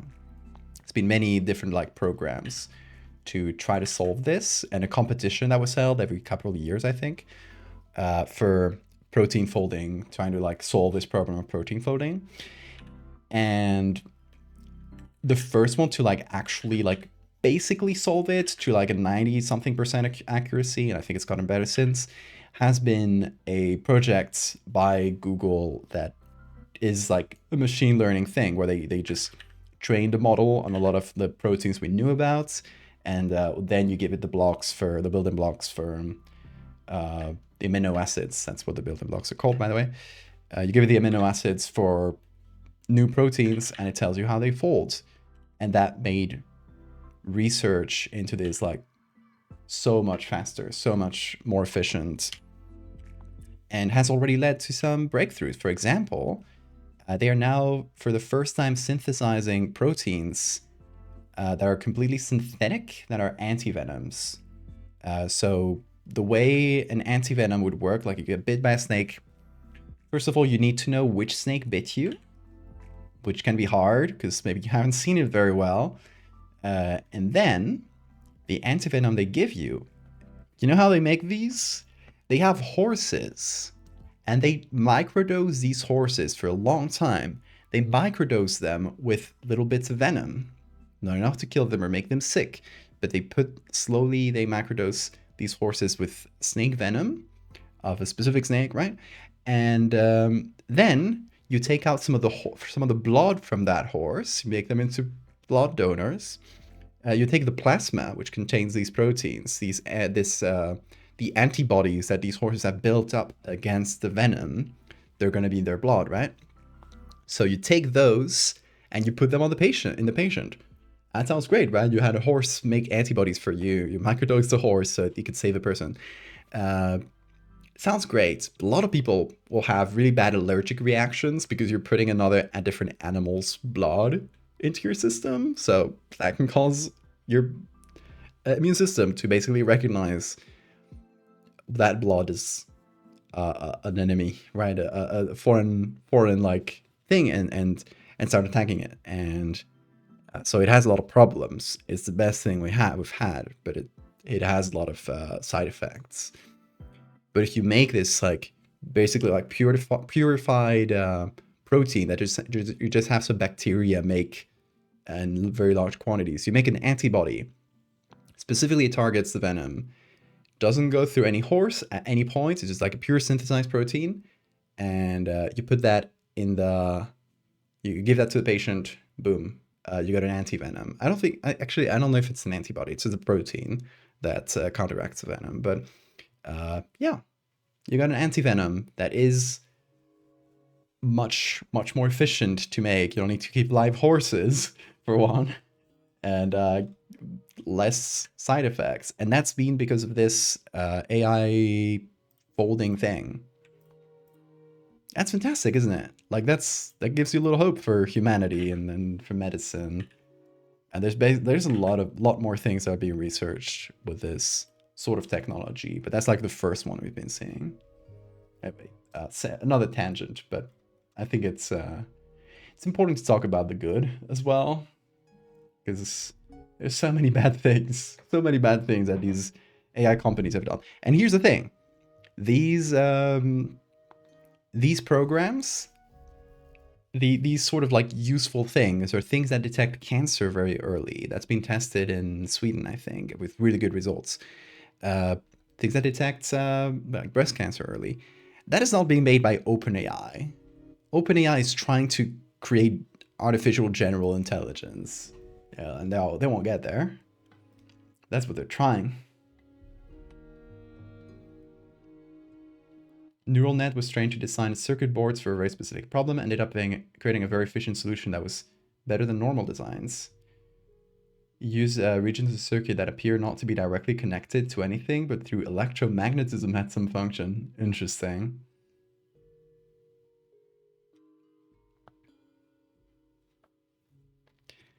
You helped contribute to the protein folding at the start of COVID-19. That was a huge part of how we got vaccines so fast. Thousands of people let their PC run the folding programs. Yes, that was one of the best programs that was just like humans folding proteins. One of the best like solutions to this like AI folding problem before these like machine learning ones came by. I did play that game too, the one where you folded the proteins. Oh no, it was an automatic one. Okay, I got you. Like a shared computation. There was one of the early solutions to this protein folding thing was making a game where you would fold proteins and they would just give you scores.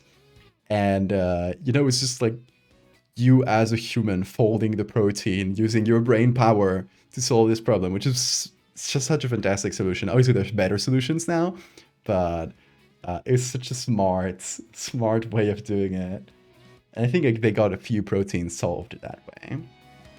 But obviously, it's not like you can't have a few volunteers around the world. It's not the scale that you need to actually like solve it in a permanent way.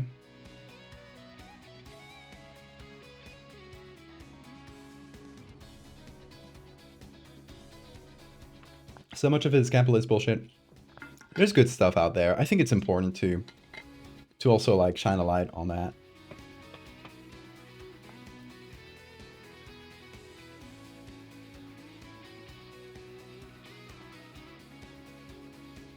OpenAI is the only thing getting investors right now. The bubble is bursting. I've heard as much. Yeah. And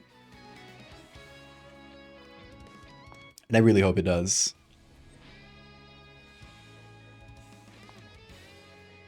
I feel like one of the problems about the bubble bursting is that they got nothing after this. So I feel like somebody needs to get like the tech people and jingle some new keys in front of them so that they stop investing in AI. Like straight up, just tell them about some new bullshit so they can drop their money there. I've heard that the next one might be like trying to like make fusion energy. A lot of the AI people have invested in fusion. Like, sure, drop all your money into fusion research. I don't think it'll bring us any closer to get fusion energy, but it at least seems somewhat useful, not damaging to society. Just go to your labs and then smash some lasers into each other. Or pretend you do, I don't care. As long as they leave the jobs of people alone.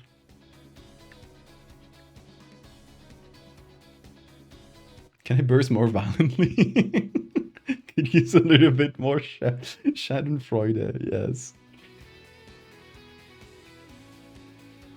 Quantum computers has also kind of been, there's been some hype around that, but it didn't seem to pick up the pace that much. So I'm not sure if quantum is gonna be the next big thing. And I mean big as in bubble. It's probably going to be similar in the sense that, you know, quantum computing is probably going to have its uses. It's probably going to be used to make some really strong, like, cryptographic stuff. Interesting and useful. Going to make the teeth kind of nasty. But it's not going to... It's probably not going to be what the quantum computing... people tell you that it's going to completely revolutionize and completely change computers forever. I don't think so, honestly. But maybe I'm too jaded. Maybe I'm too jaded after the AI bubble. Who knows? I might have become a hater of the entire tech sector. And you know what? It's for good reasons. They hate me too, so I feel like I get to hate them a bit.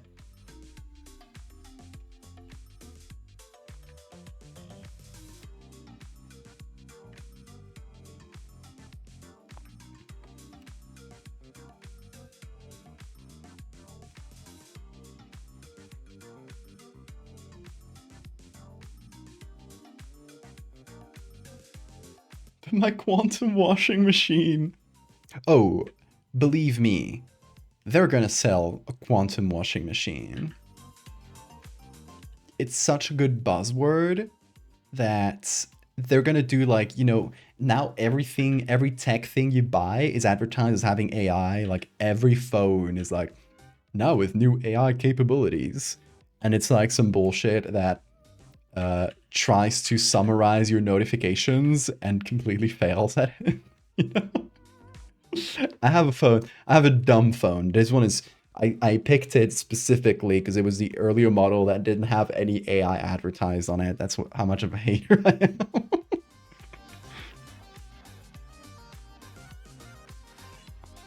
Not that it would do anything anyway, but like voting with my money there.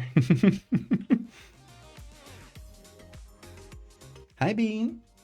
You want to go out again? Oh, sure, I think my partner's about to get up. She's getting up really early today to work. I'm gonna let the bean out. Hold on.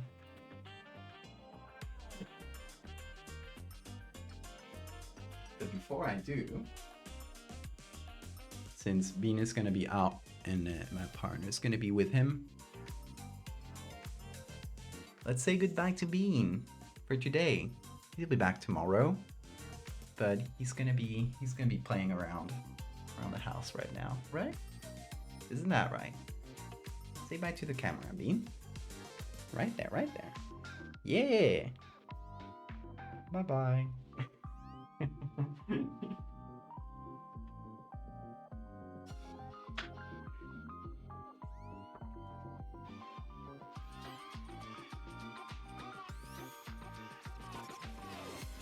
There he goes.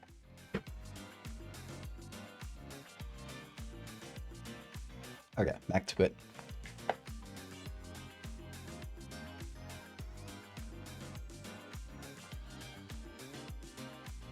Quantum would be a big jump forward for a lot of things. Won't be a feasible consumer goods for years. I don't think so. Yeah, it's. But you know what? Like, whether it works or it doesn't, its negative, its possible negative consequences are much smaller than AI's. So like, I'll take that.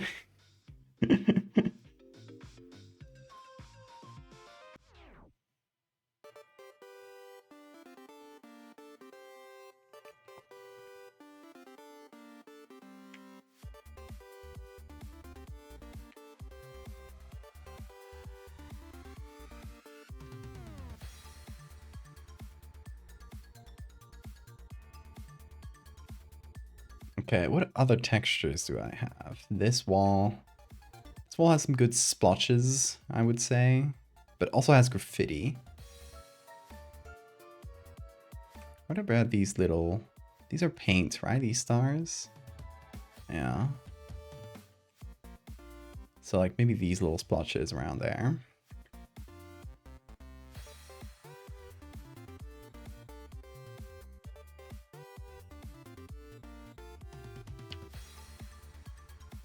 Oh, is Bane screaming? Why is he complaining now?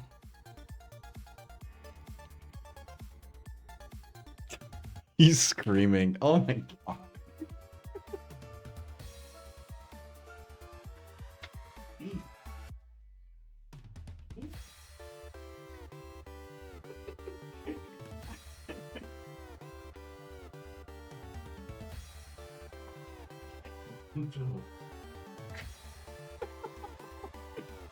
He was screaming around the house like, you abandoned me. You wanted to go out. You asked me, dude. Bean, why were you screaming? Tell us. Tell chat. Did you think I abandoned you? Because I didn't. I would never. Oh yeah, you're purring. Yes. I'm back. I'm back. I'll never leave you.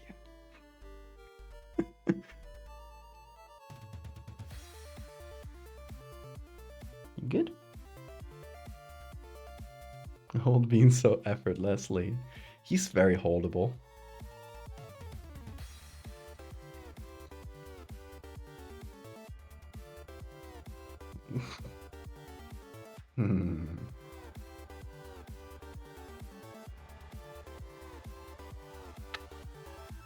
Are you good?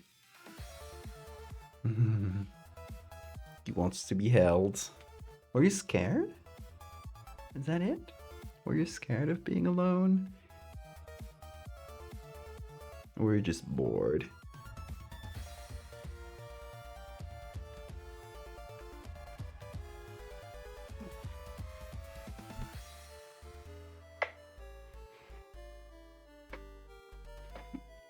Okay, oh, my face is full of bean hair. He's shedding. It's the worst. I have this is the bean shed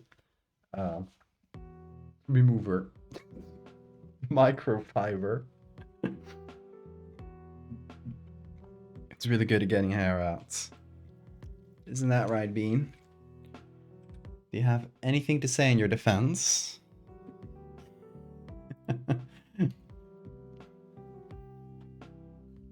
Holy artifacts.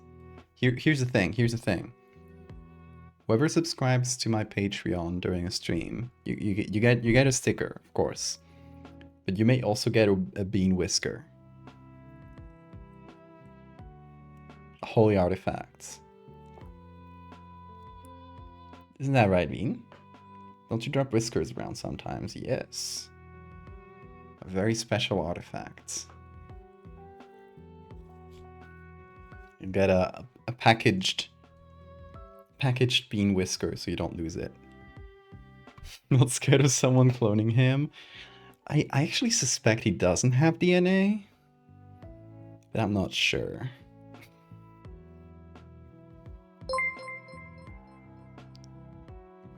My throat closing up in while hearing about the gift.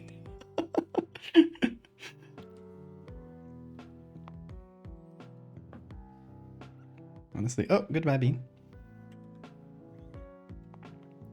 Honestly, yeah. Why is it... Again, pressing buttons. I have to figure this out. There's definitely something with like... drivers in my new computer. And the keyboard. Either the keyboard is not plugged in well, which is a possibility. Or plugged in... Maybe I just need to plug into a different USB holder. There's a bunch of little things I gotta try. But hopefully I'll figure that out.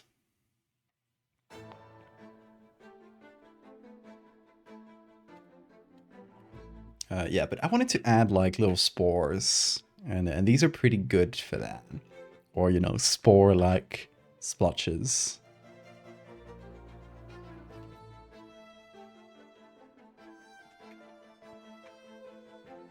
He's scratching his toy.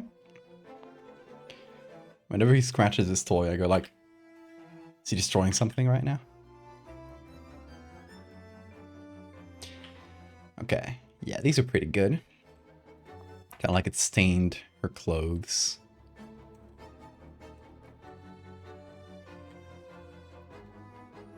And I can add a few more towards the back here, which are going to be blurry. What's up, Bean?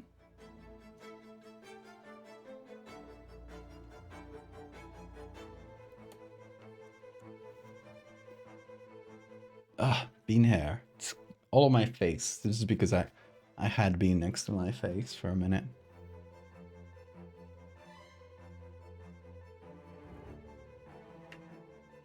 What's happening to this lady? She's transphobic.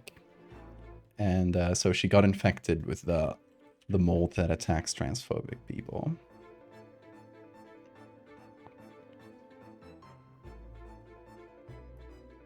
What's up, Bean? He's walking around and screaming.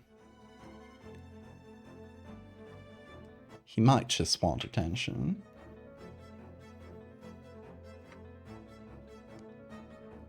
If you see me scratching my face constantly, it's Bean's fault.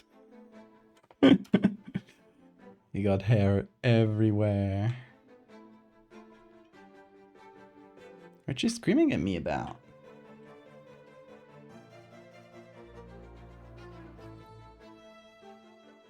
Great image of spores. Damn it. I was like, why is that from Reddit?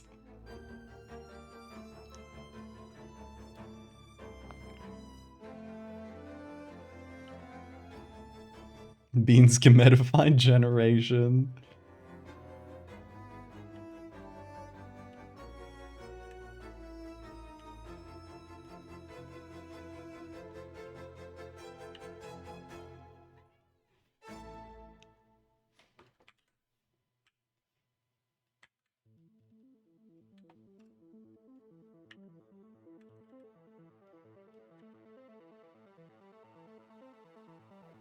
Bean, what you yapping about? You wanna go out again? But you did so 5 minutes ago and then started screaming. I'll let you up once she's up, okay? You got that?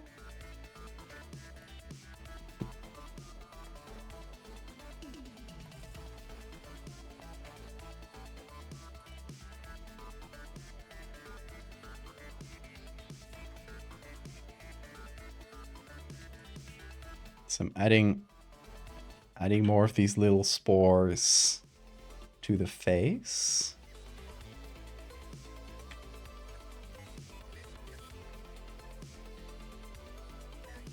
And I'm gonna add a blurry version of them.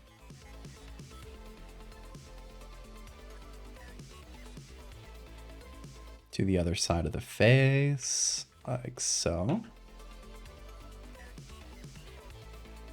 To make that side all dirty as well.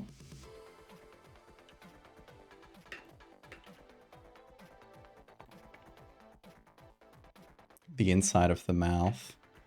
Oh, what if she's breathing like a cloud of spores? Oh my god, JPEG. What if she's breathing like a little cloud of... I wonder how to make a cloud of spores. What if I look for spores? Will I get anything? Picture of a mushroom spreading spores. No, just normal mushrooms. What about Wikimedia? Spores. I get a lot of like microscopy pictures. Have you seen Moldy Mario? I'm so itchy. I love that one.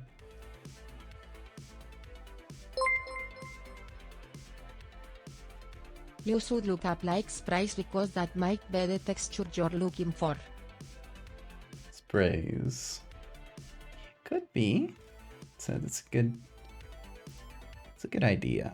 Yeah, these are tiny microscope images. Okay, let's do spray. Okay, we got ocean. Oh, look at this.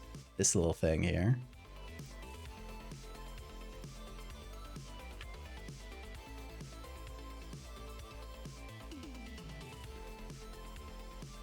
So we flip it like this. And I think we need to make it bigger so it's kind of coming out of her mouth.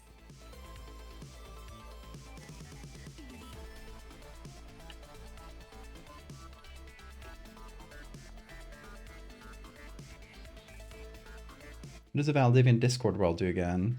Well, you get pinged for things sometimes. news and stuff. And you also, yeah, you get a little Google next to your name and the green color.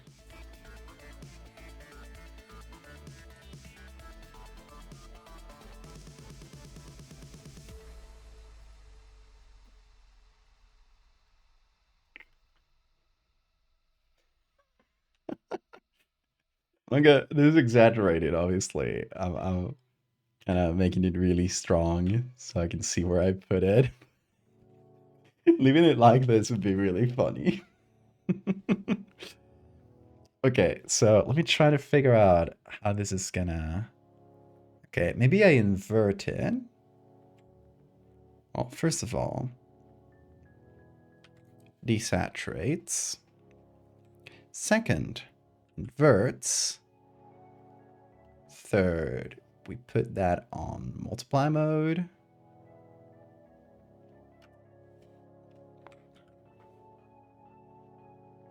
We exaggerate the contrast.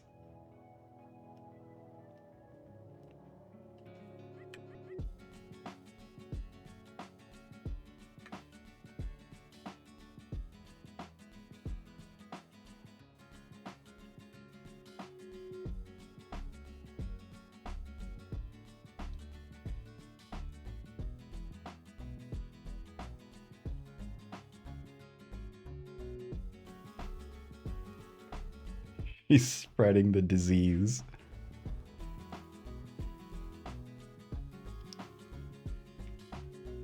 Yeah, this is a J.K. Rowling stand-in.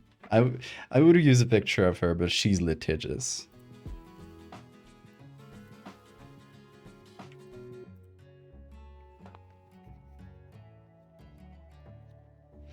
Warp it a little to make it less linear.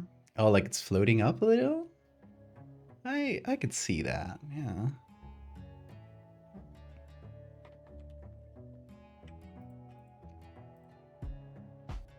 Associated smart. Okay, hold on.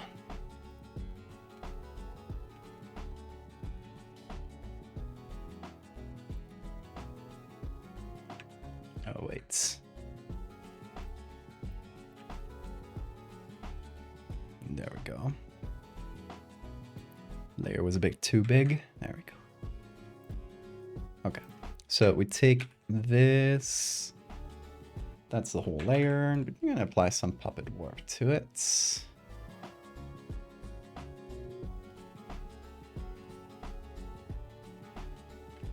Oh, that warps the little spores as well. Little droplets.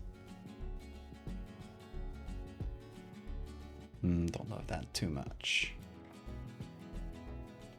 Maybe I just flip it upwards.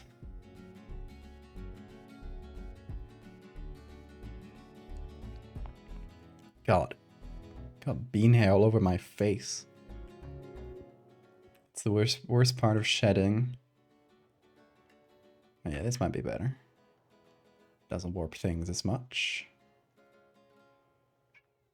What's up, Bean?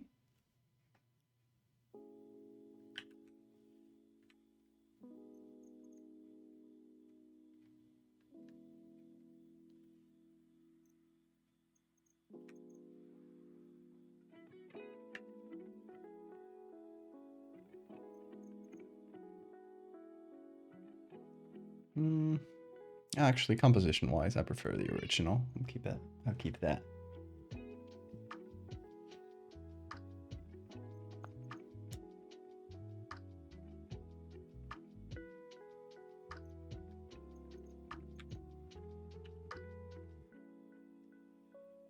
Yeah, no, another problem with a lot of transphobes is that a lot of the TERFs specifically, not transphobes in general, a lot of TERFs are lesbians.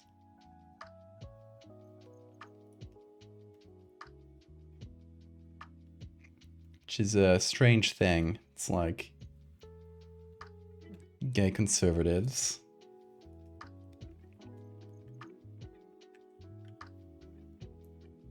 Whoa, stop doing that, Photoshop. I hate when it does that. The flashing. Bean? What is it? Are you gonna just start screaming again if I let you out?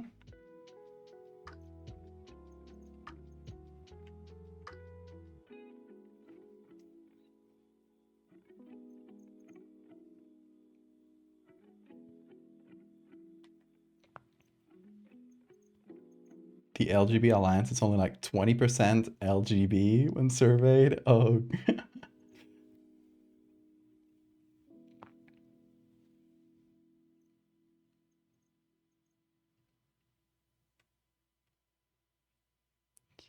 That does make sense, to be honest.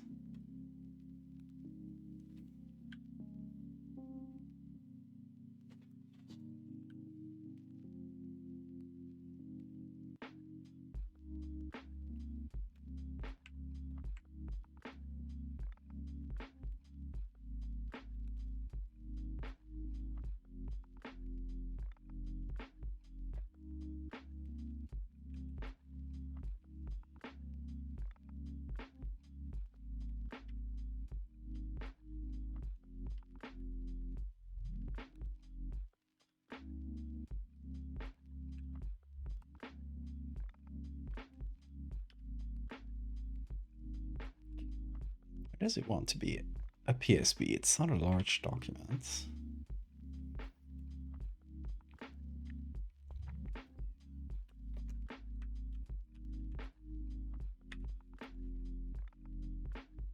There we go. Okay, now let me figure out the background. I want the mold to be in the background as well, but I don't want to...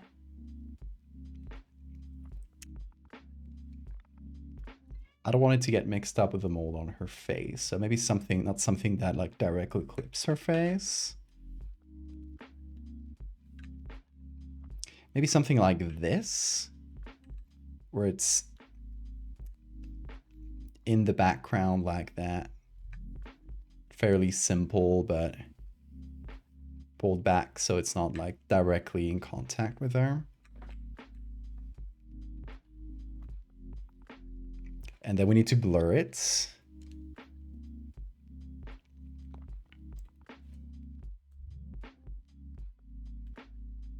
Oh, I love this. It kind of gives us a phantom face if we remove hers.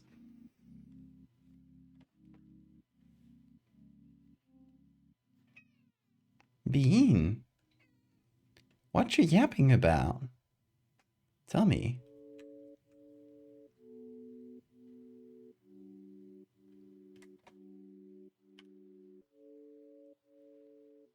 The ghost of transphobia. Spooky.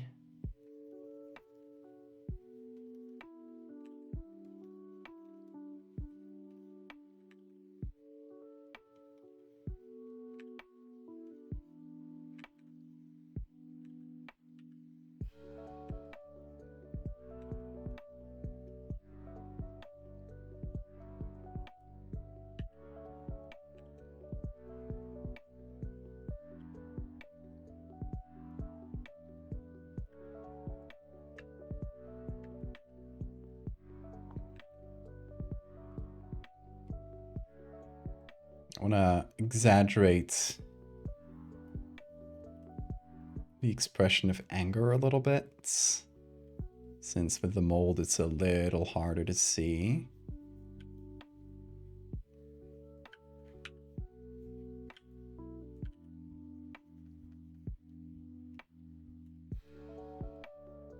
So just giving her like bigger shadows right over the eyes like that. Kind of gives her a more severe, like angry look.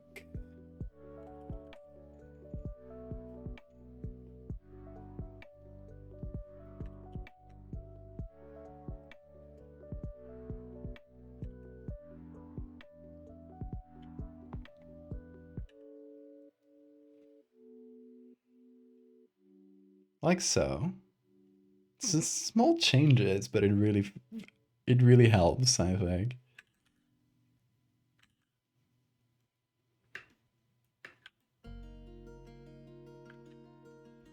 Yeah, good.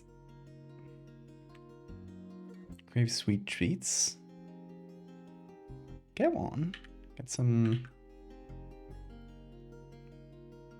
a nice fruit. My favorite sweet treat is bowl of yogurt. I slice up a banana, put it in there. If I got them some like frozen berries, and then I put a little bit of honey on there.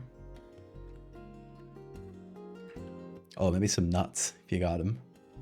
Nuts are really good with that. Some walnuts, sesame, that sort of thing.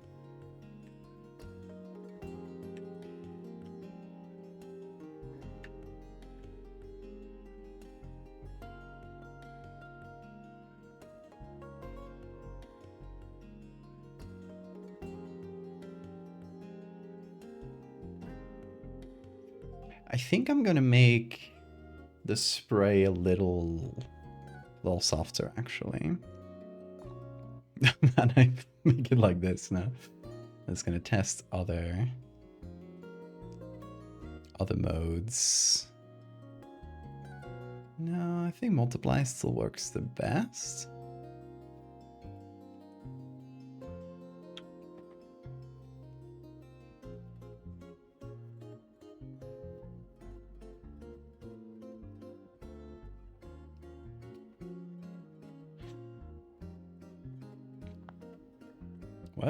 What are fat boys?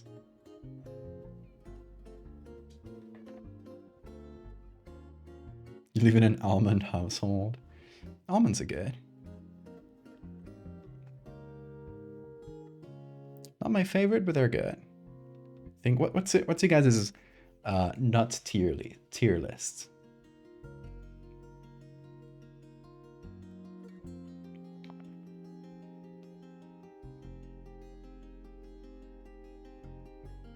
I think my top nut is pistachio. Like, it's a really good nut.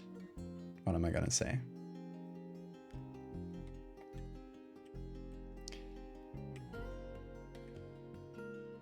Oh, recently I made a pesto with pistachio. It was delicious.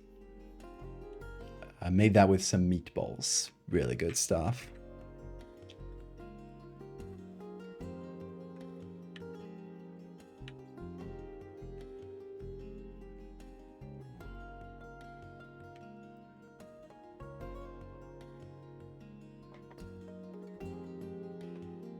Cashews? Wait. Is cashews anacardos? Hold on. Yes, cashews. We call that anacardo in Spanish. I like cashews, but not by themselves too much. I find them a bit soft to eat by themselves. But they're really good in like recipes. If I make something like a wok, I will often put cashews at the very beginning, just in the oil as it's heating up. So they get like golden brown, and that's really, really good. And, you know, they give the oil a little bit of the flavor too, and then you cook the rest of the stuff in it.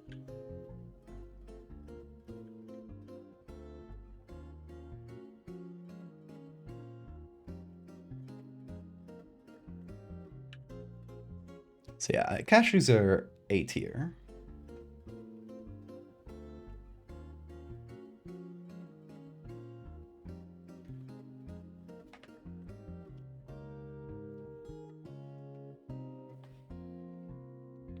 Almond is really good in sweets, yeah, and pastries. That's really good points.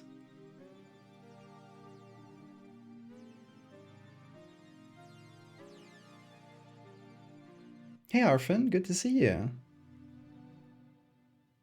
We're talking about nuts. I don't think I've ever had pecans. I think those are only available in America. Yeah, they kind of look like walnuts. Cultivated fruit seed primarily in the US states, the southern US states and Mexico. Interesting. Yeah. I'd like to try a pecan.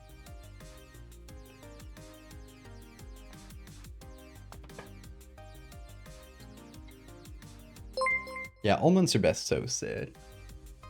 Pecan pie is the best. Never had pecan pie, but I will try it if I ever get a chance. Shoutouts to sesame too. Sesame is small, versatile. You can nearly use it as a spice. Really good stuff. I love sesame. You can make tahini with it. Hello? Tahini is great. Also uvalas a certified southern wheat hybrid no pecans. Wheat pecans. Oh, pecans? Pecans, not pecans. Interesting.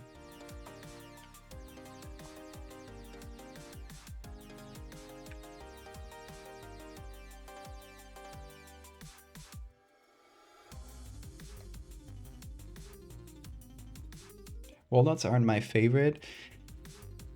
No, I think walnuts are good for texture rather than taste. Like if I'm making what I told you guys about a second ago, if I'm making a yogurt with some fruits, and if I'm choosing a nut to put in there, I think walnut is usually gonna be my choice. Just gives everything a little texture, you know?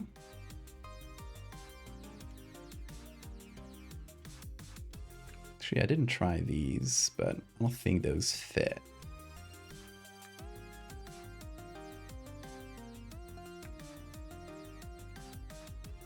I mean, this one has a better color.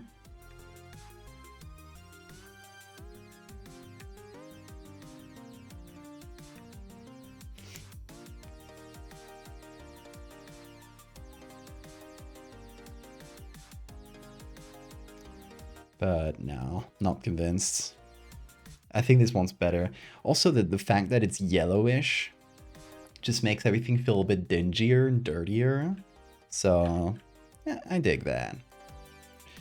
Let's add maybe a photo filter, a warming filter only on top of her. And then we take one of these background colors.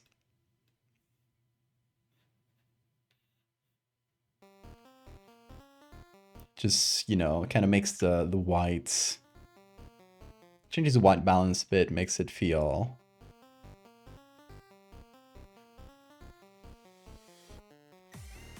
a bit dirtier, a bit yellowish.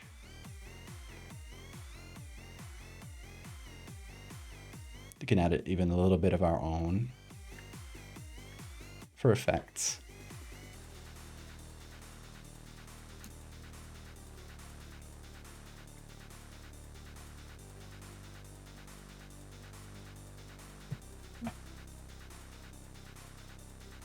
This is referencing J.K. Rowling's Black Mold, yes, Arfin. Or, we're still on nuts. I think I've locked in my choice for favorite nuts, and it's none of the ones we talked about. I'm afraid to tell you guys. It is sunflower seeds. My favorite snack ever is just sunflower seeds, like toasted sunflower seeds with salt.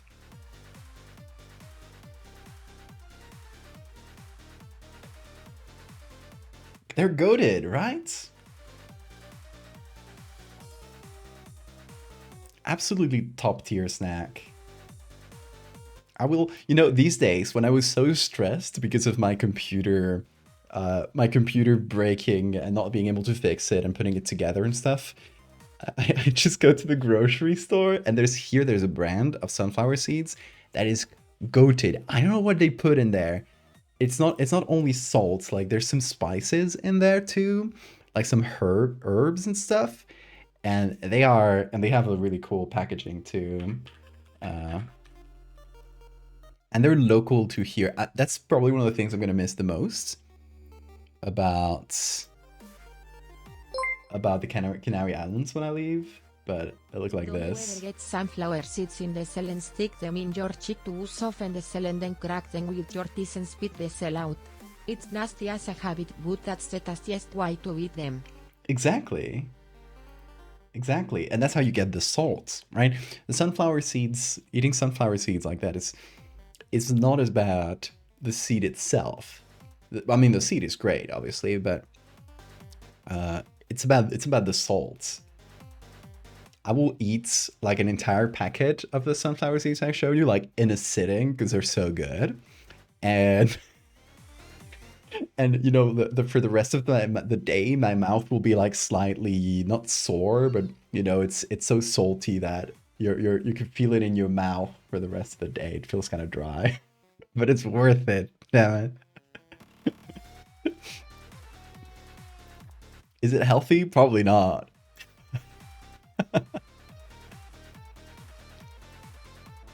Yes, Bean. I hear you. What? Oh, is she up? You think she's up? You want to go see her? Okay, I will drop the kitty off at my partner's because I think he heard her waking up. So let's see. Be right back.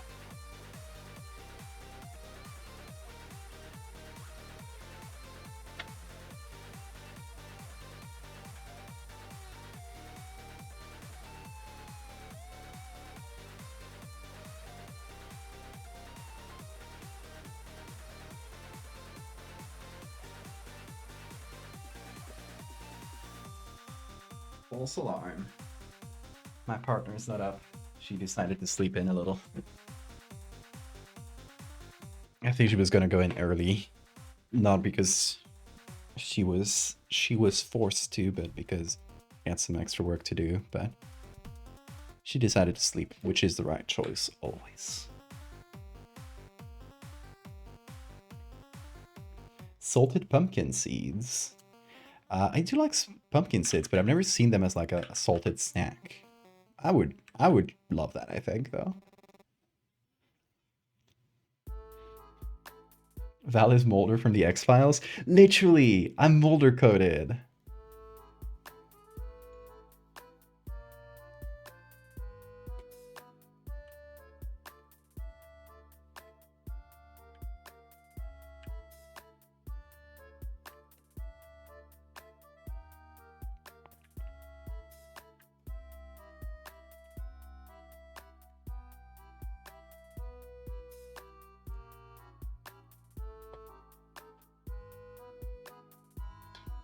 The only downside is disposing of the seeds in the same packaging. You almost run out. You pull more cracked seeds.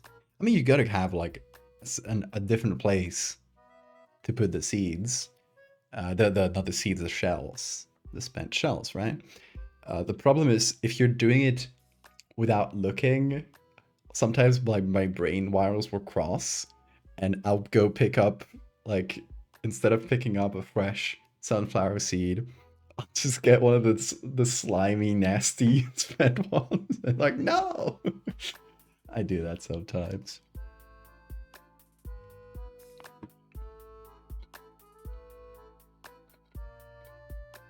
You have them in gas stations? I'd love to try that.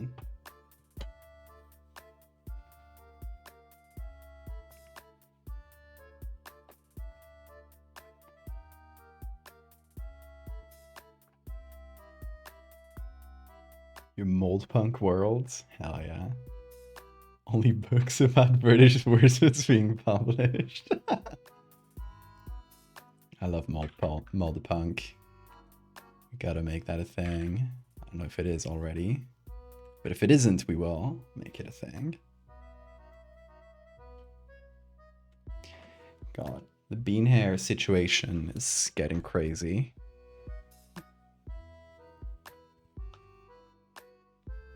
I need to get it out. The problem is, as I breathe, it's the bean hairs that starts tickling my nose, and it makes me wanna sneeze.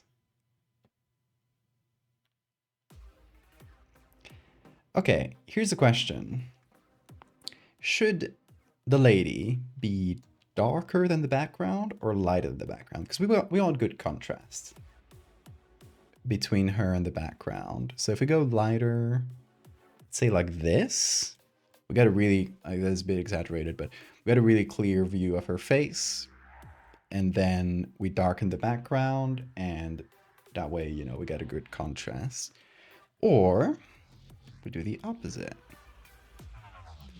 And we darken her, you know, maybe increase the contrast a little bit, so we still get a decent detail.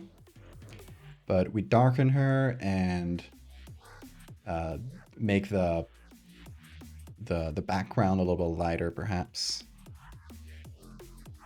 by making this less opaque. And that way we get good contrast as well. What do you guys think? I think I'm leaning towards this.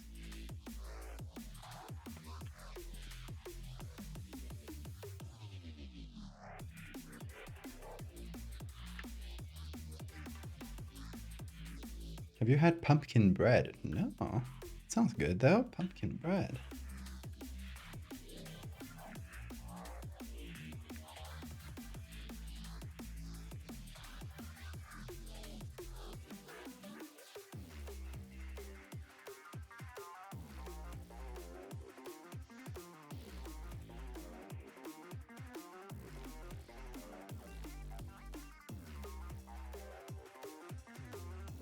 She looks evil right now. Ever experienced American cuisine? I mean, burgers are American cuisine.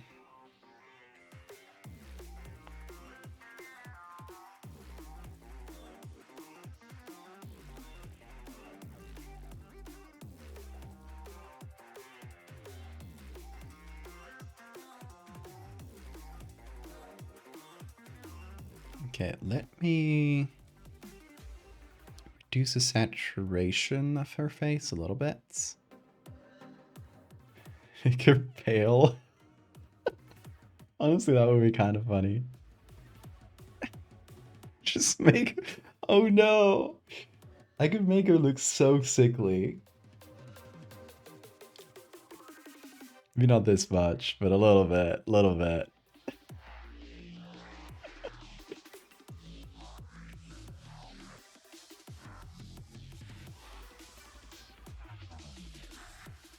You ever had grits? What are grits? Explain.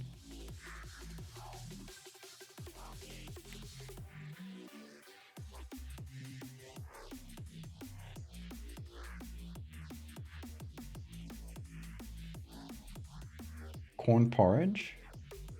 I've had porridge.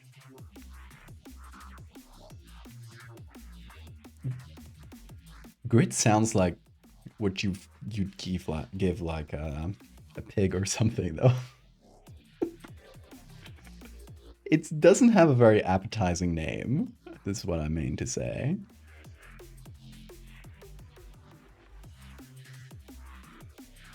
Like when something is gritty, it's like a bad texture, right?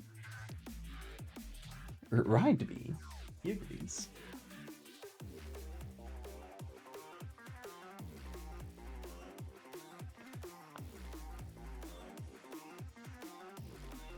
You know polenta? Yes. Like that but runnier. Interesting. Why would they call it grits? It's not a good name, I'm sorry. I don't want to disrespect your culture, but I would not have called it grits.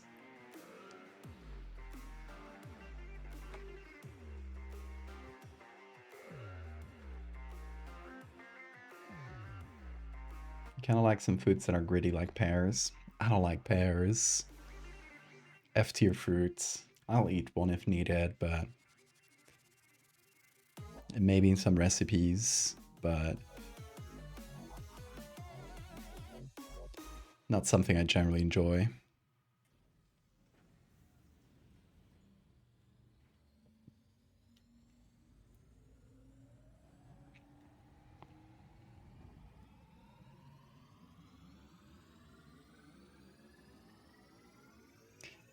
Adding a little bit of color. It's already kind of yellowish. Maybe instead of Hi, Bean. What's up? What you screaming about? Kind of want to make it a nasty color. I want the general sense you get when you see this picture. Whoa! Do you guys hear Bean screaming right now? What is it, Bean? Do you hear that? What? Come here. Come. Come see me. No? Are you refusing? He's doing a kitty strike.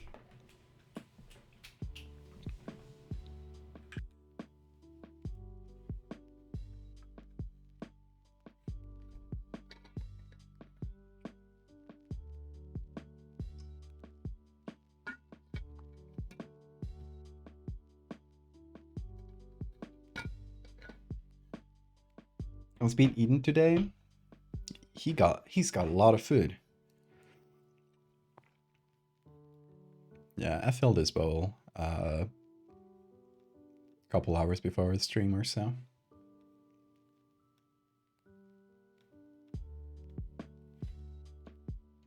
Okay. Feel like it's pretty good color-wise and generally. I'm gonna add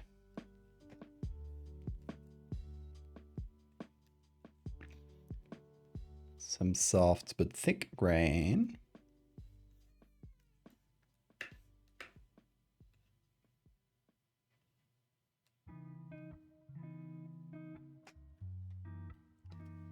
Okay, this is before and after. Not a huge change quantitatively, but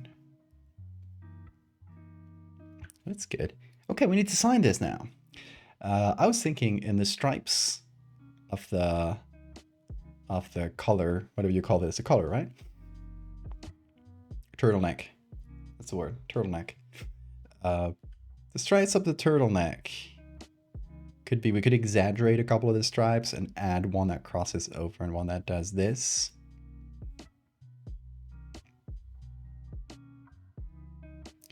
So first of all,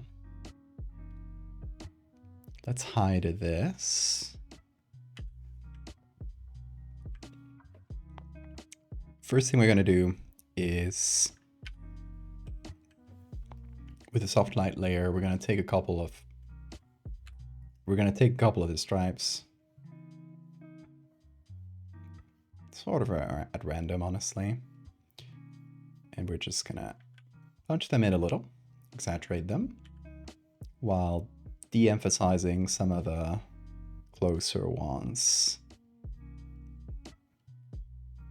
Like, they're still gonna be there. I'm not gonna erase them because that would probably look weird. But we're just gonna like bring a couple of them up. And then with this like exaggerated version, I'm gonna make a copy of it. I'm gonna warp it into place. First of all, put it here. It needs to go like this.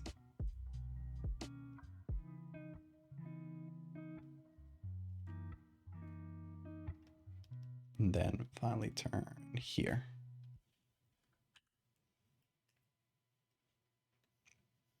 I know that fabrics don't work like this, but it's okay. I'm down with breaking reality.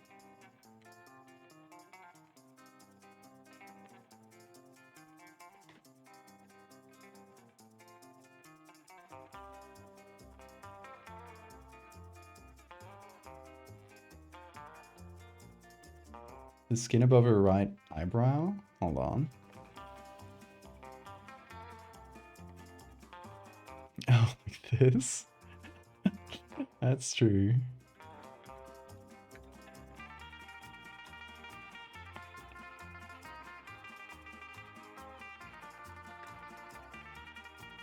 Illinois doesn't have that many iconic cryptids. Well, when? You got a mission then. Make your own. Cryptids are folklore. make one, and as is the initiation ritual for any cryptid, claim you've seen it.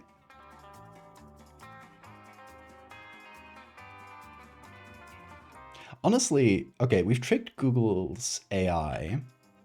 We've tricked doctors accidentally, not on purpose, but we have tricked doctors.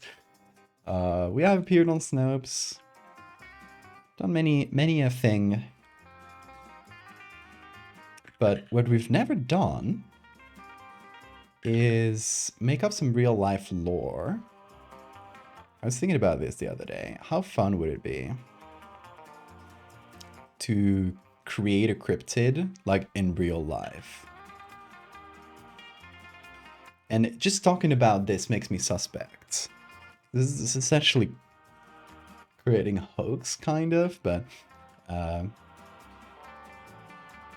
it is something that would need to be done with utmost secrecy, where some people coordinate around an area around the world to plant some kind of evidence, and then just seeing where that goes, and seeing, especially like seeing if it can be turned into folklore, if people will start talking about it, and it'll sort of become a story. I think that would be a lot of fun. That's how you know, it's how folklore gets created.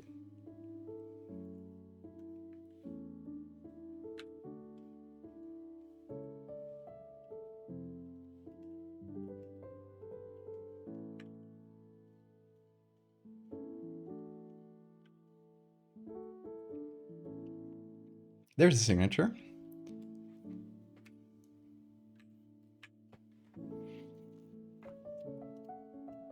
Now see, it doesn't have to be an ARG. It can't be an ARG because that would be like a thing you'd need to solve, and it would make it clear that it's fiction.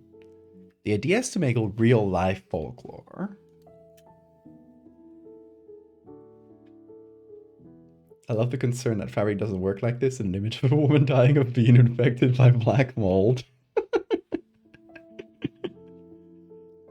I always have the most realistic concerns. You grew up in Roswell, New Mexico. That's so cool, yeah. You got all the cryptids over there.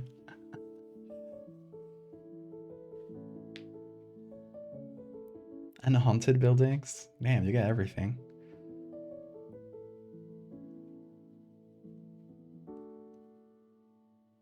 Bean making the cryptid. He's already one. Where are you, Bean? Hi. Just lying there.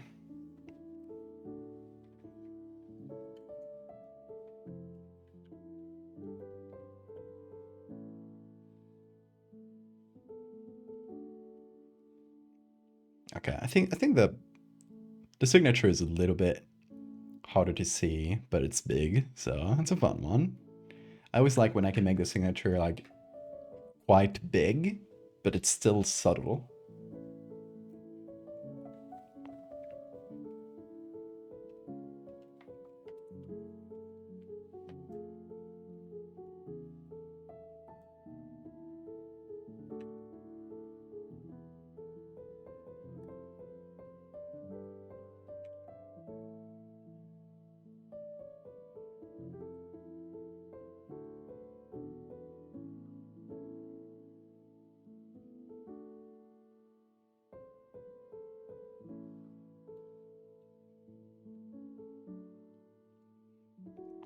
Okay, what do we think of this?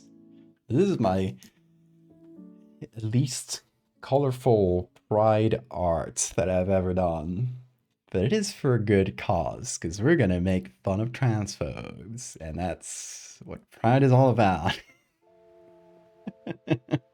Okay, let me re-explain the context, in case anybody's confused. It's been a year or two ago.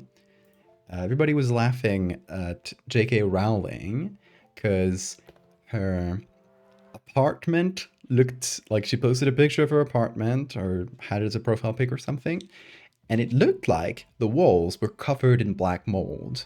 They looked disgusting. I think it was supposed to be some kind of painting on the walls, but just the I guess they were blurred in the background or something. It really looked like black molds. And everybody started laughing at her for having black mold in her house, despite being extremely rich. And people started making a lot of jokes about the black mold that makes her transphobic. And the black mold infecting her brain. And if you've ever seen anything about J.K. Rowling having like mold in her brain, that's why. So we are taking that and making it very literal, and creating a species of mold that attacks transphobic people specifically. No biological cause. I don't think, like, maybe we could come up with a plausible biological cause, like maybe the anger diminishes their immune systems. So, I mean, what? Oh, you're the screamer. What? Come over here. He wants to be on camera. Don't you? Oh yeah. He's a meower.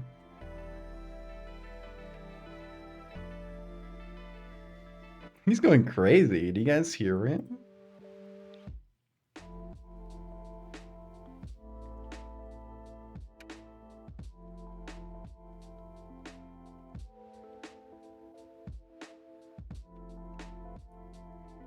There he is. He's scratching himself against the headphones. He loves that. You just wanted attention. That is it. That is simply it. You just wanted my love and attention. You just wanted to be grabbed.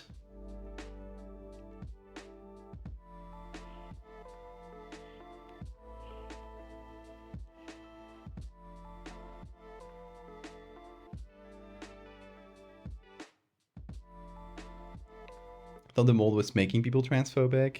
And we thought about that at first, but yeah, it's like it would take the faults, take that faults away. Like, oh, it's not their fault they're transphobic. So I'm turning that around, say like, no, it's not the mold that makes you transphobic. It's if you're horrible and hateful bigots, the mold will be attracted to you.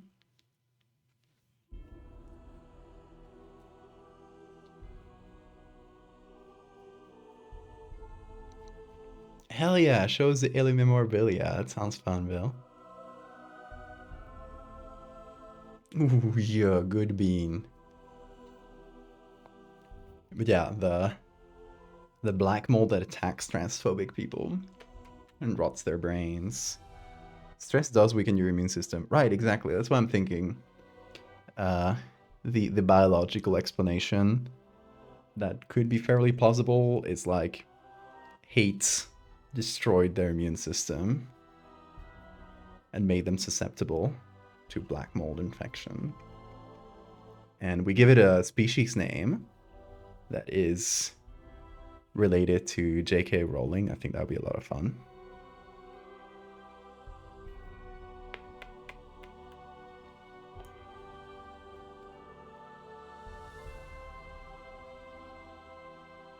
Oh, good sleep, Wen.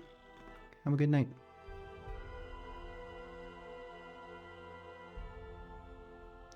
No, it's not specifically about stress. It's about hate. It's hate that makes you susceptible.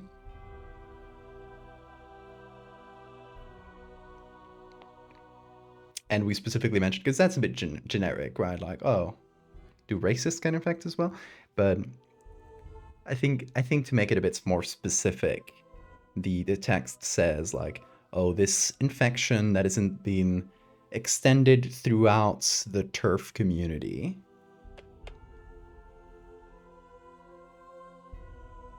Like, we specifically name drop them.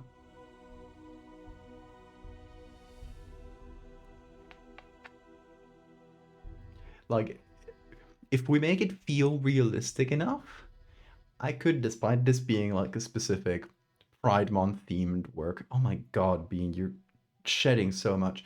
Despite this being a specific Pride Month themed thing, I could just drop it into my medical horror collection and just kind of drop it there at the end. I think that would be a lot of fun. Also, look at what I'm doing. I've captured him, so I'm removing his hair. That's your hair, Bean. I'm bolding you. I'm bolding you. Now there's a brush that removes like the undercoats. So when they're shedding, it's really good to collect all of that. Look at that. Look at that. It's just from a couple seconds of it.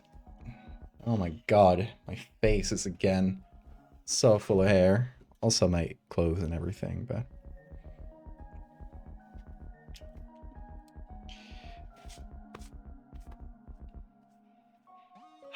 the shedding weeks are the worst.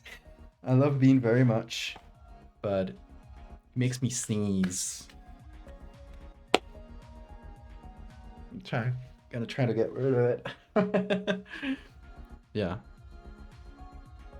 Look at that. Oh, Bean, attack.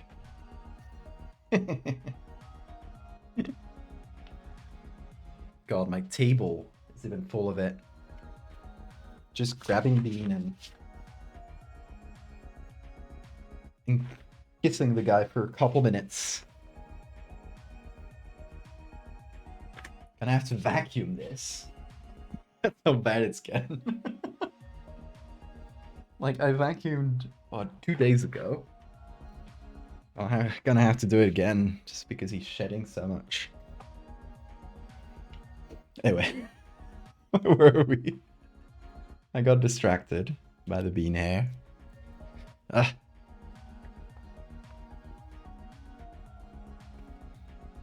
It's 2 times a year. 2 times a year. That's what I tell myself. You only gotta withstand this in 2 assaults.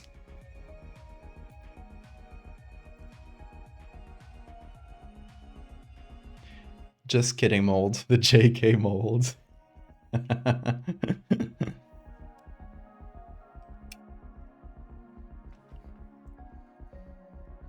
I mean, it would be funny if we found like a specific something that could stand for JK and everybody calls it that. Eats dead brain cells.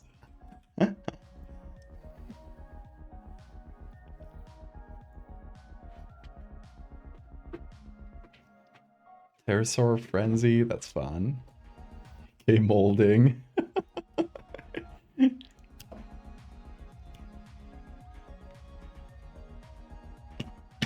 The singer of Jamiroquai?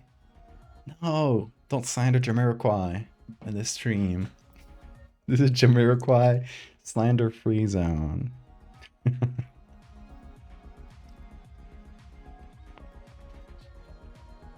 Do not slander Jamiroquai, and especially we do not slander his 2000s hits, Virtual Insanity. Are we clear on that? Bean! Don't do that. No.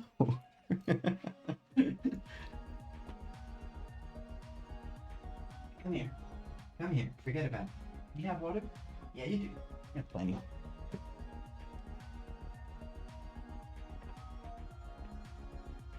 Officer, I'm innocent.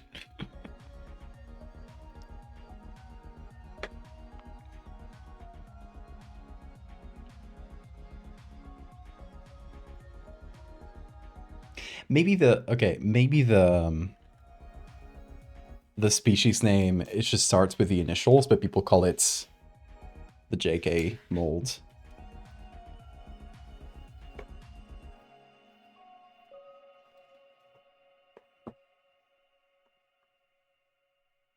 The doctors discovered him in Joanne and Karen.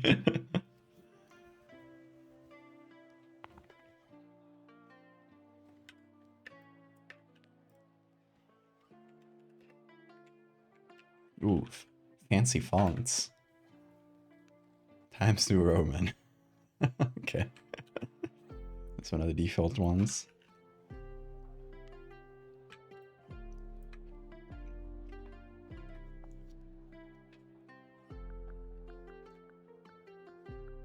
Or it could be like something like a genus name and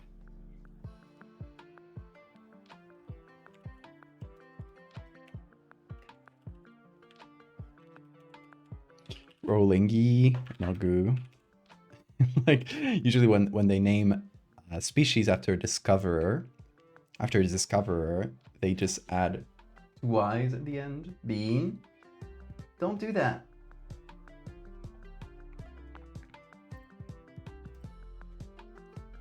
Or it could... Actually, it would be a little more subtle if it was just Rolly.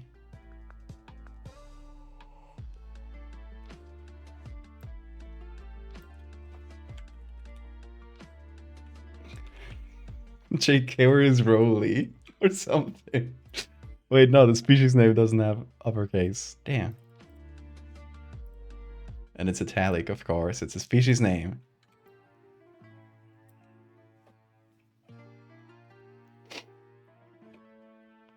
How about that? It kind of sounds like JK.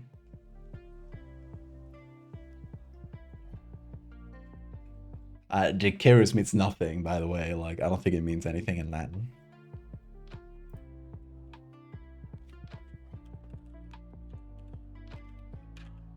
See if there's any, like, related words.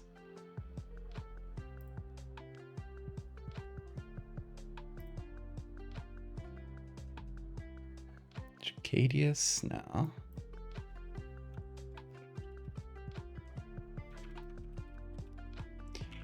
Look up a Latin dictionary that I can search through.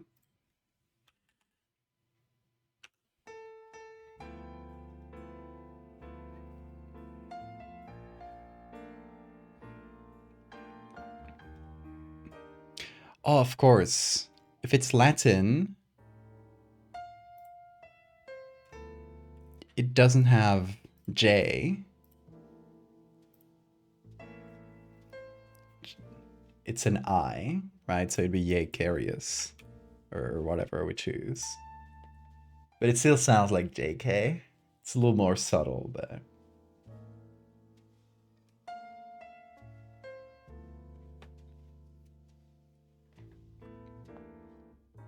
Your town, there are bones stuck in a wall. Dang. Yaktare. Yeah, to throw. Alia yakta is the dice cast.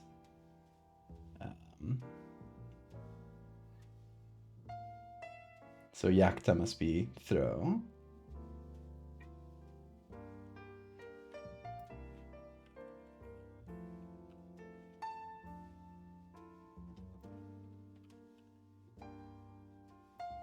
Yeah, yakta is throw. Bean, careful. So, it doesn't sound as much like JK though.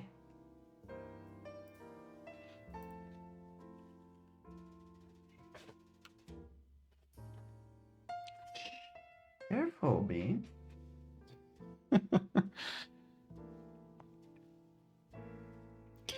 So we got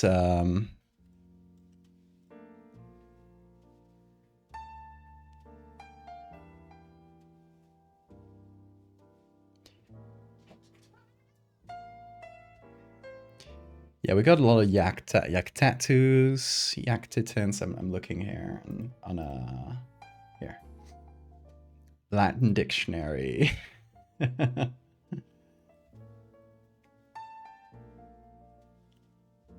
Twitter to detonate catastrophically.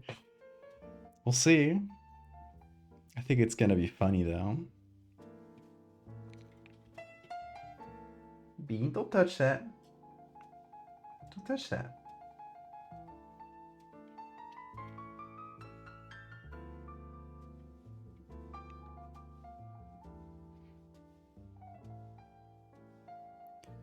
Yakus? What is that?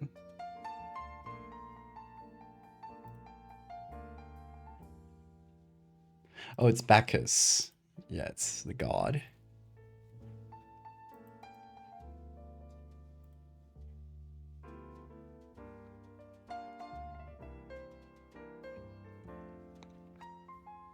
Maybe Greek?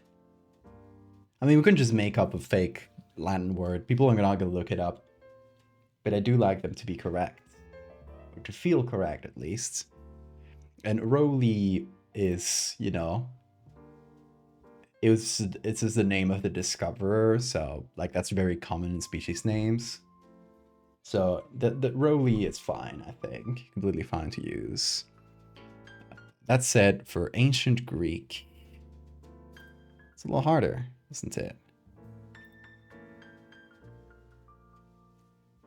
Let me see if I can find ancient Greek dictionary.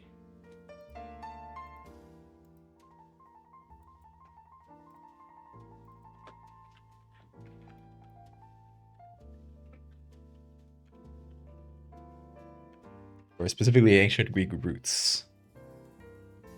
Because I can't spell in Greek.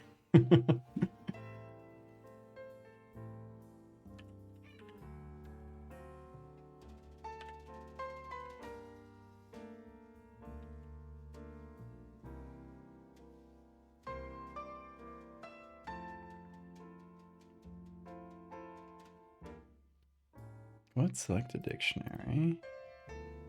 Okay, I'm trying to look for ancient Greek. It just seems like modern Greek. No, ancient Greek. Okay.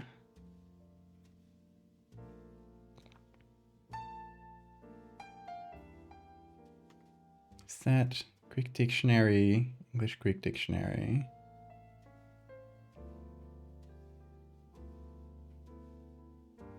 It's just a bunch of links. List of Greek and Latin roots.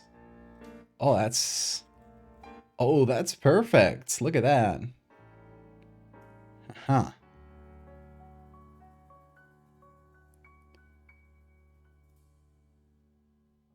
J.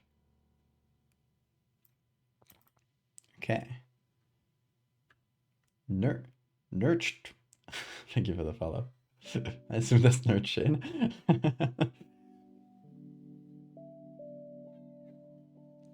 Is that bean? Okay. That's very good.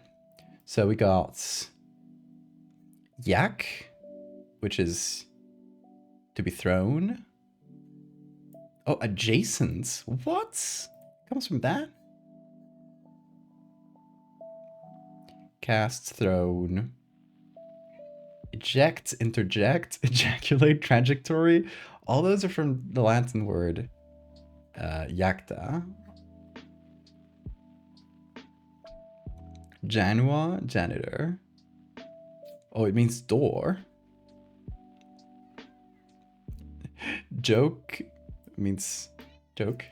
Okay, makes sense. Okay, but I think the only roots we can use for JK is the throw roots. I think we got to go for it, but I guess we can use the J then. I think it's allowed, even though in Latin, in original Latin, it was an I. I think we can use the J roots. Bean, you're a screamer today. Janus is the god of beginnings and endings, which is the first month of January. Interesting. Oh, Joanna.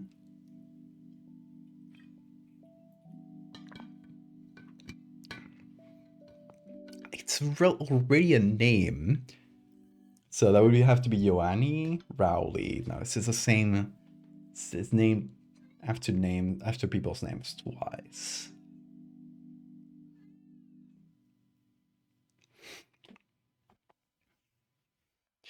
Okay.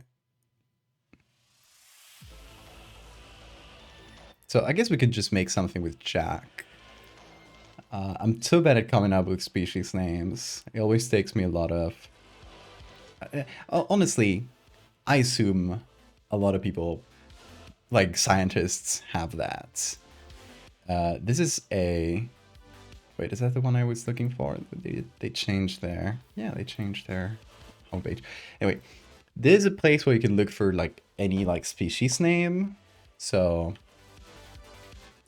what if I look for the beginning of something? Can I get a species? No, okay.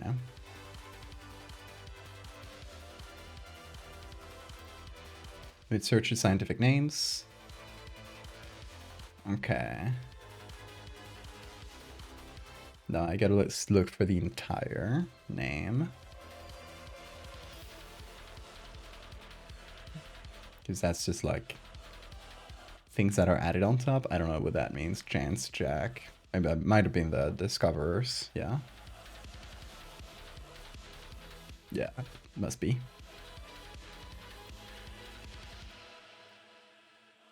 Would you say Julius instead of Julius? You're right.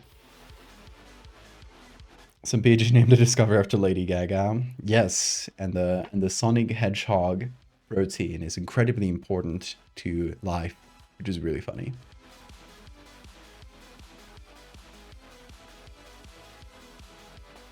Scientists don't often have to name a new genus. That's true.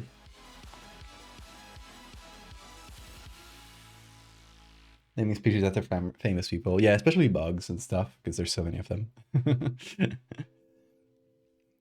Okay. So maybe Jacta. Yeah. There's a few species that have Jacta, or subspecies as well. But no genuses.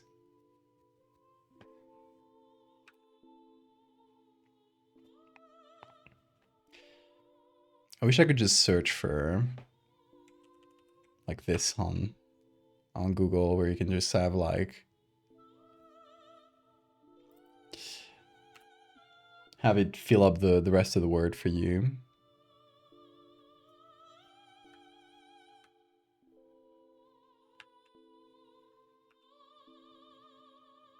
Okay. There is Jacare. Hey. Jacare is good. What does that mean?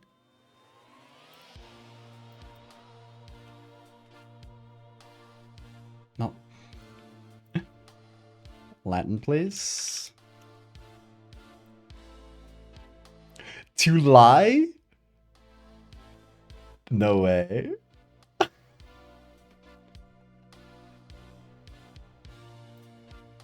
Is that right, or is it a hallucinated translation for a word that doesn't exist?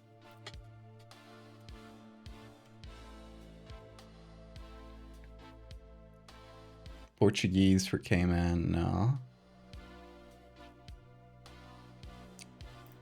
Yeah, this is giving me an actual word for alligator.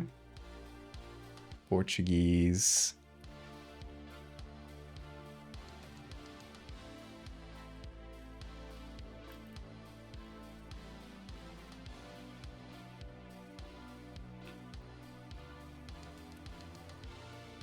Well, at least Google gives a translation to lie, which when people look it up, if anybody looks up the species name in a translator, they will get the translation to lie, which is beautiful and really funny.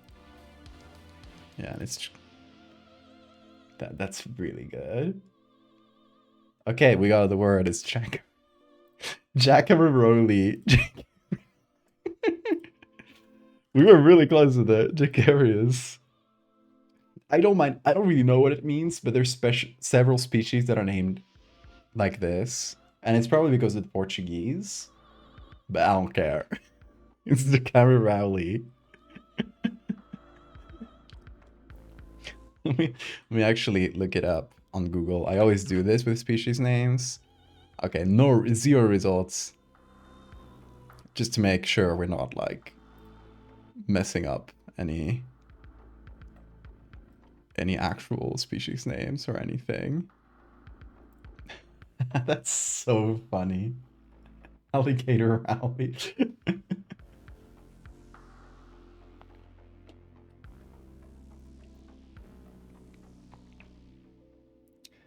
Yeah, so that's better than JK Mold, yeah. Perfect. We got a species name, folks. We got it. We did it. Happy Pride. What a way to celebrate.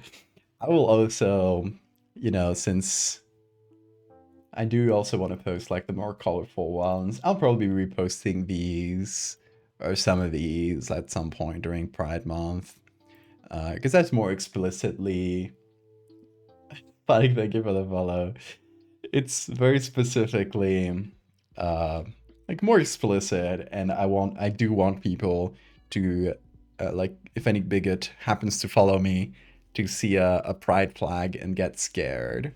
It's always funny. It's always funny when it happens.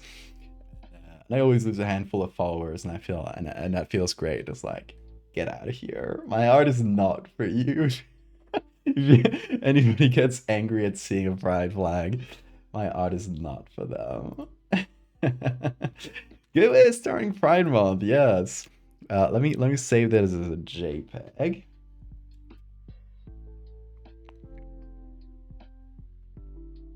Okay. I mean, I guess it's called Pride Month 2, which is not a very correct name.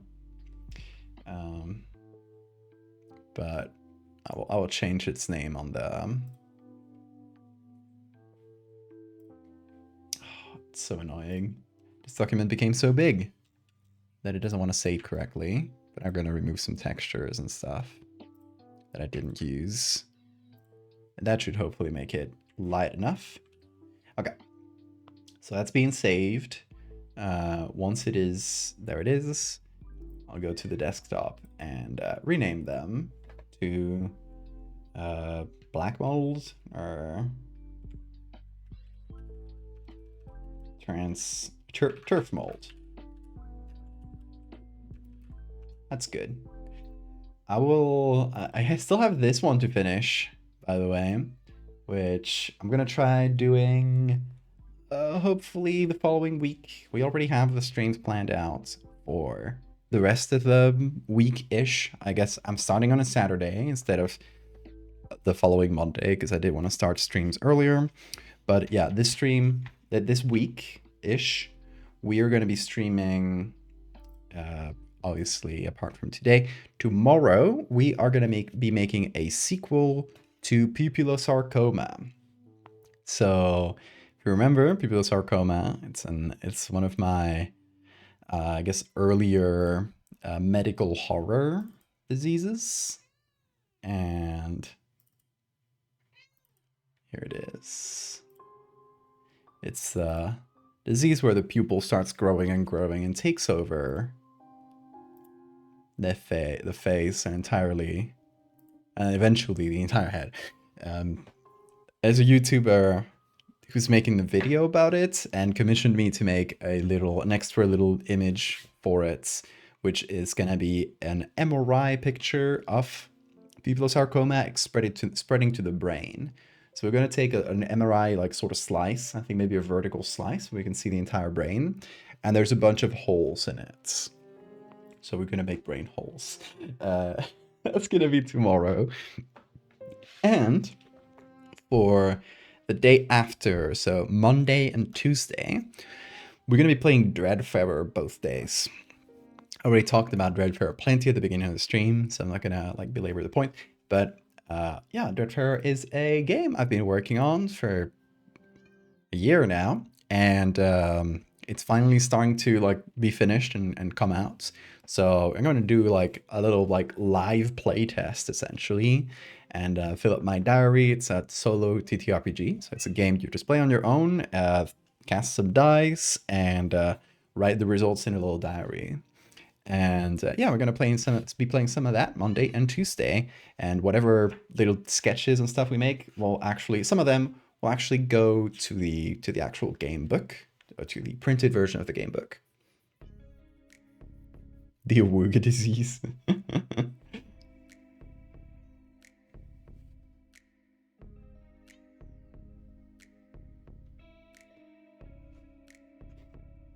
Got a question? Shoot, tell me. It has been a year. It's been a lot of work. The game is gonna be 220 pages, like the actual booklet of the game. So yeah, it kind of grew and grew, but we're proud of the result. I think it's gonna be a great game. There was so much writing involved. Honestly, it's been quite a lot to do, but it's essentially like the writing itself that you'll get in the game. It's like my kind of fiction, like small little like concepts and stuff, times 120. No, wait. There's 20 areas, 20, so in 6 regions, right? Times 20 areas, 20 artifacts, and 20 encounters. So that's 80 times 6. Yeah, 400. It's a lot. It's a lot of little concepts and little fiction. It's good, and you can take that and build upon it. I think it's a great way to like package the kind of writing and the kind of stories I do into a game. Pain au chocolat, always. My family is from Normandy. We say pain au chocolat. Chocolatine is a travesty. But yeah, the streams we got planned are another one for tomorrow, then Monday and Tuesday. Then I'm not going to be streaming for the rest of the week. Slackomorph, thank you for the raid. Welcome. You're coming in right at the end, but I'll show you what we made today. Today we're starting Pride by laughing at transphobes. So we are making a black mold that infects transphobes only. And it's a reference to J.K. Rowling's black mold infested house. We got a kitty who's screaming around and calling my attention. But yeah, we're going to be streaming after this 3 more days. Then for the rest of the following week, I'm going to visit some family again. It's going to be a short visit. But yeah, I'll be back on for the following week of streams. So like Monday, what is it, the 9th? And yeah, we'll just keep on streaming as normal in the regular schedule starting then.